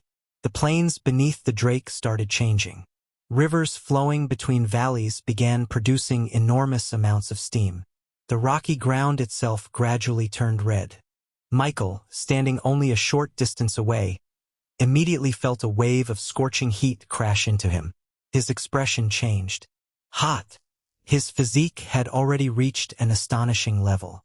Ordinary flames couldn't even leave marks on his skin anymore. Yet simply standing near the transformed high drake made him feel distinctly uncomfortable. The heat wasn't merely physical. It carried traces of law within it. Michael instinctively retreated several dozen meters. Only then did the discomfort lessen slightly. He stared at the transformed drake with unconcealed surprise. So this is what happens when beginnings and Spartan's traits overlap. The high drake slowly spread its wings. The surrounding sky shook. A faint black haze continuously flowed from the gaps between its scales while waves of unbearable heat rolled outward endlessly. So strong. Michael had expected improvement, but even he hadn't anticipated a mutation of this scale. Even from their rapidly approaching positions, the 4 figures chasing him instinctively slowed for the briefest instant. However, Michael's focus wasn't on them. The moment he recovered his bearing, under the eyes of the 4 approaching at the fastest speed he had ever witnessed, he threw the Origin battlefield treasure, which still carried a faint glow, directly into the mouth of the undead high drake. As for the treasure being destroyed, He had noticed a while back that, as long as the glow still existed, it would be very difficult to actually destroy it. Additionally, when some monsters became sufficiently proficient in void magic, they could create a stable spatial pocket within their stomach. For a creature like the undead Hydrake, which carried a significant amount of dragon blood, it had naturally mastered this technique. This was only the first step of Michael's plan. Unfortunately, it produced a different result from what the four approaching figures had anticipated.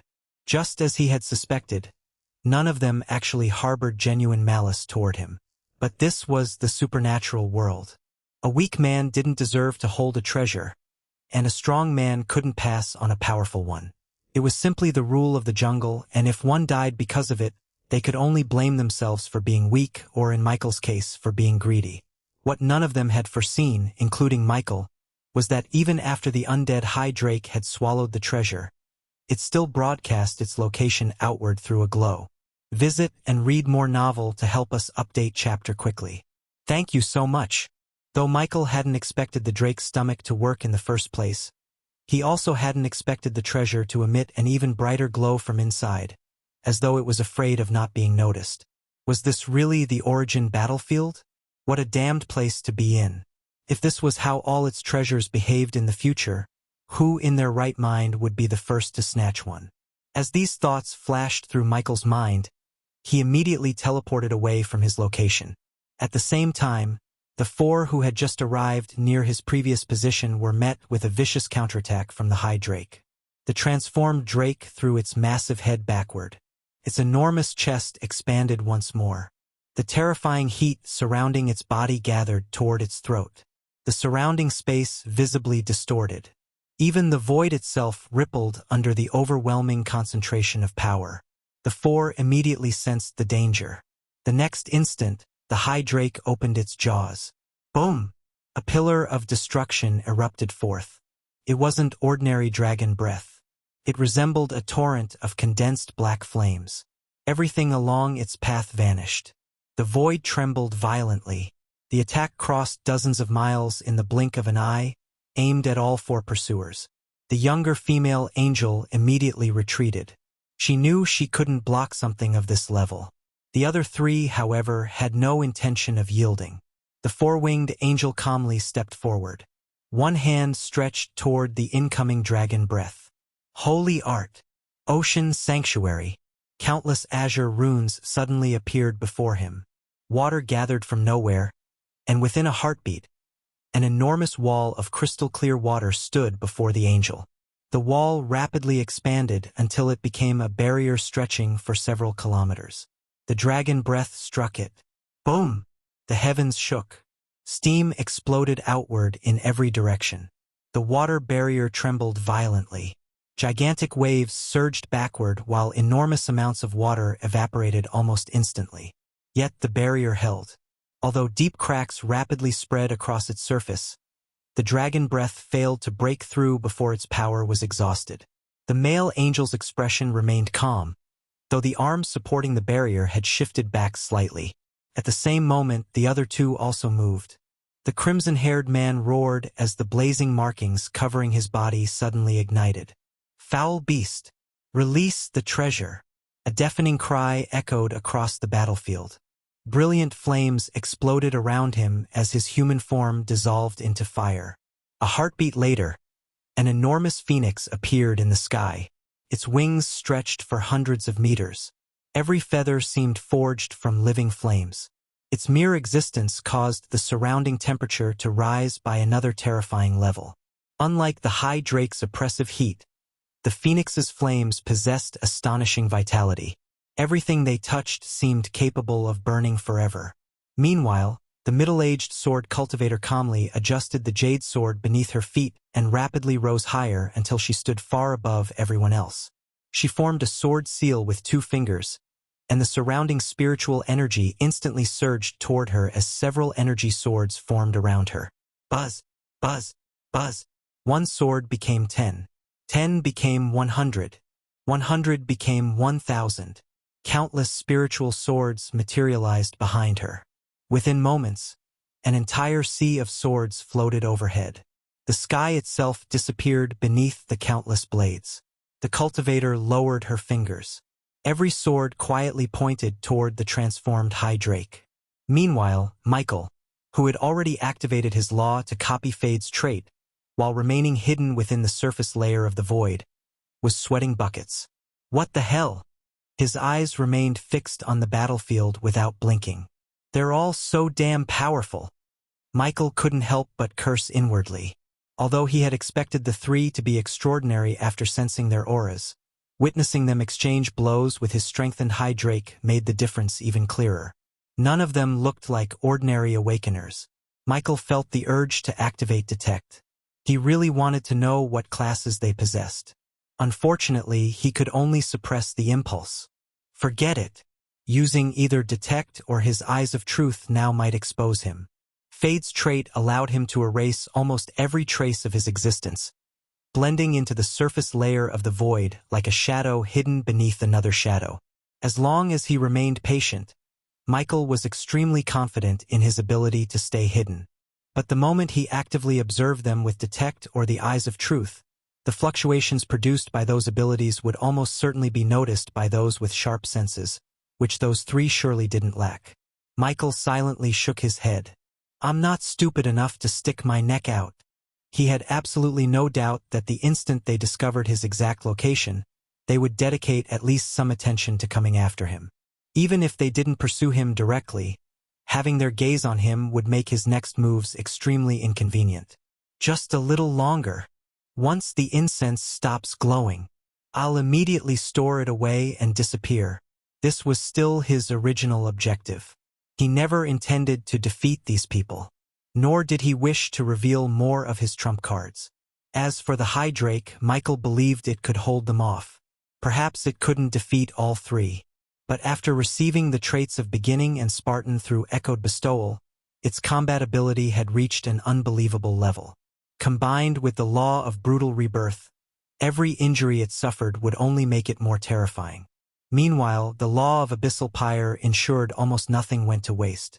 As long as it continued fighting, it would continue devouring energy. It was practically born for prolonged battles. Still, even if the High Drake could hold them off indefinitely, Michael couldn't. The true limitation wasn't the High Drake. It was himself. Echoed Bestowal continuously consumed his soul power and mental strength. Maintaining such an overwhelming enhancement on his strongest undead was anything but cheap. If the battle dragged on for too long, the High Drake might still remain capable of fighting, but Michael himself would likely collapse from exhaustion first. Visit and read more novel to help us update chapter quickly. Thank you so much. Fortunately, only a few minutes remained. If everything proceeded according to plan, he could simply wait it out. His thoughts had just reached that point when a cold, strange sensation suddenly crawled up his spine. Wait! Only then did Michael realize something critical. Where's the fourth one? His pupils contracted. He had been so hyper-focused on the cataclysmic battle between the High Drake and the three monsters that he had subconsciously forgotten someone. The younger angel. She had never joined the fray. It was at that exact moment a voice resonated through the air. Law skill. Grace of light. A brilliant, blinding light suddenly erupted in Michael's vision. It was soft at first, but it expanded exponentially. Like countless threads of dawn stretching violently through the void, the light reached toward him with terrifying precision. Michael's instincts screamed in warning. Without hesitation, he tore himself out of the surface layer of the void. The next instant, his figure materialized back in open space. Almost immediately, his gaze locked onto the figure floating not far away. It was the younger angel. She held a slender white wand in her hand, its surface carved with intricate golden lines that pulsed with a light that made Michael feel instinctively uncomfortable to his core. The aura it radiated was unmistakable. Epic grade. Michael's eyelid twitched. Again. Why did epic grade treasures suddenly feel so common here? Outside, an item of this caliber would be enough to make powerhouses wage wars until rivers of blood flowed. Yet, in the fourth layer of the origin battlefield, people seemed to pull them out one after another like cheap trinkets. Setting the wand aside, Michael turned his attention to properly observing her. 3 pairs of pristine wings, silver white hair, emerald eyes, a cold, flawless face that looked as though it were carved from pure moonlight. But what truly shocked Michael wasn't her ethereal beauty, it was her rank. Rank 3. For a brief moment, Michael was genuinely stunned. He had always known there was a chance he wasn't the only one forced into a higher layer due to abnormal combat power. After all, the universe was vast. But he hadn't expected to run into another anomaly so soon. Was it her race, her class, or a combination of both? Though Michael wasn't deeply familiar with the angel race, he was no stranger to them either. Like demons, angels possessed their own unique domain. However, unlike hell, which was fractured into countless layered worlds, the angelic realm was one enormous, unified cosmos. And the race itself was absurdly powerful. Even newborn angels started at rank 1 at the very least, and those with greater potential could be born directly at rank 2 or rank 3. It was utterly unreasonable. If they weren't so inherently blessed, they wouldn't be classified as a race comparable to dragons and phoenixes. However, in the wider universe, angels were not particularly well-liked. Aside from sharing a few arrogant, irritating traits with elves, they were considered cosmic parasites by many civilizations. Angels could cultivate normally, but their most recognized path was the accumulation of faith. That alone wouldn't have been an issue if they only targeted ownerless realms or cultivated their own spaces. Unfortunately, angels had a notorious habit of trying to spread their faith throughout the entire universe. Because of that, despite their holy appearance, they were treated somewhat as a public enemy by many major forces. Michael's gaze sharpened. A rank 3 angel with an epic grade wand. Setting aside the weapon, he was far more wary of her rank. Outside the origin battlefield, he wouldn't have given her a second thought, but sharing the same rank in the same elevated layer meant there was surely something special about her. Michael had a dark expression on his face. The moment he re-emerged from the void, 3 terrifying gazes landed on him simultaneously. For an instant, it felt as though 3 massive mountains had crashed down upon his shoulders. His muscles tensed, and he prepared to teleport away again.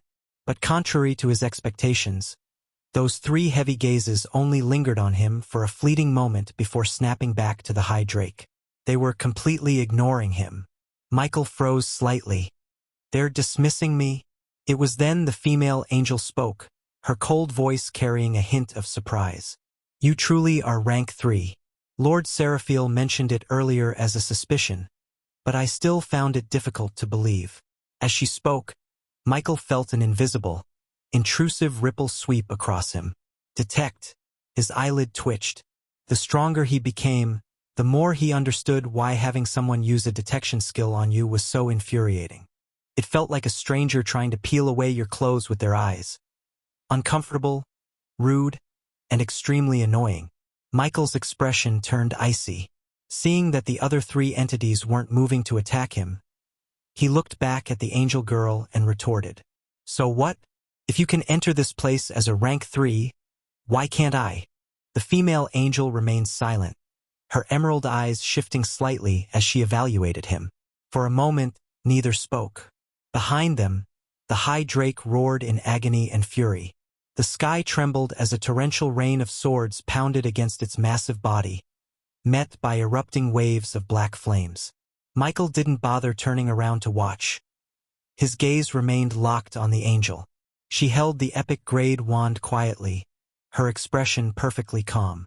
But Michael could tell she was studying him just as intensely as he was studying her. He wasn't afraid of her. Cautious? Certainly. But afraid? No.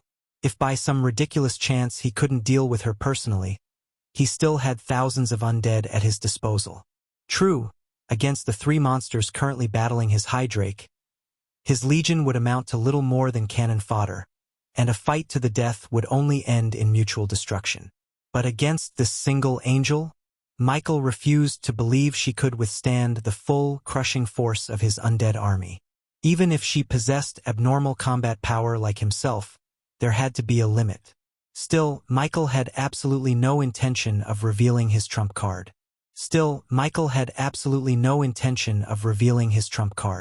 His eyes casually swept across the horizon. Although nothing was visible to the naked eye, His sharpened senses could vaguely detect numerous faint energy fluctuations scattered throughout the surrounding areas and deep within the void. The other rank 4 Awakeners were lurking nearby. There were quite a lot of them, but none approached. They simply observed from a safe distance. Whether they were merely curious or patiently waiting to play the part of the fisherman profiting from the clash between the snipe and the clam, Michael neither knew nor cared. Either possibility was troublesome. Fortunately, the 3 strongest entities currently present seemed to have completely underestimated him. From the girl's words, he could tell that from their perspective, he was merely an unusually talented rank 3 carrying a valuable treasure. That misunderstanding was precisely what Michael wanted. The longer they believed his only threat was a quick escape, the better. As for whether their opinions would change in the future, that was a problem for later. His absolute priority right now was to safely escape with the treasure without sustaining any losses. Visit and read more novel to help us update chapter quickly. Thank you so much. Since the female angel had taken the liberty of using detect on him, Michael felt no need to be polite. In the first place, the reason he hadn't used any of his detection skills on anyone was to avoid revealing his location. Light Mage level 75. What surprised him was her reaction. The female angel's expression, which had remained cold and indifferent from the beginning, finally changed. Her brows furrowed ever so slightly. There was unmistakable displeasure in her emerald eyes. "You dared to use detect on me?" Her voice was still calm, yet the anger beneath it was impossible to miss. Michael blinked in surprise. Who exactly did she think she was? The hypocrisy was astonishing. She had just openly used detect on him moments ago without asking for permission. Now she was angry because he had returned the favor? If it had been the 4-winged angel, the sword cultivator, or that terrifying phoenix, Michael might have understood. People standing at a high level naturally possessed a certain pride. Even he himself, if curious about the identity of someone weaker than him in several ways, might use detect on them without permission. It was the thought process that came with power, and whether it was good or bad couldn't be easily judged by supernaturals. But what about the female angel? Was he supposed to politely lower his head simply because she happened to be an angel? Michael couldn't understand the logic. The female angel slowly raised her wand. Golden light gathered around its tip. Her gaze remained fixed on him. It is indeed impressive for a human to reach the 4th layer while only at rank 3. She paused. But do not mistake that achievement for equality. You and I are not the same. Michael simply looked at her. Then he ignored her completely. Instead, he silently calculated the time. Almost exactly 3 minutes had already passed since he had activated Echoed Bestowal, which meant that if everything went according to plan, the heavenly enlightenment incense would finally stop emitting its cursed light within a few more minutes. Once that happened, he could immediately store it away and disappear. That was all he wanted. Michael truly had no interest in fighting the female angel. He just needed to stall for time. Unfortunately, the angel clearly wasn't thinking the same thing. Without another word, the golden light surrounding her wand suddenly condensed. A spear of brilliant radiance shot toward Michael. Its speed exceeded ordinary spells by several times. Michael's figure blurred as space folded. The spear pierced nothing but empty air before exploding hundreds of meters away. Boom! A massive sphere of light blossomed across the sky. Michael reappeared several kilometers farther away. His eyes instinctively shifted toward the distant battlefield, where the High Drake was still fighting. Black flames clashed against endless sword light, while the Phoenix's inferno filled half the sky. Lord Seraphiel remained at the center, calmly defending and counterattacking with one skill after another. Yet none of the 3 even spared him another glance. Michael's eyes narrowed thoughtfully. So that's how it is. They truly weren't interested in him. At least not yet. As long as the High Drake continued holding their attention, they apparently considered him insignificant enough to leave to the younger angel. A faint look of contemplation appeared in Michael's eyes. The next moment he teleported to another location and didn't stop. The female angel frowned, then immediately gave chase. Her 6 wings beat once, and her body transformed into a streak of white light that pursued him relentlessly. To an outsider, it looked exactly like Michael was desperately trying to escape. But only Michael himself knew the truth. He wasn't escaping. He was creating distance. It would be a shame if one of the peak rank 4 experts shifted their attention toward him before the timer finished. Since I just need to stall for time, let me play with this angel for a bit. Though Wisdom's new skill is a bit of an energy black hole, it's quite handy. I just need to be patient. To Michael, getting something without a big cost out of this was his desired result. Meanwhile, back on the battlefield, the clash had only become more terrifying. The transformed High Drake fought without the slightest intention of retreating. Every sweep of its claws ripped apart the surrounding area, while torrents of black flames continuously erupted from its jaws, forcing the 3 peak rank 4 experts to remain fully focused. Lord Seraphiel's skills collided endlessly against the Drake's attacks. Fairy Sword Immortal Ching used countless spiritual swords descended like a heavenly river, each strike capable of splitting mountains apart. The Phoenix's flames transformed the battlefield into a sea of fire, constantly crashing against the Drake's own scorching aura. Every exchange shook the heavens, and every collision distorted space itself. Farther away, the hidden rank 4 Awakeners silently observed everything. Naturally, none of them had failed to notice that the younger angel had forced someone else out of the void, and that the newcomer was somehow rank 3 as well. All of them were surprised. A second one? So it wasn't just the angel. A human. Interesting.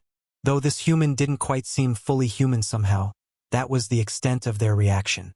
No one moved or showed the slightest intention of following the 2 rank 3s as they disappeared farther away. Their attention quickly returned to the battlefield. To them, those 2 were certainly monsters among rank 3s. Perhaps even unprecedented geniuses. But what did that have to do with them? No matter how abnormal a rank 3 was, they were still rank 3. Wasn't it clear enough from the fact that neither of them could involve themselves in the current battle? Even if they possessed strong rank 4 combat power, they couldn't possibly fight the several hundreds of Awakeners gathered here alone. Compared to those 2, the battle taking place before them was something else entirely. It was a confrontation between existences standing at the absolute peak of rank 4. Visit and read more novel to help us update chapter quickly. Thank you so much. Compared to such a battle, 2 rank 3 geniuses chasing each other across the 4th layer simply wasn't worth much attention. One beastkin chuckled. Let the children play. His gaze never left the battlefield. What interests me is that treasure. It was the same for many of them. While most didn't know exactly what the treasure was, and quite a few hadn't even witnessed the moment it descended, they waited in anticipation, with more than a few looking as though they wanted to do far more than just watch. This was how the supernatural world worked. Where there was treasure, there were people. It didn't matter what it was. If it looked valuable enough, there would be a battle over it. Compared to such a thing, even a rank 3 human somehow entering the 4th layer no longer seemed particularly important. If he survived, there would be plenty of time to investigate him later. If he died, then he had simply been another genius who failed to grow. The universe had never lacked such people. If they had known it was Michael who had summoned the creature currently holding its own against 3 peak rank 4 powerhouses, their thoughts would have been very different. Including those engaged in the fight, everyone who saw the undead High Drake only perceived it as a powerful combatant that had appeared from nowhere. Just as one would naturally assume only rank 4 beings would be present in the 4th layer, even if the High Drake emitted an aura somewhat similar to that of an undead, no one would immediately think such a powerful creature had been summoned by a rank 3 human. The gap was simply too vast. It was also why most of them assumed Michael was the one in danger compared to the angel. Meanwhile, at the center of the battlefield, the High Drake's enormous claws collided head-on with the Phoenix's burning talons. Boom! The shockwave spread for hundreds of miles. Entire mountain ranges collapsed. The surrounding void shattered repeatedly before rapidly repairing itself under the origin battlefield's terrifying laws. The Phoenix was forced backward several hundred meters before stabilizing. Its golden eyes burned with unconcealed fury as they remained fixed upon the colossal Drake. TCH. It clicked its tongue in annoyance before speaking toward Lord Seraphiel while dodging another torrent of black flames. Should we have let that human run off? Its voice carried obvious dissatisfaction. This filthy half-breed lizard is clearly acting together with him. There wasn't the slightest attempt to conceal the disgust in its tone. The Phoenix race had never enjoyed good relations with dragonkind. True dragons were one thing, sub-dragons were another entirely. In the Phoenix's eyes, they were merely impure creatures possessing diluted dragon blood. Even though the transformed High Drake was currently powerful enough to contend against all three of them simultaneously, that did absolutely nothing to lessen its disdain. Lord Seraphiel calmly blocked another sweeping claw that pushed him back several kilometers before rushing back in an instant and answering without looking toward the Phoenix. It doesn't matter. His tone was indifferent. The treasure is no longer on the human. His sapphire eyes briefly glanced toward the High Drake's abdomen, where the faint purple radiance still shone through layers of flesh. It is inside that creature. He paused briefly to dodge another attack before continuing. On the other side, another sword collided against the drake's neck as fairy sword immortal Qingyu silently continued attacking without participating in the conversation. The human is indeed somewhat special, but Lady Aurelia will have no problem dealing with him. Lord Seraphiel stopped there, seemingly unwilling to continue speaking. After all, even if they successfully extracted the treasure from the High Drake, the real battle would only begin afterward. There were already hundreds of rank 4 Awakeners hiding nearby. Every one of them was waiting, many patiently preparing to become the final fisherman. Lord Seraphiel had no intention of discussing strategy with the Phoenix. The two of them weren't allies. At best, they were temporary competitors pursuing the same objective. The Phoenix also had no intention of continuing the topic. It had merely been worried that after chasing the human for so long, something unexpected might occur. After thinking about it again, its concern gradually faded. Perhaps I was overthinking it. It snorted coldly. That human may be extraordinary, but there should be a limit to what a rank 3 can accomplish. Its enormous eyes swept across the battlefield. So many people are watching. Even if he somehow escaped, it isn't as though he could steal the treasure a second time. That was common sense to many of the rank 4 Awakeners in the surroundings. No matter how monstrous one was, reality remained reality. There were too many rank 4 experts present. If the treasure left the High Drake, not even the three of them could guarantee they would obtain it with so many people competing for the same thing. How could a mere rank 3 possibly succeed? The very thought didn't make sense when even they themselves weren't confident. It was also the reason why, although they had been exchanging attacks with the High Drake, not one of them had actually gone all out. After chasing Michael across half the region, they had already figured out several things. Unless the human was stupid, something about that treasure was preventing him from storing it. If he could have stored it, he wouldn't have left something broadcasting his location out in the open.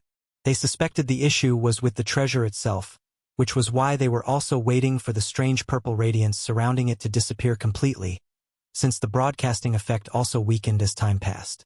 Until then, there was little point in exhausting themselves. The High Drake was certainly troublesome, but it wasn't their true objective.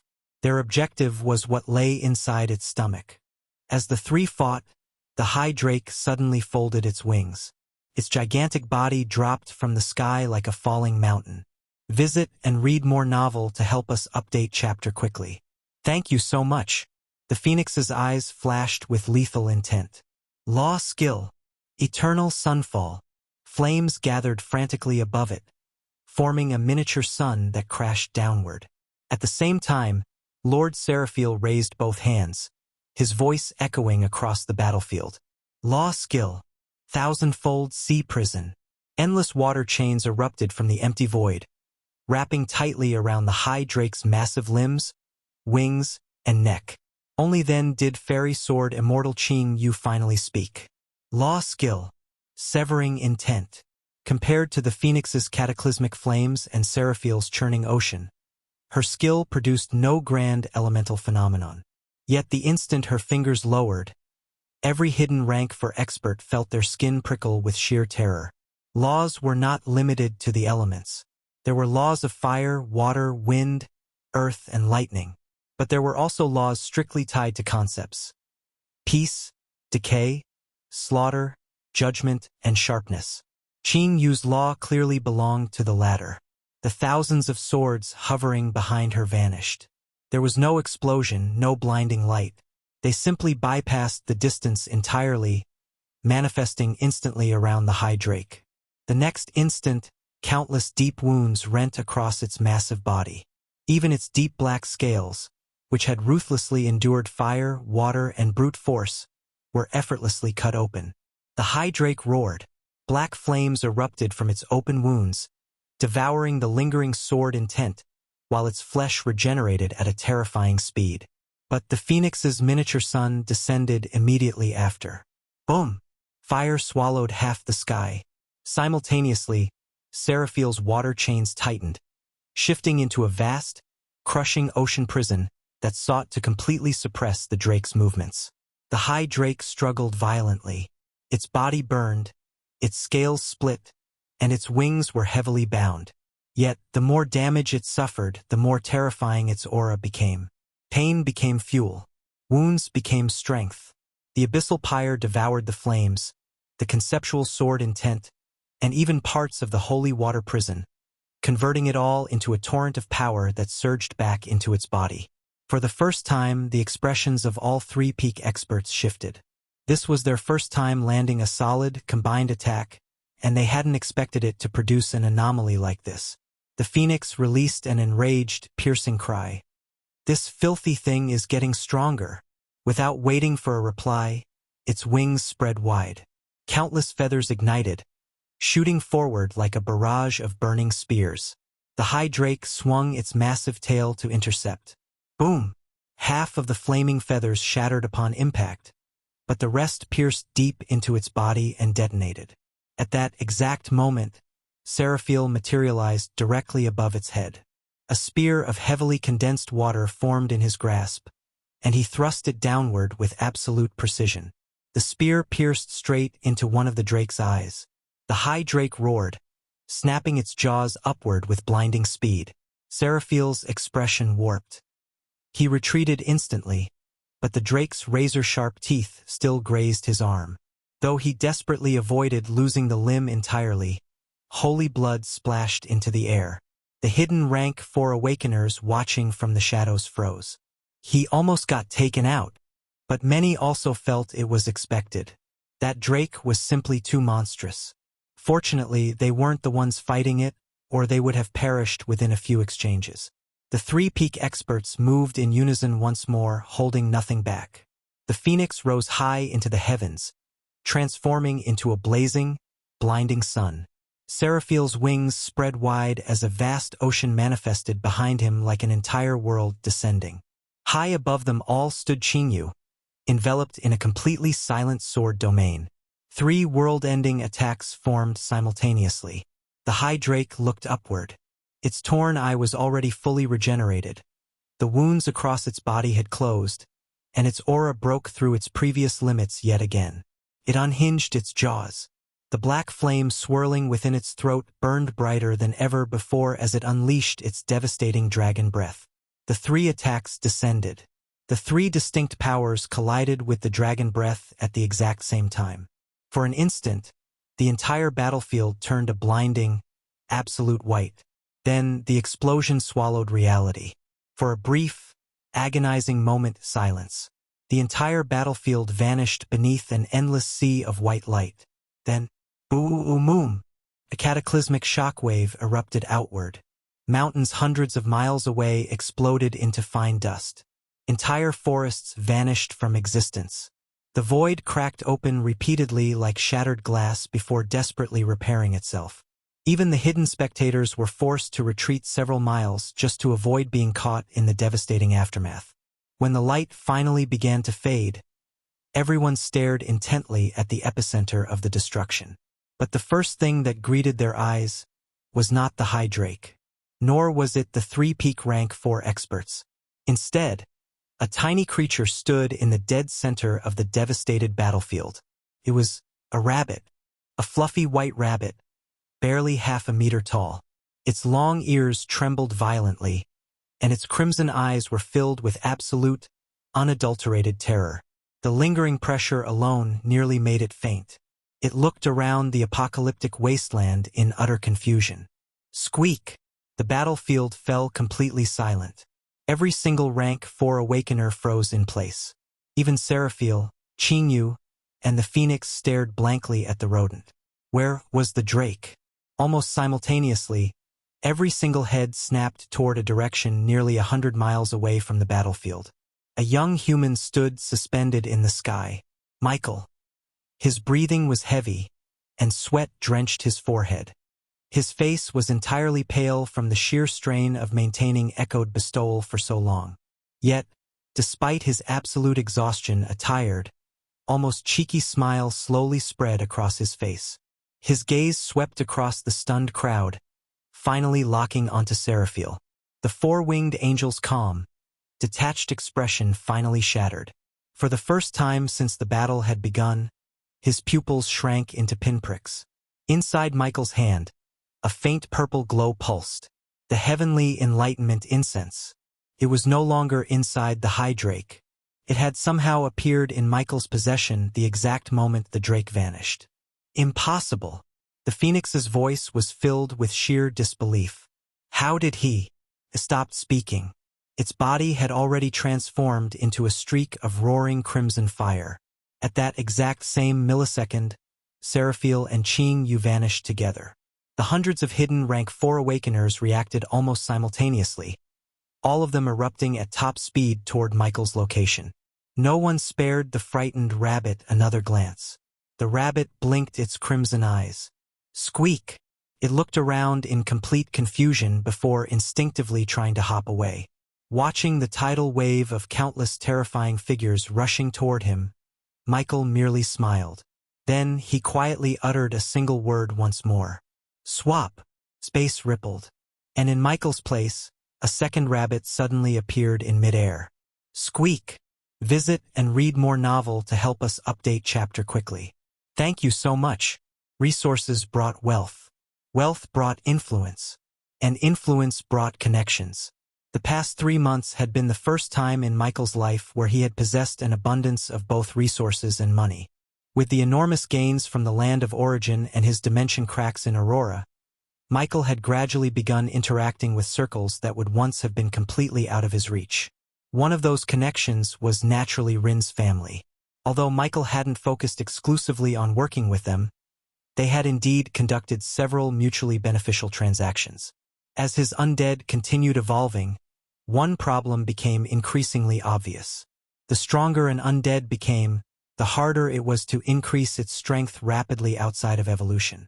Using the vast amount of materials he had gathered, Michael exchanged for several batches of weapons from Rin's family. None of them were particularly expensive. Most were common and rare or at most extraordinary grade. Many people questioned such a decision, but since it wasn't exactly wasteful, Michael had an easy time doing as he pleased. With his wealth, purchasing epic-grade equipment wasn't impossible if he truly wished to. But Michael didn't consider it worthwhile. It felt wasteful when he possessed a talent like infinite evolution. Although he currently couldn't perform large-scale evolution outside his undead legion, that didn't mean such a thing would remain impossible forever. Who could say what the future held? Perhaps one day, equipping every undead with epic-grade weapons would still be unrealistic. But extraordinary grade? Michael believed that was entirely achievable.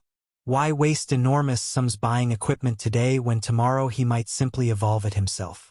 Because of these repeated transactions, Michael's network gradually expanded from various families and organizations to even some independent rank 4 supernaturals. Whenever he required rare materials, he now possessed enough connections to at least inquire about them. Naturally, Michael made full use of those connections, especially when searching for evolution materials. Among all the creatures under his command, there was one whose evolution he valued as much as his most important undead. Wisdom. Ever since evolving into a true space beast, Wisdom's potential had increased tremendously. However, Michael still insisted on preparing specialized evolution materials whenever possible. After all, Evolution wasn't merely about raising one's race. The quality of the materials used could subtly influence potential, strengthen the physique, enhance one's bloodline, and sometimes even grant entirely new abilities. Space-attributed materials remained among the rarest resources in existence. Even with his connections, acquiring them had been anything but easy. Fortunately, over the past 3 months Michael had managed to gather enough. Without hesitation, he used every single one on Wisdom, who successfully advanced into rank 4 as a 3-star epic grade creature. This race did not change. Its appearance also remained almost identical to before.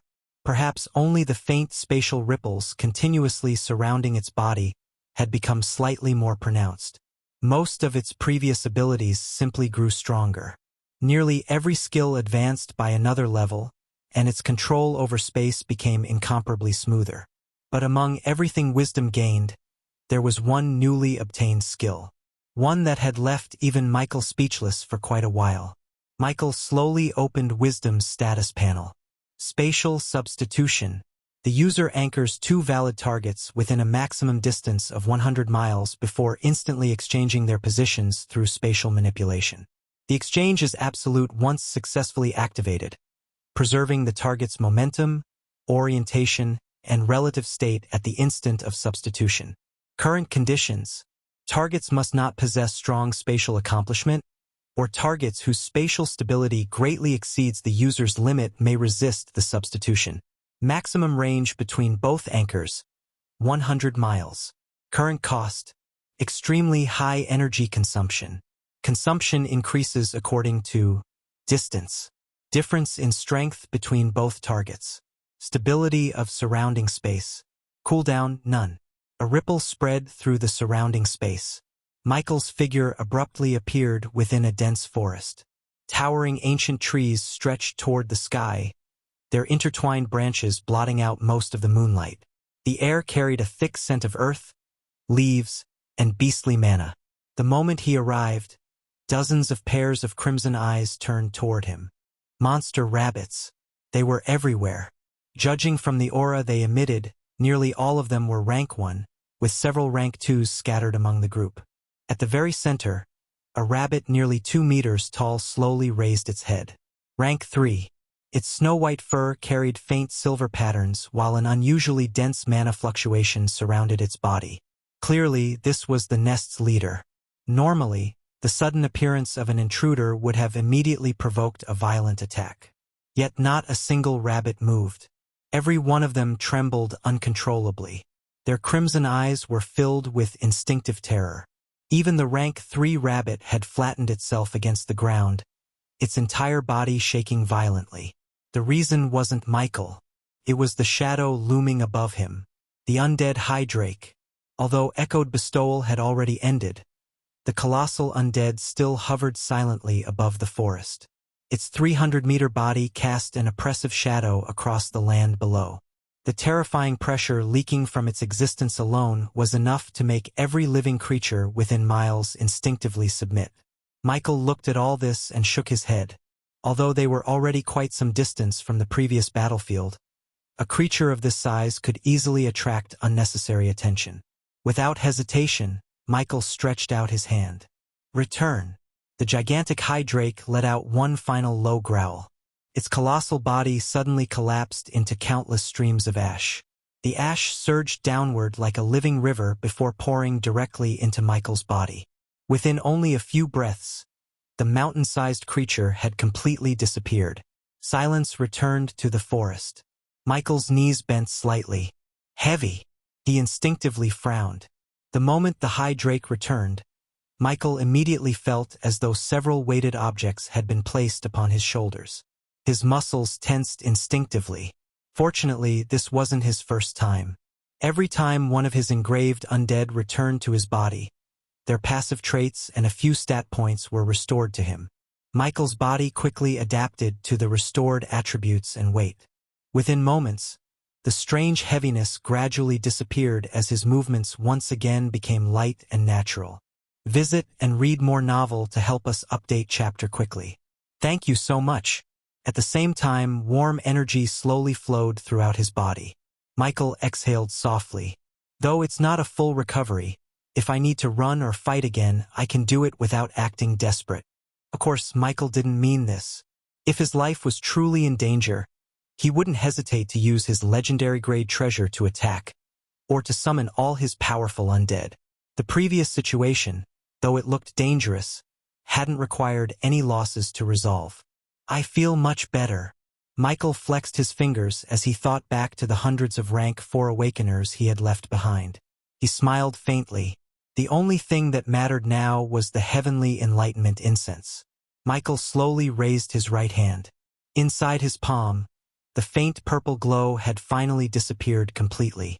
The incense now rested quietly within his grasp, no longer broadcasting its location to the entire 4th layer. Finally, after all the chasing and the moments balanced on the edge of real danger, it was finally his. Heavenly Enlightenment Incense. Grade, Epic, Description. A supreme treasure born naturally within regions blessed by the origin will. Once ignited, the incense releases heavenly enlightenment mist. Depending on the quantity burned and the intensity of the flame, the user's comprehension may increase by up to 10 times. Duration and effectiveness depend upon the amount consumed. Michael couldn't wait to try it out, but even he knew this was currently not the right place to do so. As for using it inside his legendary grade item, that wasn't possible either. Since entering the Origin battlefield, Michael had tried to open a portal into the Mausoleum of Endless Dominion, but nothing happened. Just now he had tried again with the same result. So I can store things inside, but I can't enter physically? Before entering the Origin battlefield, he could create a portal and allow his body to enter the legendary grade treasure's internal space. But now the battlefield seemed to have restricted that function. He could place items inside and withdraw them, but his true body could not enter. Of course, this applied only to this body, not the one in the land of origin. Though he wondered whether he could bring his other body to the Origin battlefield, Michael felt it was better not to attempt such a thing in such an unfamiliar place just yet. It seems the only way to leave this place is through the battlefield's own rules. Unfortunately, there was no exit option yet. Just as Michael fell into thought, a new panel suddenly appeared before him. Compensation package prepared. Compensation delivered. Michael froze in shock. Now, a strange item appeared inside his storage space. Michael quickly took it out. It looked like a ticket made from pale golden crystal. Countless tiny runes flowed across its surface, shifting like living light. Without hesitation, Michael activated Detect. Treasure Amplification Voucher. Grade, Epic. Type, one-time consumable. Effect. Upon activation, the effect of any selected treasure below or equal to legendary grade will be increased by 200% for a limited duration. Duration depends on the selected treasure's grade, stability, and energy consumption. Michael stared at the description. Then he slowly blinked. A 200% boost? For several seconds, he didn't speak. Then his gaze slowly moved toward the heavenly enlightenment incense in his other hand. A treasure that could already increase comprehension by up to 10 times. And now a ticket that could amplify a treasure's effect by 200%. Michael's heart immediately began beating faster. Origin will. His lips slowly curved upward. Your divine heart may be black, but you really do know how to give good treasures. Fortunately, the gaze of the Origin will was not currently on him. Michael treated the two items as though they were made of glass. He carefully placed the heavenly enlightenment incense and the treasure amplification voucher into his storage space. Only then did he finally relax. Then, without sparing the trembling rabbit nest another glance, his figure blurred and disappeared from the forest. Even after he left, none of the monster rabbits dared to move. The rank 3 rabbit remained flattened against the ground, its ears pressed tightly to its head. Several minutes passed in silence. Only after confirming that the terrifying shadow would not return did the rabbits slowly begin breathing again. Meanwhile, back at the previous battlefield, the atmosphere was indescribably strange.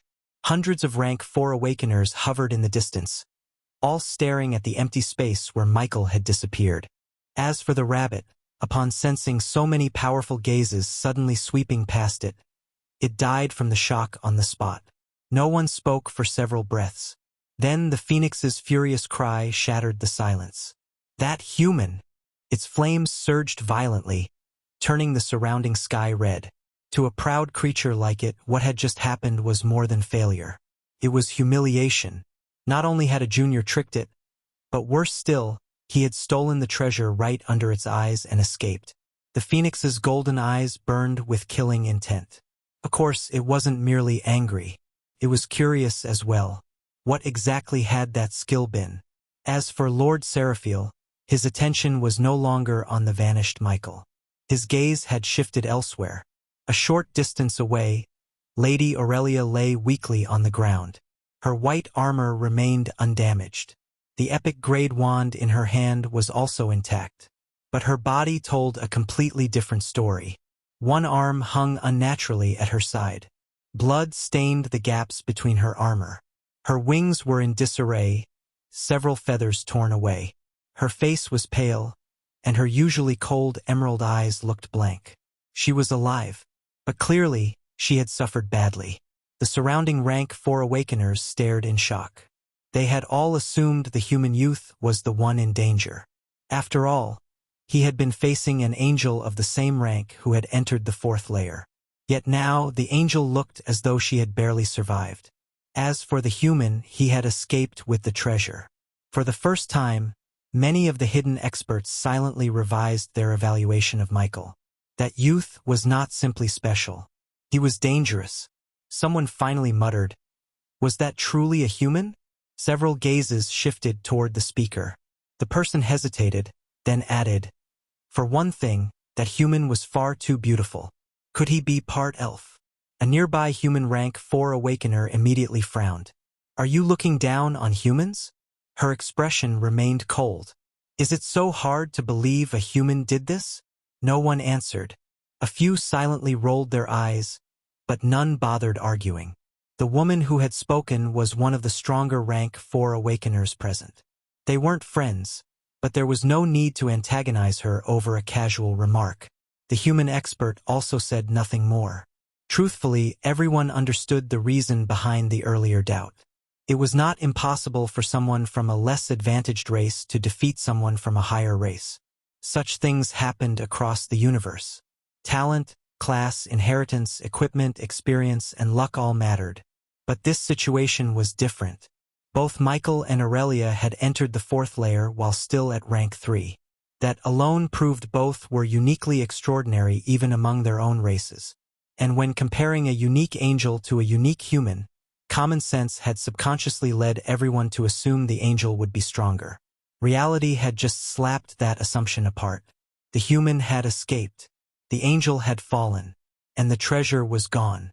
Visit and read more novel to help us update chapter quickly. Thank you so much. Lord Seraphiel paid no attention whatsoever to the surrounding discussions. Whether they were questioning Michael's race, or whether some among them were secretly pleased to see the angel race suffer such a humiliating setback, none of it mattered to him. His attention remained solely on Aurelia. He walked toward her and knelt beside the young angel. Without saying a word, he placed a hand upon her shoulder. A gentle azure radiance spread outward. The fractured bones slowly shifted back into place and her internal injuries stabilized. The blood staining her armor gradually ceased flowing. After several breaths, Aurelia's blank eyes slowly regained a trace of focus. Lord Seraphiel. Her voice was weak. She stared blankly ahead for several moments before the events replayed within her mind. The human. He had been too powerful. All along, when she had assumed dodging was all he could do, he had simply been playing with her.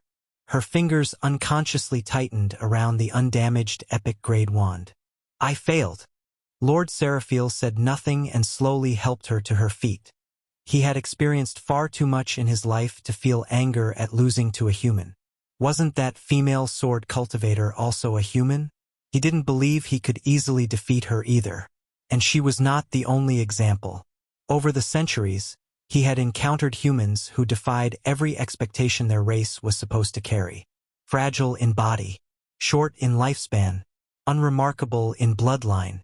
And yet, somehow they kept producing individuals without stop.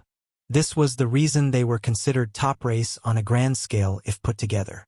Using quantity to bred quality was the way of the many human races in the universe. It was something he had long since made peace with. Of course, that wasn't to say he had no pride of his own. He simply understood the difference between pride and arrogance. However, Lord Seraphil's character was an anomaly in the angel race as well, so most still thought like the female angel even in old age. Though Aurelia could stand again, her aura remained noticeably weakened. Her emerald eyes unconsciously searched the horizon where Michael had disappeared. The expression on her face was difficult to read. It wasn't fury, exactly. For the first time since beginning her cultivation, someone of the same rank had completely outmatched her. Lord Seraphil noticed her gaze but said nothing. Instead, he looked once toward the empty battlefield. The treasure has already changed hands. There is no point remaining. As his words fell, spatial ripples quietly spread around them. Without another glance toward the surrounding spectators, the two figures disappeared. Not far away, Qing Yu was already gone. The fairy sword immortal had vanished long before the conversation among the spectators had even begun. Whether she intended to continue searching for opportunities, or whether she had simply lost interest in everything that had happened, no one knew. Nor did anyone particularly care. The phoenix remained suspended in the sky for several moments longer. Its enormous golden pupils burned with unwillingness. Finally, it let out a furious cry that echoed across the fourth layer. "This isn't over, human." Its blazing body exploded into crimson flames before disappearing into the horizon. Whether it truly intended to search for Michael, or merely wished to vent its humiliation elsewhere, only it knew. Gradually, the remaining rank 4 Awakeners also began dispersing. Some headed deeper into the fourth layer. Others carefully searched the ruined battlefield. A number of them quietly altered their direction, their intentions obvious to anyone paying attention, though whether they could actually find him was another matter entirely. No one said anything aloud. The battlefield that had gathered hundreds of rank 4 experts soon became strangely quiet once again. Only the devastated landscape remained as silent evidence of what had just taken place. Meanwhile, somewhere within the first layer of the origin battlefield, a young girl, a boy of similar age, a forest wolf, and a bull-like creature stood before a transparent wall of light that seemed to stretch endlessly toward the heavens. This was obviously Lily, her tamed beasts, and her new companion from the new world called Earth, who had introduced himself as Timmy. A great many strange things had happened to Timmy during the past year. It had begun on an ordinary Friday evening. He had just returned home after classes. Dinner had been prepared. His younger twin sisters had been arguing over something completely insignificant. Everything had been normal. Then, without warning, towering black pillars descended from the sky. One moment there had been empty air. The next, gigantic obsidian pillars stretching beyond the clouds stood across the landscape. Though nothing harmful happened immediately, such a supernatural phenomenon naturally caused widespread panic.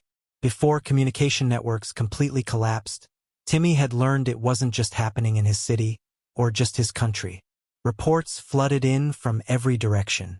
North America, South America, Europe, Africa, Asia, Australia, even Antarctica.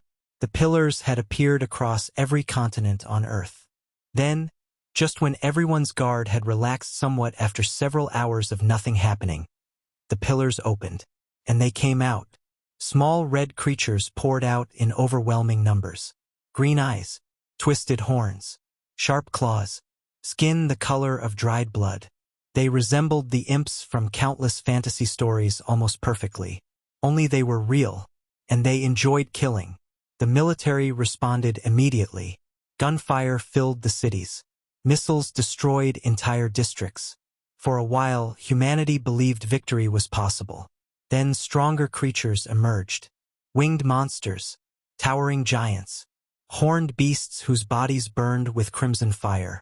As the weeks passed, the creatures coming from the pillars became increasingly powerful. Although no one truly knew what demons were supposed to look like, looking at those monsters, almost everyone instinctively thought of the same place. Hell, that was how Earth's apocalypse began. Timmy had once belonged to a family of 7. His parents, his grandfather, his older brother, himself, and his 2 younger twin sisters. Now only 3 remained, him and the twins. The rest had died during the first month. Visit and read more novel to help us update chapter quickly. Thank you so much. The memory still haunted Timmy every night. Life afterward had become unimaginably cruel. Food became currency. Medicine became priceless. Trust became a luxury. Fortunately, the 3 siblings eventually reached one of humanity's fortified settlements. It wasn't paradise. Far from it. But at least they survived. Over the following months, Timmy gradually adapted to the new world. The timid middle school student disappeared. In his place stood someone capable of killing monsters without trembling, even if they were only weaker ones. Humanity's greatest turning point came several months after the apocalypse. Researchers discovered something astonishing. Within the bodies of certain demons existed an unusual biological substance. After countless failed experiments, someone finally managed to refine it into a serum. Those who survived the injection awakened extraordinary abilities. Superhuman strength, elemental control, enhanced senses, regeneration. Various powers appeared. Those individuals became known as espers. They were the reason humanity still existed. Without them, Earth would likely have fallen within months. There was another method as well. Some people discovered that consuming specially prepared monster flesh occasionally produced similar effects. The success rate was dramatically lower, but it was significantly safer. The serum was different. Its success rate was terrifyingly low. Many people simply died. Others mutated into monsters themselves. Timmy had been offered the serum more than once. Each time he refused. Not because he lacked courage, but because he lacked the luxury of risking his life. If he died, who would protect his sisters? He had already witnessed what happened to orphan children inside the settlements. The thought alone was enough to make him reject every offer. He would rather remain ordinary than gamble his sister's future on uncertain odds. Only 1 year had passed since the apocalypse. Yet Timmy had seen enough. He had seen people murder one another over a loaf of bread. Watched powerful espers abuse those too weak to resist. Witnessed settlements abandon thousands simply because there wasn't enough food. The apocalypse hadn't merely revealed monsters. It had revealed humanity as well. Because of that, Timmy trusted very few people. Perhaps no one, besides his sisters. Not even the so-called prophets. Those mysterious individuals had appeared several months after the pillars among various human survivor groups. Unlike espers, their powers seemed different. Stranger. They claimed to receive revelations from divine beings. They healed and performed miracles. Some possessed abilities surpassing even high-ranking espers. But every single one preached the same message. Worship. Worship the true gods. Only faith can save humanity. Timmy never believed them. For some reason, he felt these so-called divine beings might be no better than the demons themselves. Fortunately, humanity's luck finally seemed to be changing. 2 months ago, an entirely new group of people began appearing among the survivors. Unlike espers, these individuals possessed powers that were fundamentally different, and far stronger. Unfortunately, for ordinary people, almost nothing was known about them. Rumors spread every single day, and none could be confirmed. The only thing everyone agreed upon was that they were helping humanity. Many of the larger settlements that had been on the verge of collapse had managed to survive because these mysterious individuals suddenly intervened. For a while, hope slowly returned. 5 days ago, Timmy's own life had completely changed. He had become one of the chosen as well. A strange translucent screen had appeared before his eyes. From that day onward, Timmy discovered he could enter an entirely different world. A world unlike Earth. Unfortunately, only he could enter, and he could not bring his sisters. Because of that, no matter how miraculous the new world was, his time there remained limited. He could never abandon his sisters for long. Fortunately, his system wasn't limited to that mysterious world. The demons invading Earth also granted experience points. Timmy's strength increased every single day. His second greatest fortune was the talent he had awakened alongside the system. Talent: Devour. Unfortunately, his system gave no descriptions, just a single name. Fortunately, his system didn't stop him from experimenting. Through several attempts, Timmy discovered what the talent actually did. His ability wasn't as simple as swallowing things. Rather, it extracted something from a target. Not everything possessed something worth taking. A rock remained just a rock. An ordinary tree rarely yielded anything. But creatures, especially supernatural creatures, were different. Demons were by far the best examples.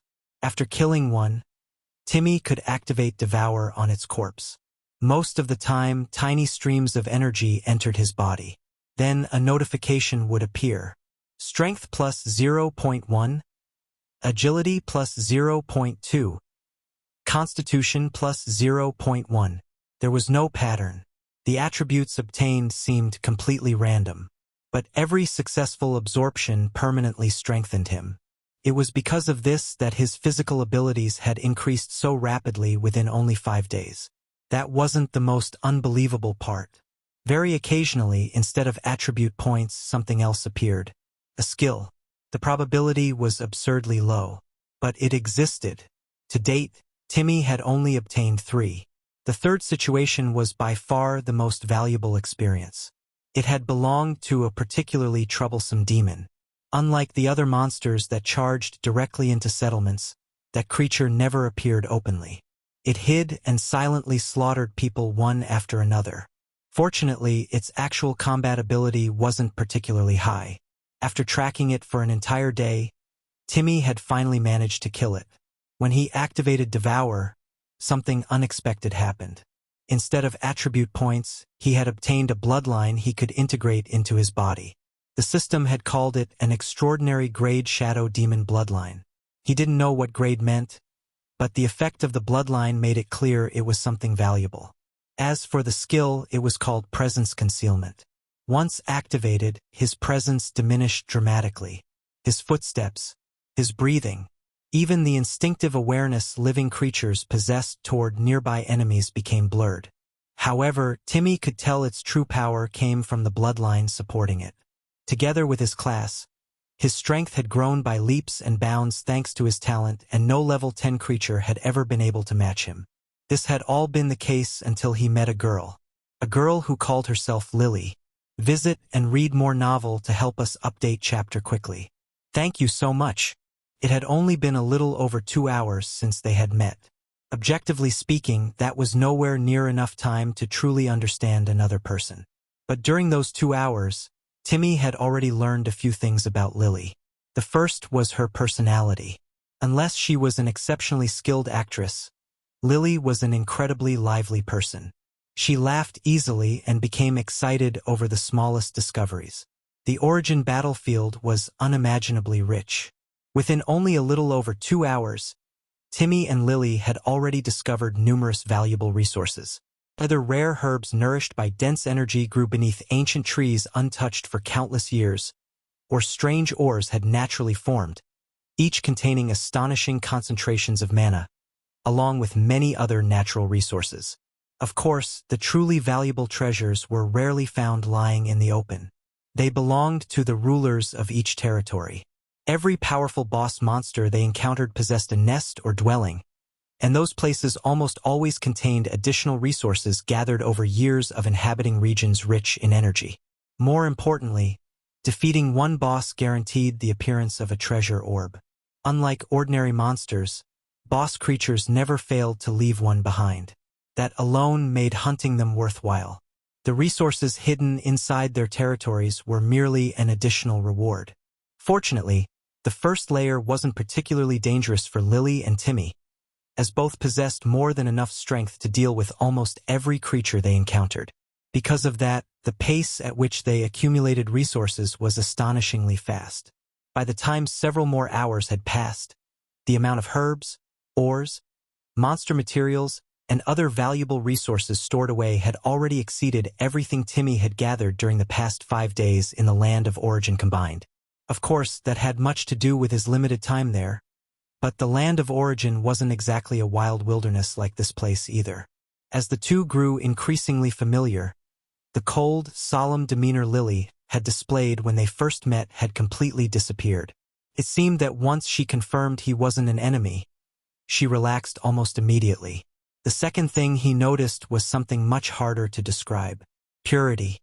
Not exactly pure innocence or naivety. Lily clearly wasn't naive. This much was evident in the fact that she wasn't someone who simply believed every stranger she met within the last few hours. But she still possessed a kind of purity that Timmy hadn't seen in a very long time. Watching her, he found himself unconsciously thinking that this was how people their age were supposed to act. There was curiosity, excitement, occasional embarrassment, even childish competitiveness. When she proudly introduced her tamed beasts, she genuinely looked like an ordinary teenage girl showing off something precious to a new friend. There were moments she pouted over trivial things. Moments she laughed so hard she had to hold her stomach. Moments she excitedly asked endless questions about Earth despite barely understanding half of his answers. For just a brief moment, Timmy almost forgot the world he came from. It had only been 1 year since Earth's apocalypse. Just 1 year. Yet people like Lily had almost completely disappeared from his life. Children no longer acted like children. Teenagers no longer acted like teenagers. Adults had become even worse. Everyone lived with guarded eyes. Every conversation carried hidden intentions. Every smile could be questioned. Every kindness demanded suspicion. The apocalypse had forced everyone to mature far too quickly. No, mature wasn't even the correct word. It had forced them to survive. Those were two completely different things. Timmy himself was living proof. A year ago, if someone had told him he would one day calmly cut apart monsters while stepping over corpses without vomiting, he would have called them insane. Now it had become routine. He couldn't even remember the last time he had hesitated before killing. The third thing Timmy discovered was that Lily was rich. Very rich. At first, he had merely suspected it. After all, even someone unfamiliar with magical equipment could tell that her armor and weapon were extraordinary. Now he finally understood why the dark elf they had encountered earlier had immediately assumed Lily came from some noble family. Naturally, Timmy had asked her about it once they had grown more comfortable with each other. She denied it almost immediately. From what he had gathered over the past few hours, Lily's world didn't even seem to operate under a system of kings and nobles like the area of the land of origin he was familiar with. She also seemed surprisingly ignorant about the power dynamics of her own world, for some reason. Although she denied being from a noble family, she did admit one thing. Her cousin was extremely rich. According to Lily, her cousin was also incredibly powerful. As for how powerful, Timmy had no way of judging. But the first statement he believed without the slightest doubt, because Lily herself was practically walking evidence. After obtaining her permission, Timmy had used detect on her equipment. Every single piece, her armor, her sword, even several accessories she wore, were all rare grade 3-star treasures. Not one piece was lower. It was as though her cousin considered anything below that grade unworthy of her. Even Timmy, who had only entered this world 5 days ago, could tell how extravagant that was. After all, during their journey through the origin battlefield, they had already obtained several treasure orbs. Yet none of the treasures inside had reached that level. The highest had been a rare grade item obtained from killing a 2-star rare grade level 10 boss. Fortunately, Lily patiently explained the grading system to him. Only then did Timmy finally understand just how valuable his own gains had been. The extraordinary grade Shadow Demon bloodline he had absorbed was far stronger than he had originally imagined. No wonder the creature had almost wiped out an entire settlement before anyone even realized it existed. Combined with presence concealment, it had become an assassin capable of silently approaching almost any target. If such an ability had appeared among ordinary demons, the consequences would have been unimaginable. Visit and read more novel to help us update chapter quickly. Thank you so much. Realizing this, Timmy unconsciously became even more cautious about revealing the true extent of his abilities. If a single extraordinary grade bloodline could produce such astonishing effects, then the secrets hidden within his talent, Devour, were likely far greater than he had initially believed. The fourth thing Timmy noticed was that Lily was extremely powerful. He didn't want to admit it at first, but after fighting beside her for several hours, he had reached a conclusion he couldn't deny. If Lily truly wanted to harm him, she probably wouldn't be able to kill him unless he made a fatal mistake, thanks to his extraordinary Grade Shadow Demon bloodline and the various abilities he had obtained through Devour. But hurting him was an ability she absolutely possessed. Lily's combat style was unlike anything Timmy had witnessed on Earth. Even those so-called experts who had been fighting for a full year couldn't match her. Were her skills at intermediate rank? As for the rank above that, he didn't even know what existed there. In any case, she was a formidable fighter. Of course, her own strength wasn't the only thing she possessed. There were also her two tamed beasts, the massive bull-like creature, and the forest wolf. However, Timmy wasn't particularly concerned about either of them. Not because they were weak. Objectively speaking, both were much stronger than ordinary monsters of the same level, and had now even maxed up to level 10. But rather than saying they protected Lily, it was Lily who protected them. Most enemies never even managed to approach the two beasts before Lily had already dealt with the threat herself. In all honesty, Timmy considered both beasts somewhat underwhelming. Compared to Lily herself, they contributed very little to most battles. Still, they weren't his companions.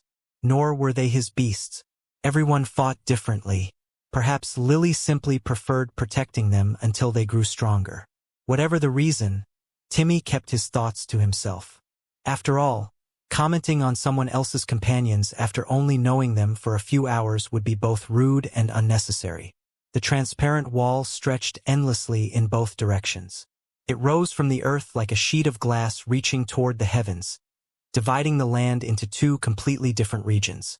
Timmy stood before it, his gaze fixed on the faint ripples flowing across its surface. A while earlier, both he and Lily had activated Detect. The result had been identical. Level 2 region boundary. Neither of them was unfamiliar with the concept of a region. After all, they were currently standing inside one. Everything they had explored until now belonged to a level 1 region. The strongest monsters they had encountered had only reached level 10, and among all the bosses they had defeated, the highest grade had merely been a 2-star rare creature. Naturally, the land beyond this boundary should follow the same pattern. Only everything would be stronger. Timmy stood quietly before the wall before finally glancing sideways. So, do we pass through? Lily continued staring at the transparent barrier for several more seconds before nodding slowly. I think so. Neither of them moved immediately. Although they had defeated every opponent they encountered in the level 1 region with relative ease, that didn't mean they intended to blindly rush into unknown danger. After thinking for a while, Lily finally reached a conclusion. Even if the monsters are stronger, I believe they shouldn't be strong enough to threaten our lives as long as we're careful. It wasn't blind confidence, but simply an evaluation based on everything they had experienced so far. Within the level 1 region, the two of them had practically walked wherever they pleased. Not only had they continuously hunted boss monsters when they found one, but several members of other races had even attempted to rob them.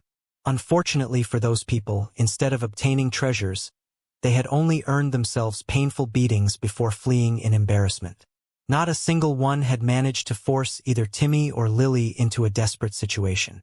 If level 2 was merely one level higher than level 1, then the difference shouldn't suddenly become so overwhelming that they couldn't survive. At worst, they would simply retreat. After reaching that conclusion, Lily decided not to risk either of them first. Instead, she allowed the massive bull to approach the boundary. The beast walked forward steadily before its enormous body touched the transparent wall. Ripples spread gently across its surface. Then the bull passed through without the slightest resistance. Nothing happened. The creature simply continued standing on the opposite side as though nothing had occurred. The two watched quietly for several moments and had the bull go back and forth repeatedly. Seeing that it remained completely unharmed, they finally relaxed. Without any further hesitation, Lily stepped through the boundary. Timmy followed immediately behind her. The forest wolf crossed last. The instant all three entered the level 2 region, faint ripples spread across the transparent wall once more before returning to complete stillness. Current location: Zeroth Lair. Region: Level 2 Wolf Howl Forest. The moment Lily stepped into the new region, her eyes widened slightly. The mana here feels denser. A faint current of energy drifted through the surrounding forest, brushing against her skin like an invisible breeze. She slowly took a deep breath. Compared to the level 1 region, the spiritual energy filling this place was noticeably richer. It wasn't enough to produce an overwhelming difference, but the change was quite obvious. A moment later, Timmy also sensed the increased mana density. Although he had never practiced cultivation, he was no longer an ordinary human. His extraordinary Grade Shadow Demon bloodline had enhanced every aspect of his body, including his senses. It does feel different. He couldn't describe it as precisely as Lily, but even he could feel that the air itself seemed heavier, richer, as though every breath contained more energy than before. The two exchanged glances. If the mana density is higher, then the treasures should be better as well, Lily theorized, and immediately after understanding this, neither of them could hide the excitement in their eyes. Visit and read more novel to help us update chapter quickly. Thank you so much. The resources Lily and Timmy had gathered throughout the level 1 region had already been astonishing. Although the overwhelming majority were raw materials that didn't reduce their value in the slightest. Many herbs could be consumed directly to strengthen one's body. Lily, in particular, had harvested practically everything she came across. She wasn't planning to use any of it herself. Instead, she intended to give everything to her cousin. Although she didn't fully understand their exact values, she knew her cousin definitely did. Whatever she couldn't use, he would certainly exchange for something more suitable for her. Meanwhile, Timmy's reasoning was much simpler. He gathered everything because it was valuable. Even if he couldn't personally use a particular herb or someone else in the land of origin might appreciate it. As long as something possessed value, there would always be someone willing to trade for it. In exchange, he could obtain whatever resources best suited his own growth. Because of that, neither of them had shown the slightest intention of leaving behind anything remotely valuable. After all, no one had ever complained about possessing too many treasures. Of course, they only took as much as they could in consideration of their storage space. The two continued deeper into the Wolf Howl forest. The towering trees became denser, their branches intertwining high above to block out much of the light. Thick roots snaked across the forest floor, while the richer mana made even the ordinary plants appear far more vibrant than those in the level 1 region. Barely 10 minutes later, both Lily and Timmy stopped at almost the same time. 20 meters ahead, a group of wolves slowly emerged from between the trees. There were over 20 of them. Their dark gray fur shimmered faintly beneath the dense mana, and every pair of emerald eyes stared directly at the intruders. Without hesitation, both activated Detect. Panels immediately appeared before them. Dire Forest Wolf. Level 5. Grade Rare. Dire Forest Wolf. Level 6. Grade Rare. Dire Forest Wolf. Level 7. Grade Rare. The two silently read through the information. A strange expression appeared on both their faces. The levels were nothing special. Level 5. Level 6. Level 7. Those were even lower than many monsters they had fought inside the previous region. Yet their grades were completely different. Every single wolf was at least 1-star rare. Several had even reached 2-star rare. In the level 1 region, a 1-star rare creature was already qualified to become the ruler of a territory. A 2-star rare monster was unquestionably a boss. Yet here, an entire pack possessed that level of quality. It was as though boss monsters had suddenly become ordinary beasts. Before either of them could think any further, a deep growl echoed through the forest. Roar! The lead wolf lowered its body before shooting forward like a gray arrow. The remaining wolves followed immediately. More than 20 figures burst through the undergrowth simultaneously, surrounding the two from multiple directions with astonishing coordination. Unfortunately for them, they had chosen the wrong targets. Lily calmly stepped forward. Her sword left its sheath in a single smooth motion. A silver flash crossed the forest. The charging wolf hadn't even realized what had happened. Its head slid cleanly from its neck. Blood sprayed into the air as the body continued forward for several more meters before collapsing heavily onto the ground. Almost simultaneously, Timmy also moved. His movements were nearly impossible to follow. One moment he stood where he was. The next, he had already appeared beside another wolf. His sword swept across with ruthless precision. A second head flew into the air. Before the corpse even struck the ground, Timmy had already disappeared again. The remaining wolves instinctively tried to change formation, but never got the opportunity. Silver light flashed repeatedly, and dark shadows flickered between the trees. One corpse after another crashed onto the forest floor. Within only a few breaths, the entire wolf pack had been annihilated. The forest returned to silence. The only remaining sound was the slow dripping of blood onto the leaves below. Timmy looked at the corpses with a serious expression. "We should be careful." Lily nodded with an equally solemn expression. "We should be careful."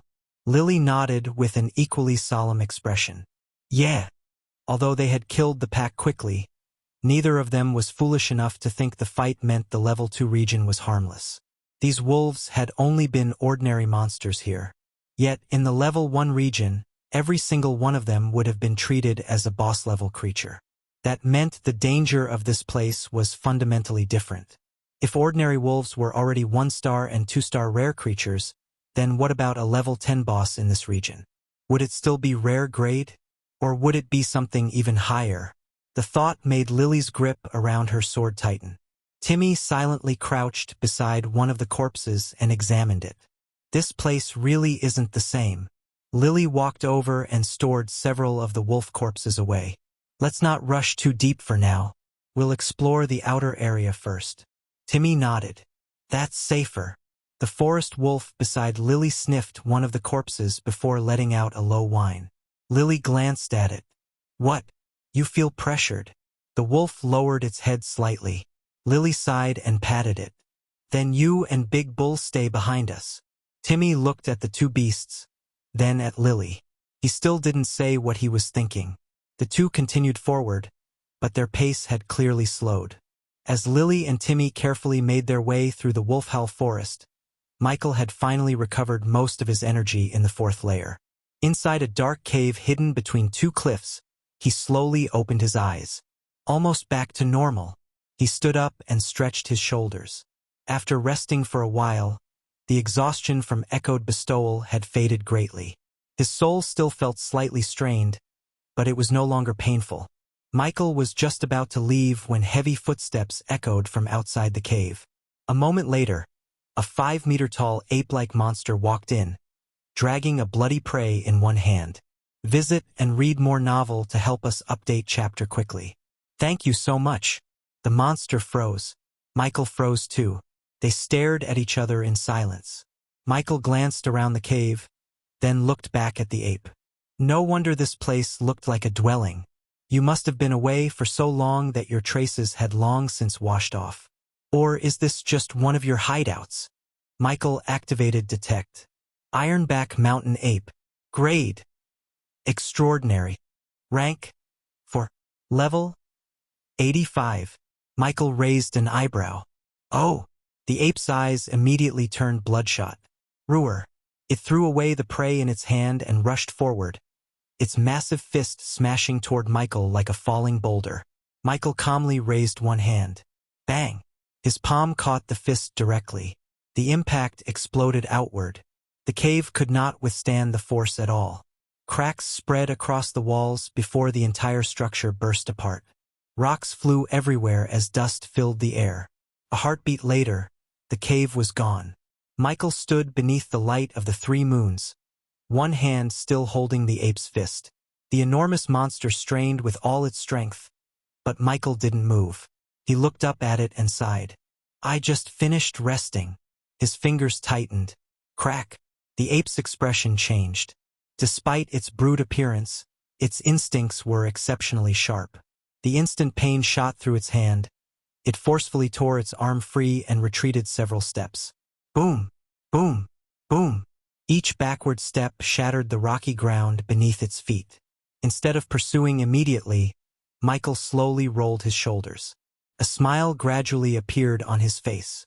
The frustration that had accumulated from being chased by hundreds of rank 4 experts, the pressure of constantly calculating every move, and the exhaustion brought by echoed bestowal could finally be vented. The ape, however, interpreted the smile very differently. It roared furiously. Its chest swelled before it pounded both fists against itself. Boom! Boom! Boom! The sound echoed throughout the mountain. Without warning, the gigantic creature vanished. Boom! A fist descended from above.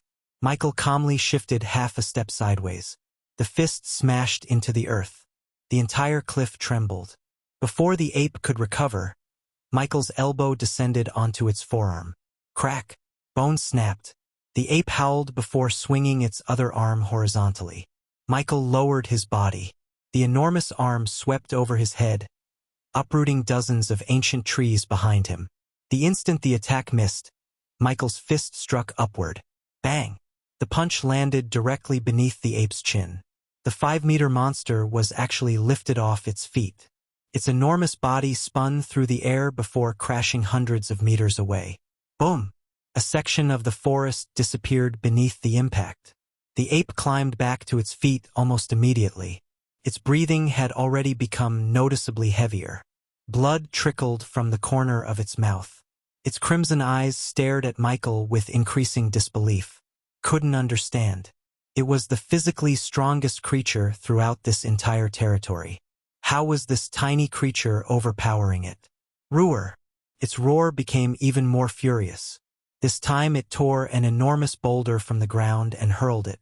Michael didn't dodge. He punched forward. Boom! The mountain-sized rock exploded into countless fragments. The broken pieces rained across the forest like meteors. The ape rushed through the cloud of debris.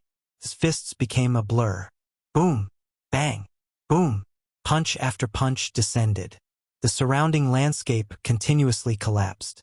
Cliffs broke apart. Ancient trees shattered. The ground split open beneath the relentless barrage. Yet not a single attack landed on Michael, and every successful dodge was almost immediately followed by a strike of his own. Gradually, as the fight progressed, the ape realized something.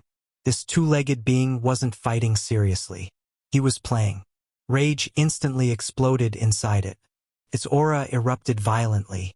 The surrounding mana surged toward its enormous body. Its muscles visibly expanded. Blue veins spread across its arms. Its fur stood upright. With another furious roar, it slammed both fists together before smashing downward with enough force to flatten a hill. Michael finally raised both hands. Boom! The collision generated a deafening explosion. A circular shockwave spread for hundreds of meters. The ground beneath Michael's feet sank several meters. Yet he remained standing. The ape, however, was horrified. Its strongest attack had been stopped. With bare hands, Michael slowly pushed upward. The ape's gigantic arms were forced higher and higher despite its desperate resistance. Then Michael suddenly disappeared. The ape's pupils contracted. Too late. Bang! A punch buried itself deep into its stomach. The enormous creature bent nearly 90 degrees. Before it could even cough blood, Michael grabbed one of its arms. He twisted. Crack! The shoulder dislocated. Using the momentum, he swung the 5-meter monster completely off the ground. Boom! It smashed into the earth. Boom! Michael slammed it down again. The entire mountain shook. Again. Boom! Again. Boom! Again. Boom! By the 5th impact, the ape's struggles had noticeably weakened. Its entire body was covered in blood. Several ribs had pierced through its flesh. One eye had swollen shut. His breathing sounded like a broken bellows. Finally, it gathered the last of its strength and kicked away from Michael, retreating hundreds of meters in panic. It no longer wished to fight. Its instincts screamed only one thing: run. Michael watched the fleeing figure and smiled faintly. You've already helped me enough. His figure vanished. The distance of several hundred meters disappeared in an instant. The ape had only enough time to widen its remaining eye. Michael's fist descended. Boom! The punch crushed straight through its skull. The gigantic body froze. Michael slowly withdrew his fist. The colossal corpse crashed heavily onto the shattered earth. Silence returned beneath the three moons. He exhaled slowly. The frustration that had been weighing on his heart finally disappeared. It had been a long time since he had experienced being pursued relentlessly. The last time had been back when he was still a rank 2 awakener. At that time, he had also been at the very peak of his rank and had found himself being relentlessly chased by a rank 4 officer of the Federation alongside Director Arvin. Now, history had strangely repeated itself. Once again, he was standing at the peak of his current realm. The coincidence was almost absurd. Visit and read more novel to help us update chapter quickly. Thank you so much. Fortunately, neither incident had truly placed his life in genuine danger. Both times, retreating had simply been the wiser choice. Still, it wasn't an experience Michael particularly enjoyed. The thought of this becoming some strange pattern made even him feel slightly uncomfortable. If fate decided to repeat itself again after he reached the peak of rank 4, the ones chasing him would probably be demigods. That was a genuinely terrifying thought. Fortunately, after venting everything on the unfortunate ape, the lingering frustration had finally disappeared completely. Just then, a faint radiance condensed beside the ape's corpse. Michael's gaze shifted. A treasure orb? He was surprised that his first monster in the Origin battlefield would actually produce one. At least the orbs were one thing the Origin battlefield shared with the Land of Origin. The sphere floated quietly beside the corpse, releasing gentle waves of energy. Without hesitation, Michael reached out and crushed it. The orb dissolved into countless motes of light before gathering together once more. A folded fan appeared in his hand. Its frame was forged from dark jade-like metal, while its surface shimmered with countless silver patterns resembling flowing wind. Michael activated Detect. Skywind Spirit Fan. Grade: Extraordinary. Effect: upon activation, releases compressed wind blades. Can also generate powerful wind currents for flight, defense, or suppression. Michael nodded slightly. You're missing out. Purchase this chapter to uncover what happens next. Visit and read more novel to help us update chapter quickly. Thank you so much. Michael continued reading. Rank 8, Valros. Level 100. Realm: Abyssal Bone Realm. Rank 9, Yu Hanshin. Level 100. Realm: Nine Heavens Dao Realm. Rank 10, Orvith. Level 100. Realm: Worldroot Realm. The ranking revealed very little. Only one's ranking, name, level, and realm. There was no race or class included. Still, for knowledgeable people, the realm alone already revealed plenty. A name from the ancient dragon realm was most likely a dragon. A name from the celestial dominion was most likely an angel. A name from the azure sword realm or nine heavens Dao realm was most likely a cultivator. However, despite these interesting speculations, Michael's attention remained fixed on rank 7. After a few seconds of silence, Michael finally exhaled. Director, just what kind of person are you? Michael soon pulled his thoughts away from the name Arvin Vale. Whether it truly was Director Arvin or not, it had nothing to do with him for the moment. His gaze shifted downward. Where am I? The ranking panel responded almost immediately. Rank 198. Michael Norman. Level 75. Realm: Aurora. Michael froze. 198? He had expected his ranking to be much lower. After all, everyone above him was level 100. Even below him, for another 50 positions or so, the names he skimmed past were still almost entirely level 100 Awakeners. Among them, his level 75 was especially eye-catching. Michael rubbed his chin with a thoughtful expression. It probably counted my undead. He was confident in himself, but not delusional. On his own, he didn't believe he could truly match a peak rank 4 monster. The only reason his position was this high had to be because of the Hydrake. The ranking rules had already stated that summons, contracted creatures, equipment, skills, and treasures all counted as part of one's strength. Since his High Drake had fought against 3 peak rank 4 experts and survived, the Origin will had clearly used that performance to evaluate him. Still, Michael didn't fully trust the ranking. This initial list is probably inaccurate. After all, what if some terrifying person had entered the Origin battlefield and done nothing for the past 2 hours? What if someone was hiding their strength? What if someone had not encountered any strong enemies yet? The ranking was based on early performance, not absolute strength. In a few days, it would most likely change drastically. Perhaps his own rank would be pushed down very soon. As for whether he wanted to compete for the rankings, Michael decided to take a wait-and-see approach. He had no intention of eagerly fighting level 100 monsters for monthly rewards without knowing what they were capable of. Who knew what trump cards they had hidden? Fortunately, the challenge system did leave him an escape route. If defeat became unavoidable, he could always choose to surrender. This made Michael considerably less resistant toward the ranking system. After closing the leaderboard, he looked around at the various options floating before him.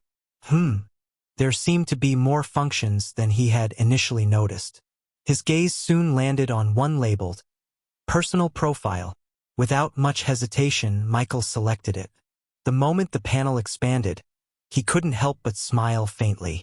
Compared to the land of origin, this place really does feel more game-like.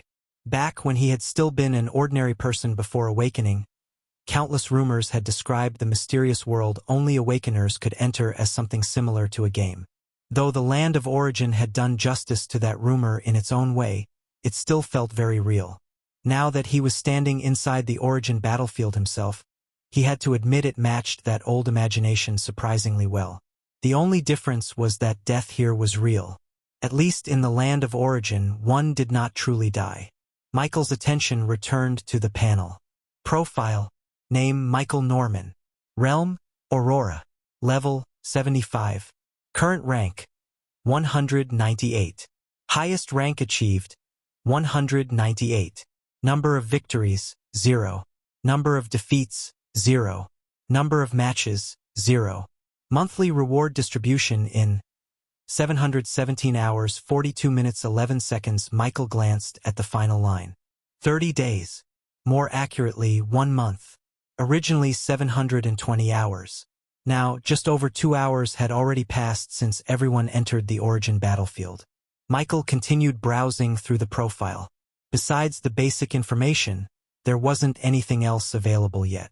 It looks like more functions haven't been unlocked yet. Michael wasn't particularly disappointed. The origin battlefield had only opened a little over 2 hours ago. If every function were available immediately, there would be little sense of progression. Michael closed the profile panel. Since there was nothing else available for now, his attention naturally returned to the rankings. A thought suddenly crossed his mind as he looked at his rank again. Among the nearly 200 names above him, he seemed to be the only level 75. In other words, the only rank 3. Michael recalled the angel he had encountered earlier. The female angel was also rank 3. And if she existed, then he wasn't the only rank 3 who had entered the 4th layer. What he didn't know was whether it was just the 2 of them in the 4th layer, or if there were more, and if there were more, whether they had made it into the rankings. Curiosity immediately surfaced in Michael's heart. Without wasting another second, he rapidly scrolled downward. The names passed before his eyes one after another. Rank 250, rank 300, rank 400, rank 500. His gaze swept across the list at astonishing speed until finally the list stopped at exactly 1,000 entries. Michael stared at the bottom of the list. Only 1,000. A part of him had wondered if the rankings covered all Awakeners in this layer. Now it seemed only 1,000 Awakeners in the entire 4th layer could occupy a ranking position.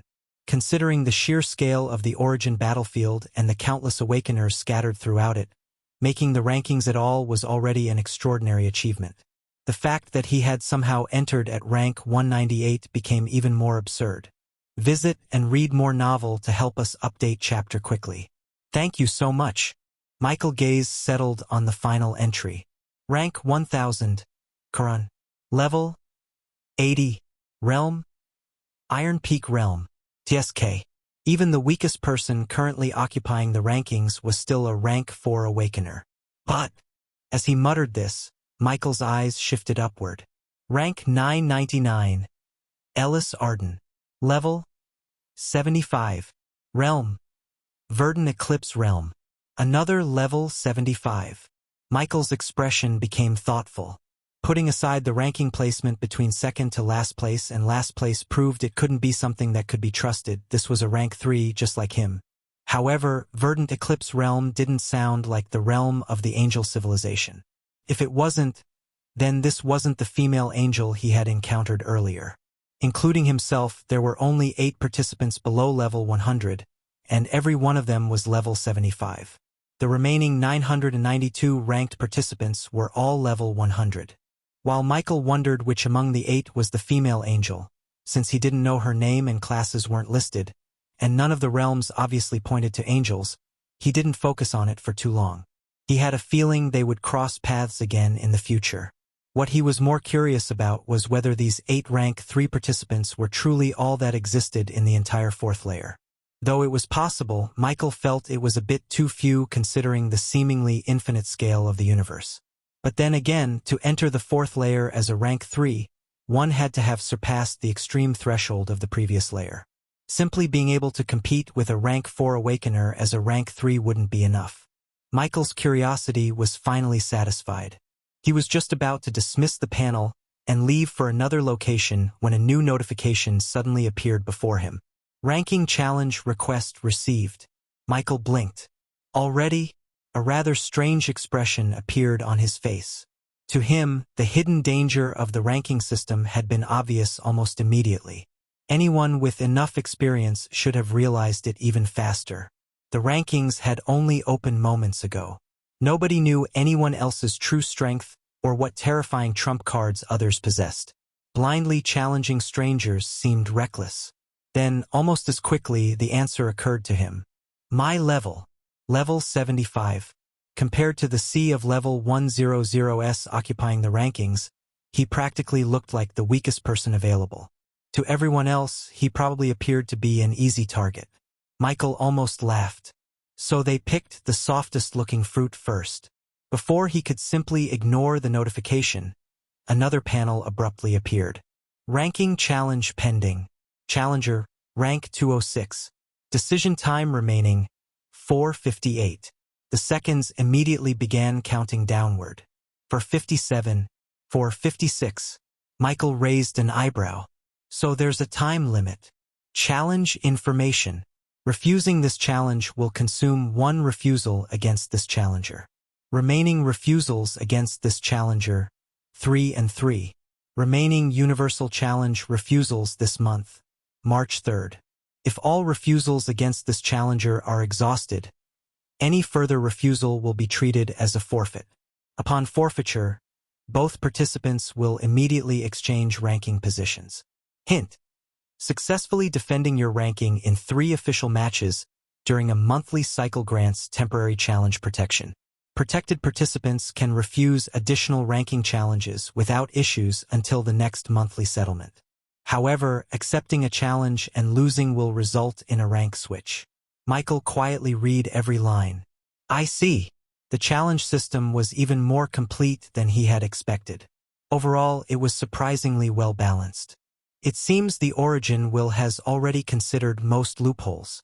Heavens knew how long this battlefield had been waiting to be activated. There was truly a great deal to learn here. Michael's gaze drifted back toward the countdown with a thoughtful expression. As for the challenge request, Michael wasn't particularly nervous. Rank 206. Only 8 places below him. This most likely meant the challenger's combat strength had been evaluated at around the same level as his own. At least according to the Origin will. Whether that evaluation reflected reality was another matter entirely. Michael rested his chin on his hand. Now the real question is, do I accept? In the end, Michael's curiosity finally won. He glanced at the steadily decreasing countdown and made his decision. Accept. The moment the words left his mouth, The panel dissolved into countless motes of blue light. A shimmering portal silently opened before him. Without hesitation, Michael stepped through. The surrounding space twisted. When his vision cleared, he found himself standing within an endless expanse of darkness. Before Michael could inspect his surroundings, another translucent panel appeared before him. Ranking challenge accepted. Awaiting defender's battlefield selection. The defending participant has the authority to select the battlefield environment. Different environments may possess different natural characteristics, which can influence the effectiveness of various abilities. With the existence of environments, one cannot remain in the void before Michael could fully process what he had just read. Another panel immediately appeared. Available battlefields. Endless plains ancient. Forest frozen. Tundra volcanic region. Mountain range. Underground caverns. Ruined city endless. Ocean floating islands. Crystal canyon storm valley. Chaotic rift. Michael slowly examined the list. Every battlefield possessed unique natural conditions. He found that he could even merge some environments. However, whatever option he chose would work both for and against him. Michael nodded inwardly. A reasonable system. The defender already occupied the higher rank. Allowing them to choose the battlefield meant challengers wouldn't always be at the mercy of a scheming opponent. This would also make challengers weigh their decision carefully before issuing one. Michael's gaze swept across the countless battlefield options. There were ordinary environments, and there were extreme ones. A blazing volcanic world where rivers of magma flowed endlessly. An endless ocean beneath perpetual storms. A shattered mountain range covered in violent spatial cracks. A ruined city swallowed by poisonous mist. As he continued reading, two options immediately caught his attention. Land of eternal death. Description. A world saturated with dense death energy. Extended exposure gradually erodes vitality. Frozen rain expanse. Description. A frozen world beneath an endless black sky. Cold rain never ceases to fall. Every drop contains dense and cold energy that slowly drains warmth and life from living beings. Visit and read more novel to help us update chapter quickly. Thank you so much. Michael's eyes lingered on the two descriptions. To most Awakeners, these two battlefields would probably be among the worst possible choices. Simply existing inside either environment would constantly consume their energy. Their movements would gradually become sluggish while their vitality slowly weakened. Yet for Michael, the exact opposite was true. He himself cultivated death energy. His undead practically thrived on it. Inside such an environment, they would feel as comfortable as fish returning to water. It might not be enough to make them overwhelmingly stronger, but fighting in a place naturally filled with compatible energy was always preferable to fighting somewhere completely hostile. After only a brief moment of consideration, Michael made his decision. The land of eternal death and the frozen rain expanse. Battlefield created successfully. Name: Death Frost Rainlands. Description. A world where endless freezing rain falls beneath a sky consumed by death. Dense death energy and cold energy permeate every corner of the battlefield. Living creatures continuously suffer the erosion of both vitality and warmth, while beings aligned with negative energies naturally recover and become more active within the environment. The instant he confirmed his choice, the surrounding darkness trembled. The battlefield selection panel disappeared. Space distorted. Then the world changed. An endless gray sky stretched overhead. Black clouds covered the heavens completely. Drizzle. Drizzle. Cold rain descended endlessly from above. Every raindrop carried a faint trace of gray death energy mixed with biting cold. The earth beneath his feet had long since frozen solid. Yet instead of white snow, the entire landscape was covered in black frost. Dead forests stood silently in the distance. Not a single leaf remained upon their twisted branches. Gray mist drifted lazily across the frozen ground, making the entire world resemble a realm abandoned by life itself. Michael slowly inhaled. The surrounding death energy naturally entered his body. Rather than discomfort, he felt his condition improving slightly. A faint smile appeared on his face. This place will do. A final panel appeared before him. Battlefield, Death Frost Dragon. Match status, active. Ranking challenge participants. Defender Michael Norman. Rank, 198. Level, 75. Realm, Aurora. vs. Challenger Varric Droz. Rank, 206. Level 100. Realm, Iron Peak Realm. Victory conditions. Eliminate the opposing participant. Opposing participant voluntarily surrenders. Michael looked around. There was no one in sight. Only the endless frozen wasteland and the ceaseless black rain. He narrowed his eyes slightly. So we've been placed separately. The match had already begun.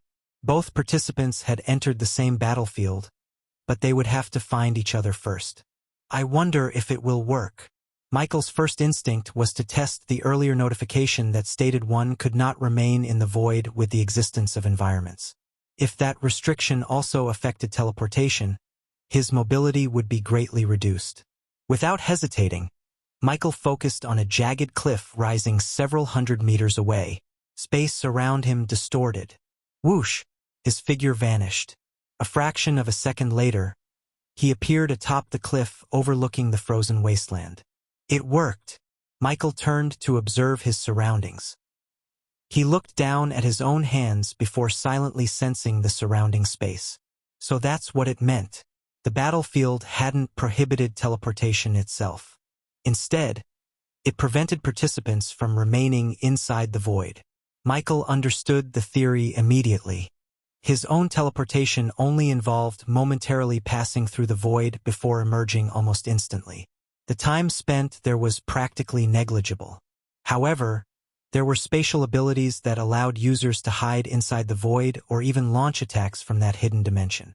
Those techniques were most likely what the Origin Will had restricted, seeing as the surface level of the void was still accessible. Michael nodded inwardly. That makes far more sense. Otherwise, countless spatial talents would have become almost useless the moment a ranking battle began. Instead, the battlefield only prevented participants from abusing the void as a place to hide or continuously move through. It wasn't a restriction on spatial abilities. It was a restriction on using the void itself as part of the battlefield. After confirming this, Michael slowly surveyed his surroundings from atop the cliff. The visibility wasn't particularly good. Gray mist drifted endlessly across the land while black rain continuously fell from the heavens and dead forests stretched toward the horizon, broken only by scattered mountains and frozen valleys. Even from this height, he couldn't see another living figure. It seems we were placed quite far apart. Michael wasn't surprised. If both participants were dropped beside each other, there would be little purpose in creating such an enormous battlefield. Searching for the opponent was clearly intended to be part of the challenge itself. His perception spread outward.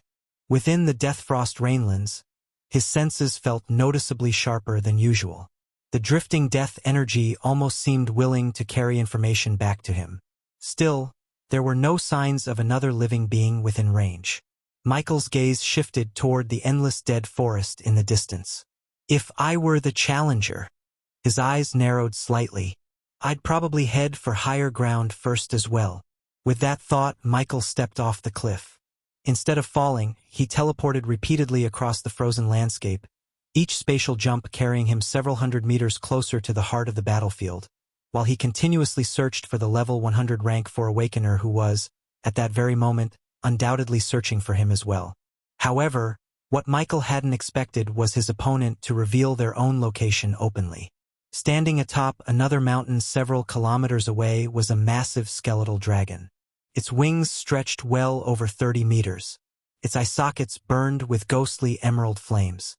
Standing upon its skull was a broad-shouldered man clad in armor forged from black bone.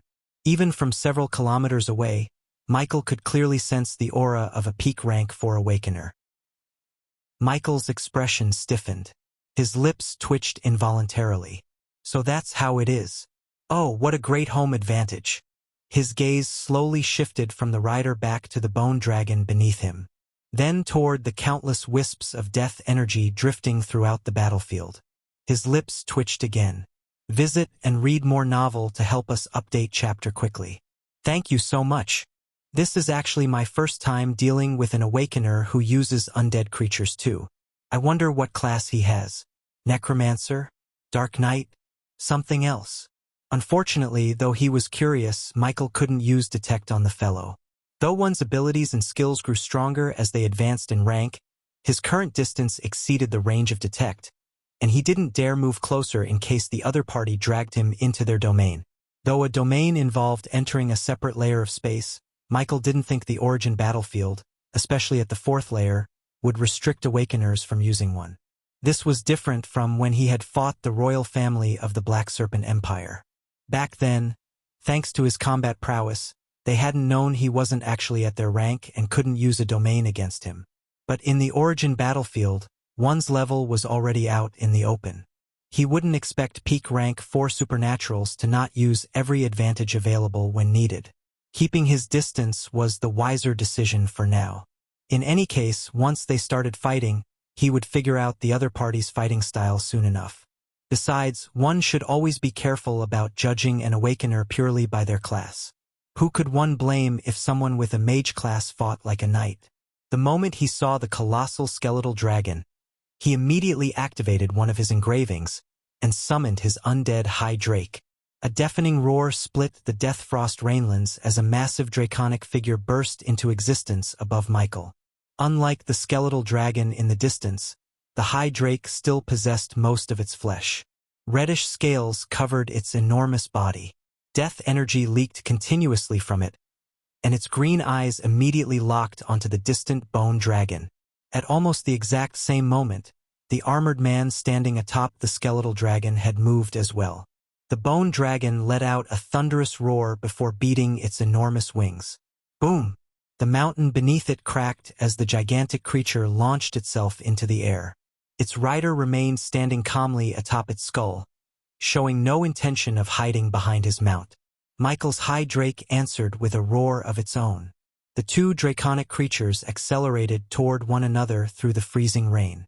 The distance between them rapidly disappeared. 5 kilometers.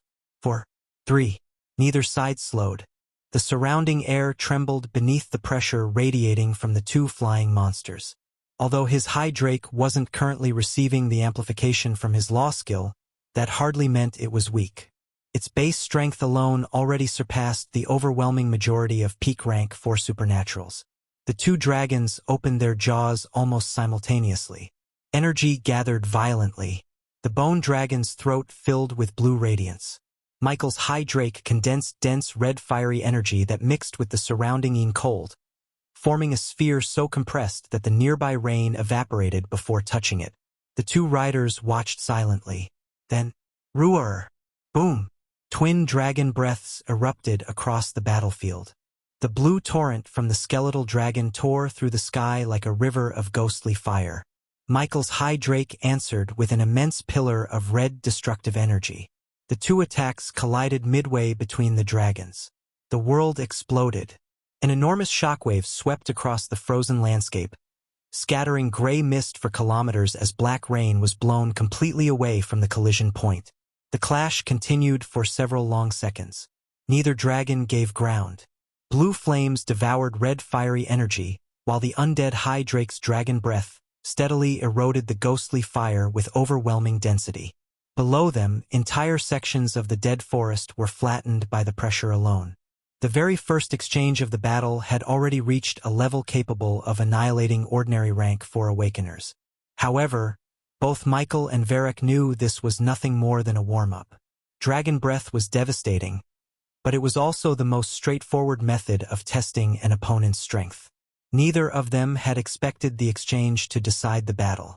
The instant the two torrents of energy dispersed into the freezing rain, both dragons beat their wings and separated, creating several hundred meters of distance between themselves. Varric moved first.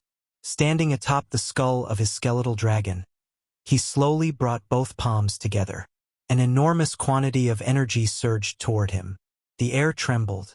One after another, pitch-black magic circles bloomed across the sky. 10, 20, 50, 100. Their sizes varied dramatically. Some were barely a meter across, while others exceeded 20 meters in diameter, rotating slowly above the battlefield like gateways into another world. The next moment, countless razor-sharp tips seemingly made from bone slowly emerged from within the circles. Some were no larger than ordinary javelins. Others were colossal, each exceeding 30 meters in length, resembling gigantic lances capable of piercing mountains. The freezing rain rattled against the countless white spears as they continued emerging from the arrays. Michael's eyebrows rose in genuine surprise. "I know this skill." He was genuinely surprised, not simply because of the sheer scale, but because this was one of the undead skills he possessed himself. Bone Spear. Granted, the version before him was obviously many times stronger than the one Michael currently wielded. After all, Varric was a genuine peak rank 4 Awakener who had likely spent years adding his own modifications to the spell, perfecting it for his own use. Michael smiled as a slightly crazy idea came to him. Ever since suspecting the other party might be a Necromancer, even knowing the other party was a level 100 Awakener, this was the first time Michael had come across an Awakener like himself. He couldn't help but want to see how such a person fought, and whether there was anything worth learning from them. If that's what you want, then let's compare. Michael's energy erupted outward. Unlike Varric, Michael didn't possess a level 100 status. But there was one thing he had absolute confidence in: his mana reserves. Visit and read more novel to help us update chapter quickly. Thank you so much. Even though he was only level 75 and hadn't yet reached rank 4, there were very few rank 4 Awakeners he believed could rival him in pure energy reserves. After everything he had accumulated since awakening, his mana pool had long surpassed what should have been possible for his level. Michael extended a single hand toward the sky. Blackish-green magic circles appeared one after another above the high drake. 1, 5, 10, 20, 30. The number continued increasing. Bone spearheads slowly emerged from every array, identical in shape to Varric's own spell. Across the battlefield, Varric's expression finally changed.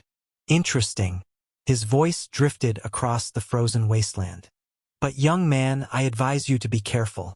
Just because you're at a lower rank than me doesn't mean I'll take it easy on you. To avoid accidents that could lead to your death, it would be better if you surrendered quickly. Michael merely smiled and didn't reply. Please, what was that Awakener thinking? That he would surrender so easily when neither of them had truly shown what they were capable of? Fortunately, I'm quite familiar with the spear. As Michael spoke, the sky rapidly filled with countless bone spears. The gigantic variants cast enormous shadows over the frozen forests below. Bone spears filled the sky until it resembled a forest suspended in the heavens. Every spear radiated dense energy, their razor-sharp tips aimed toward the opposing Awakener. The freezing rain seemed insignificant beneath the overwhelming magical pressure gathering above the Death Frost Rainlands. Then both men moved.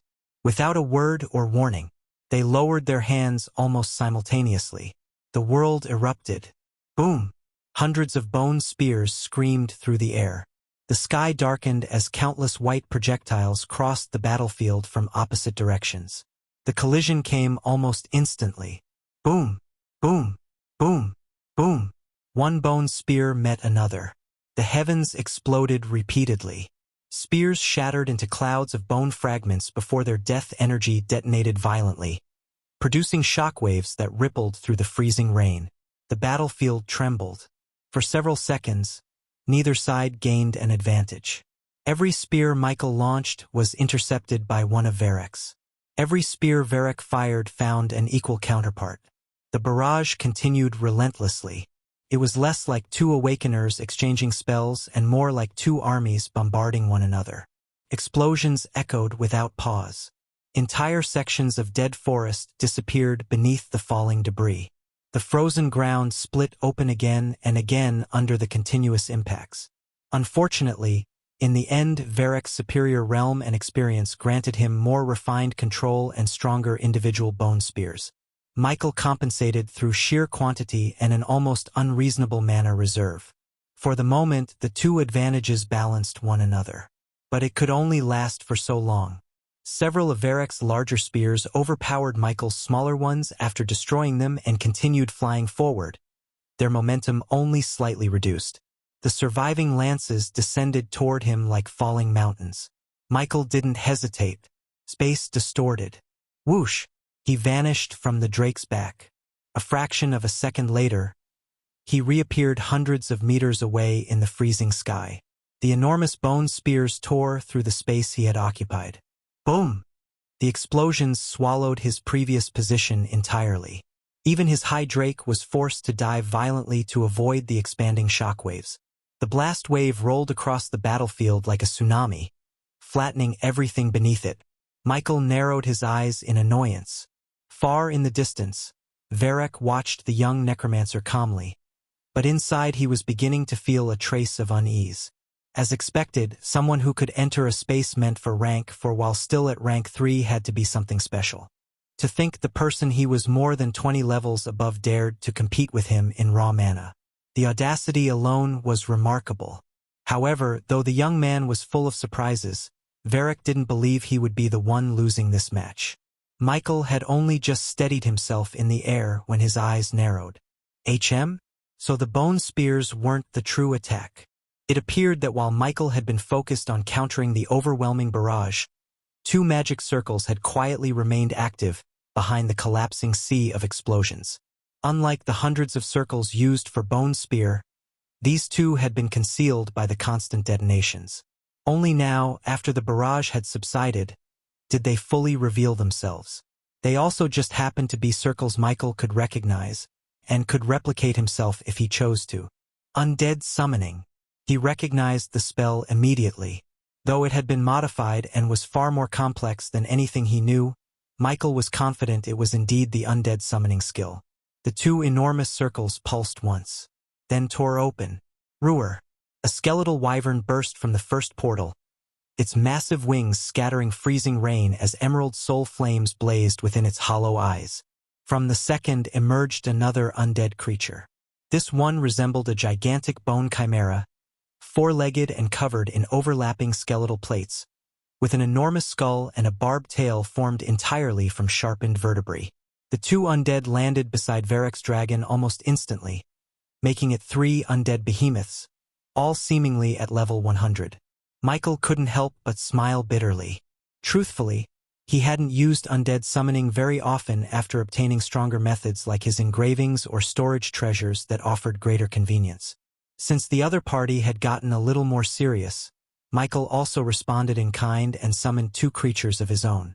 Soon, 2 figures were standing by his side. Their auras were unmistakably rank 4. The 2 were the ancestors of the Black Serpent Empire, now both at level 98. Just 2 levels below the peak, but still far from it. Immediately after appearing, their bodies began changing. Their human forms elongated rapidly. Within seconds, the 2 elderly figures had transformed into enormous serpents, each well over 3 meters in length. Hiss! The pair coiled through the freezing air beside Michael's high drake, their enormous eyes immediately locking onto Varric's newly summoned undead. Visit and read more novel to help us update chapter quickly. Thank you so much. Knowing the other party was getting serious, though Michael was curious to see how other necromancers fought, he wouldn't completely joke with his life. The instant the 2 undead Black Serpent Empire ancestors transformed into their true forms, he cast a skill the very next second. Death Ground. Class Skill. Death's Ground. Perfect Mastery. Description. The user designates an area as consecrated ground. The domain pulses with the authority of death itself, enforcing the user's will upon all that stands within it. Undead under the user's command are recognized as extensions of that authority. The domain persists as long as the user maintains focus or remains within range. Effect 1. All undead within the domain receive plus 35% durability, plus 25% regeneration, and plus 20% to all attributes. Effect 2. Fallen enemies within the domain have a chance to rise as undead under the user's temporary command. Effect 3. The domain passively suppresses the combat ability of living enemies within range by 10%. Stat buff. Strength plus 10%, Constitution plus 25%, Agility plus 10%, Intelligence plus 20%. Range. Scales with intelligence. A perfect mastery. Base range is significantly expanded. Compared to the amount of energy using his law skill would consume, though the increase wasn't as monstrous, it was still very significant. Michael's 3 undead had their power shoot up by varying degrees, making even the 2 level 98 undead not fall behind in might compared to the opponent's fully level 100 undead. Thanks to his class further boosting dark-related arts, the increase on his undead was actually a bit stronger than what the skill description showed. The moment Death's ground spread outward, the entire Death Frost Rainlands seemed to respond. Gray mist surged from him, expanding rapidly until it swallowed several miles around him. The freezing rain became heavier, each drop carrying denser death energy than before. When one added the environment to the calculation, the increase the undead received was even greater than usual. Varric's eyes narrowed. So you also have a domain-type skill. His annoyance became even more obvious. To be honest, he hadn't challenged Michael because of some deep scheme. It was spite. Seeing a level 75 Awakener ranked above him had made him feel uncomfortable. No matter how special the other party was, Varric had entered the 4th layer as a genuine peak rank 4 Necromancer. Being placed below a rank 3 being was naturally humiliating. Before entering the arena, he had expected a simple victory. And in all honesty, his judgment had not been completely wrong. If his opponent had been almost anyone else at this ranking range, he might already have won. Unfortunately, his opponent was Michael. Knowing the other party was very strong, potentially stronger than any single one of the 3 that had faced his undead Hydrake earlier, Michael had no choice but to fight seriously. Across the battlefield, Varric also quickly steadied his thoughts. Michael was troublesome. That much was undeniable. But troublesome did not mean undefeatable. Since Michael had used a support skill to strengthen his undead, it was only fair that he used one as well. Varric raised his bone staff. A dark ring of light spread beneath his feet. Bone King's command. The skeletal dragon beneath him released a thunderous roar. The wyvern's wings expanded.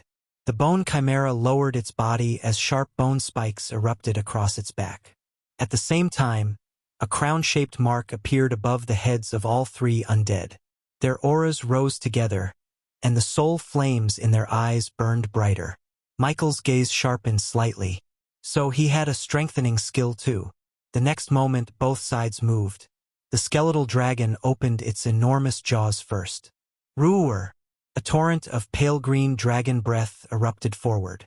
The freezing rain evaporated wherever it passed, leaving behind a trail of distorted air as the attack surged across the battlefield.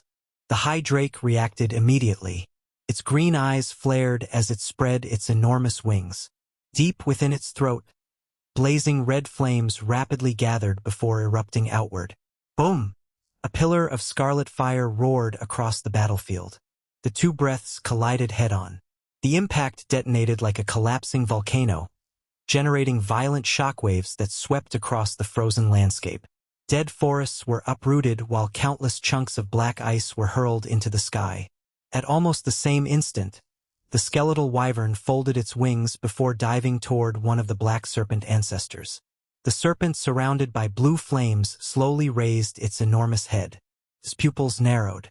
The blue fire coating its scales intensified until it resembled an ocean of sapphire flames. Hiss! Rather than retreat, it lunged directly toward the descending wyvern. The instant the 2 entered striking distance, the serpent opened its jaws. A torrent of azure fire burst skyward. The skeletal wyvern beat its massive wings. Dark winds crashed against the incoming inferno. Boom! Blue flames erupted across its skeletal frame. Several ribs cracked beneath the impact, yet the wyvern forced its way through the sea of fire. Its razor-sharp claws slashed downward. The serpent's enormous body twisted gracefully through the air. The claws barely grazed its scales before its burning tail whipped upward like a blazing spear. Bang! The strike smashed directly into the wyvern's ribs, sending the undead creature tumbling across the dark sky. Meanwhile, the bone chimera had already charged toward the second black serpent ancestor. Unlike its sibling, this serpent wasn't surrounded by blue flames. Soft pink fire danced elegantly around its enormous body. The flames appeared gentle, almost beautiful. The serpent coiled through the air before opening its mouth. Instead of launching ordinary fire, dozens of flower-shaped flames blossomed into existence. Each resembled a fully bloomed lotus crafted entirely from pink fire. The blossoms drifted silently toward the charging chimera. At first glance, they appeared harmless.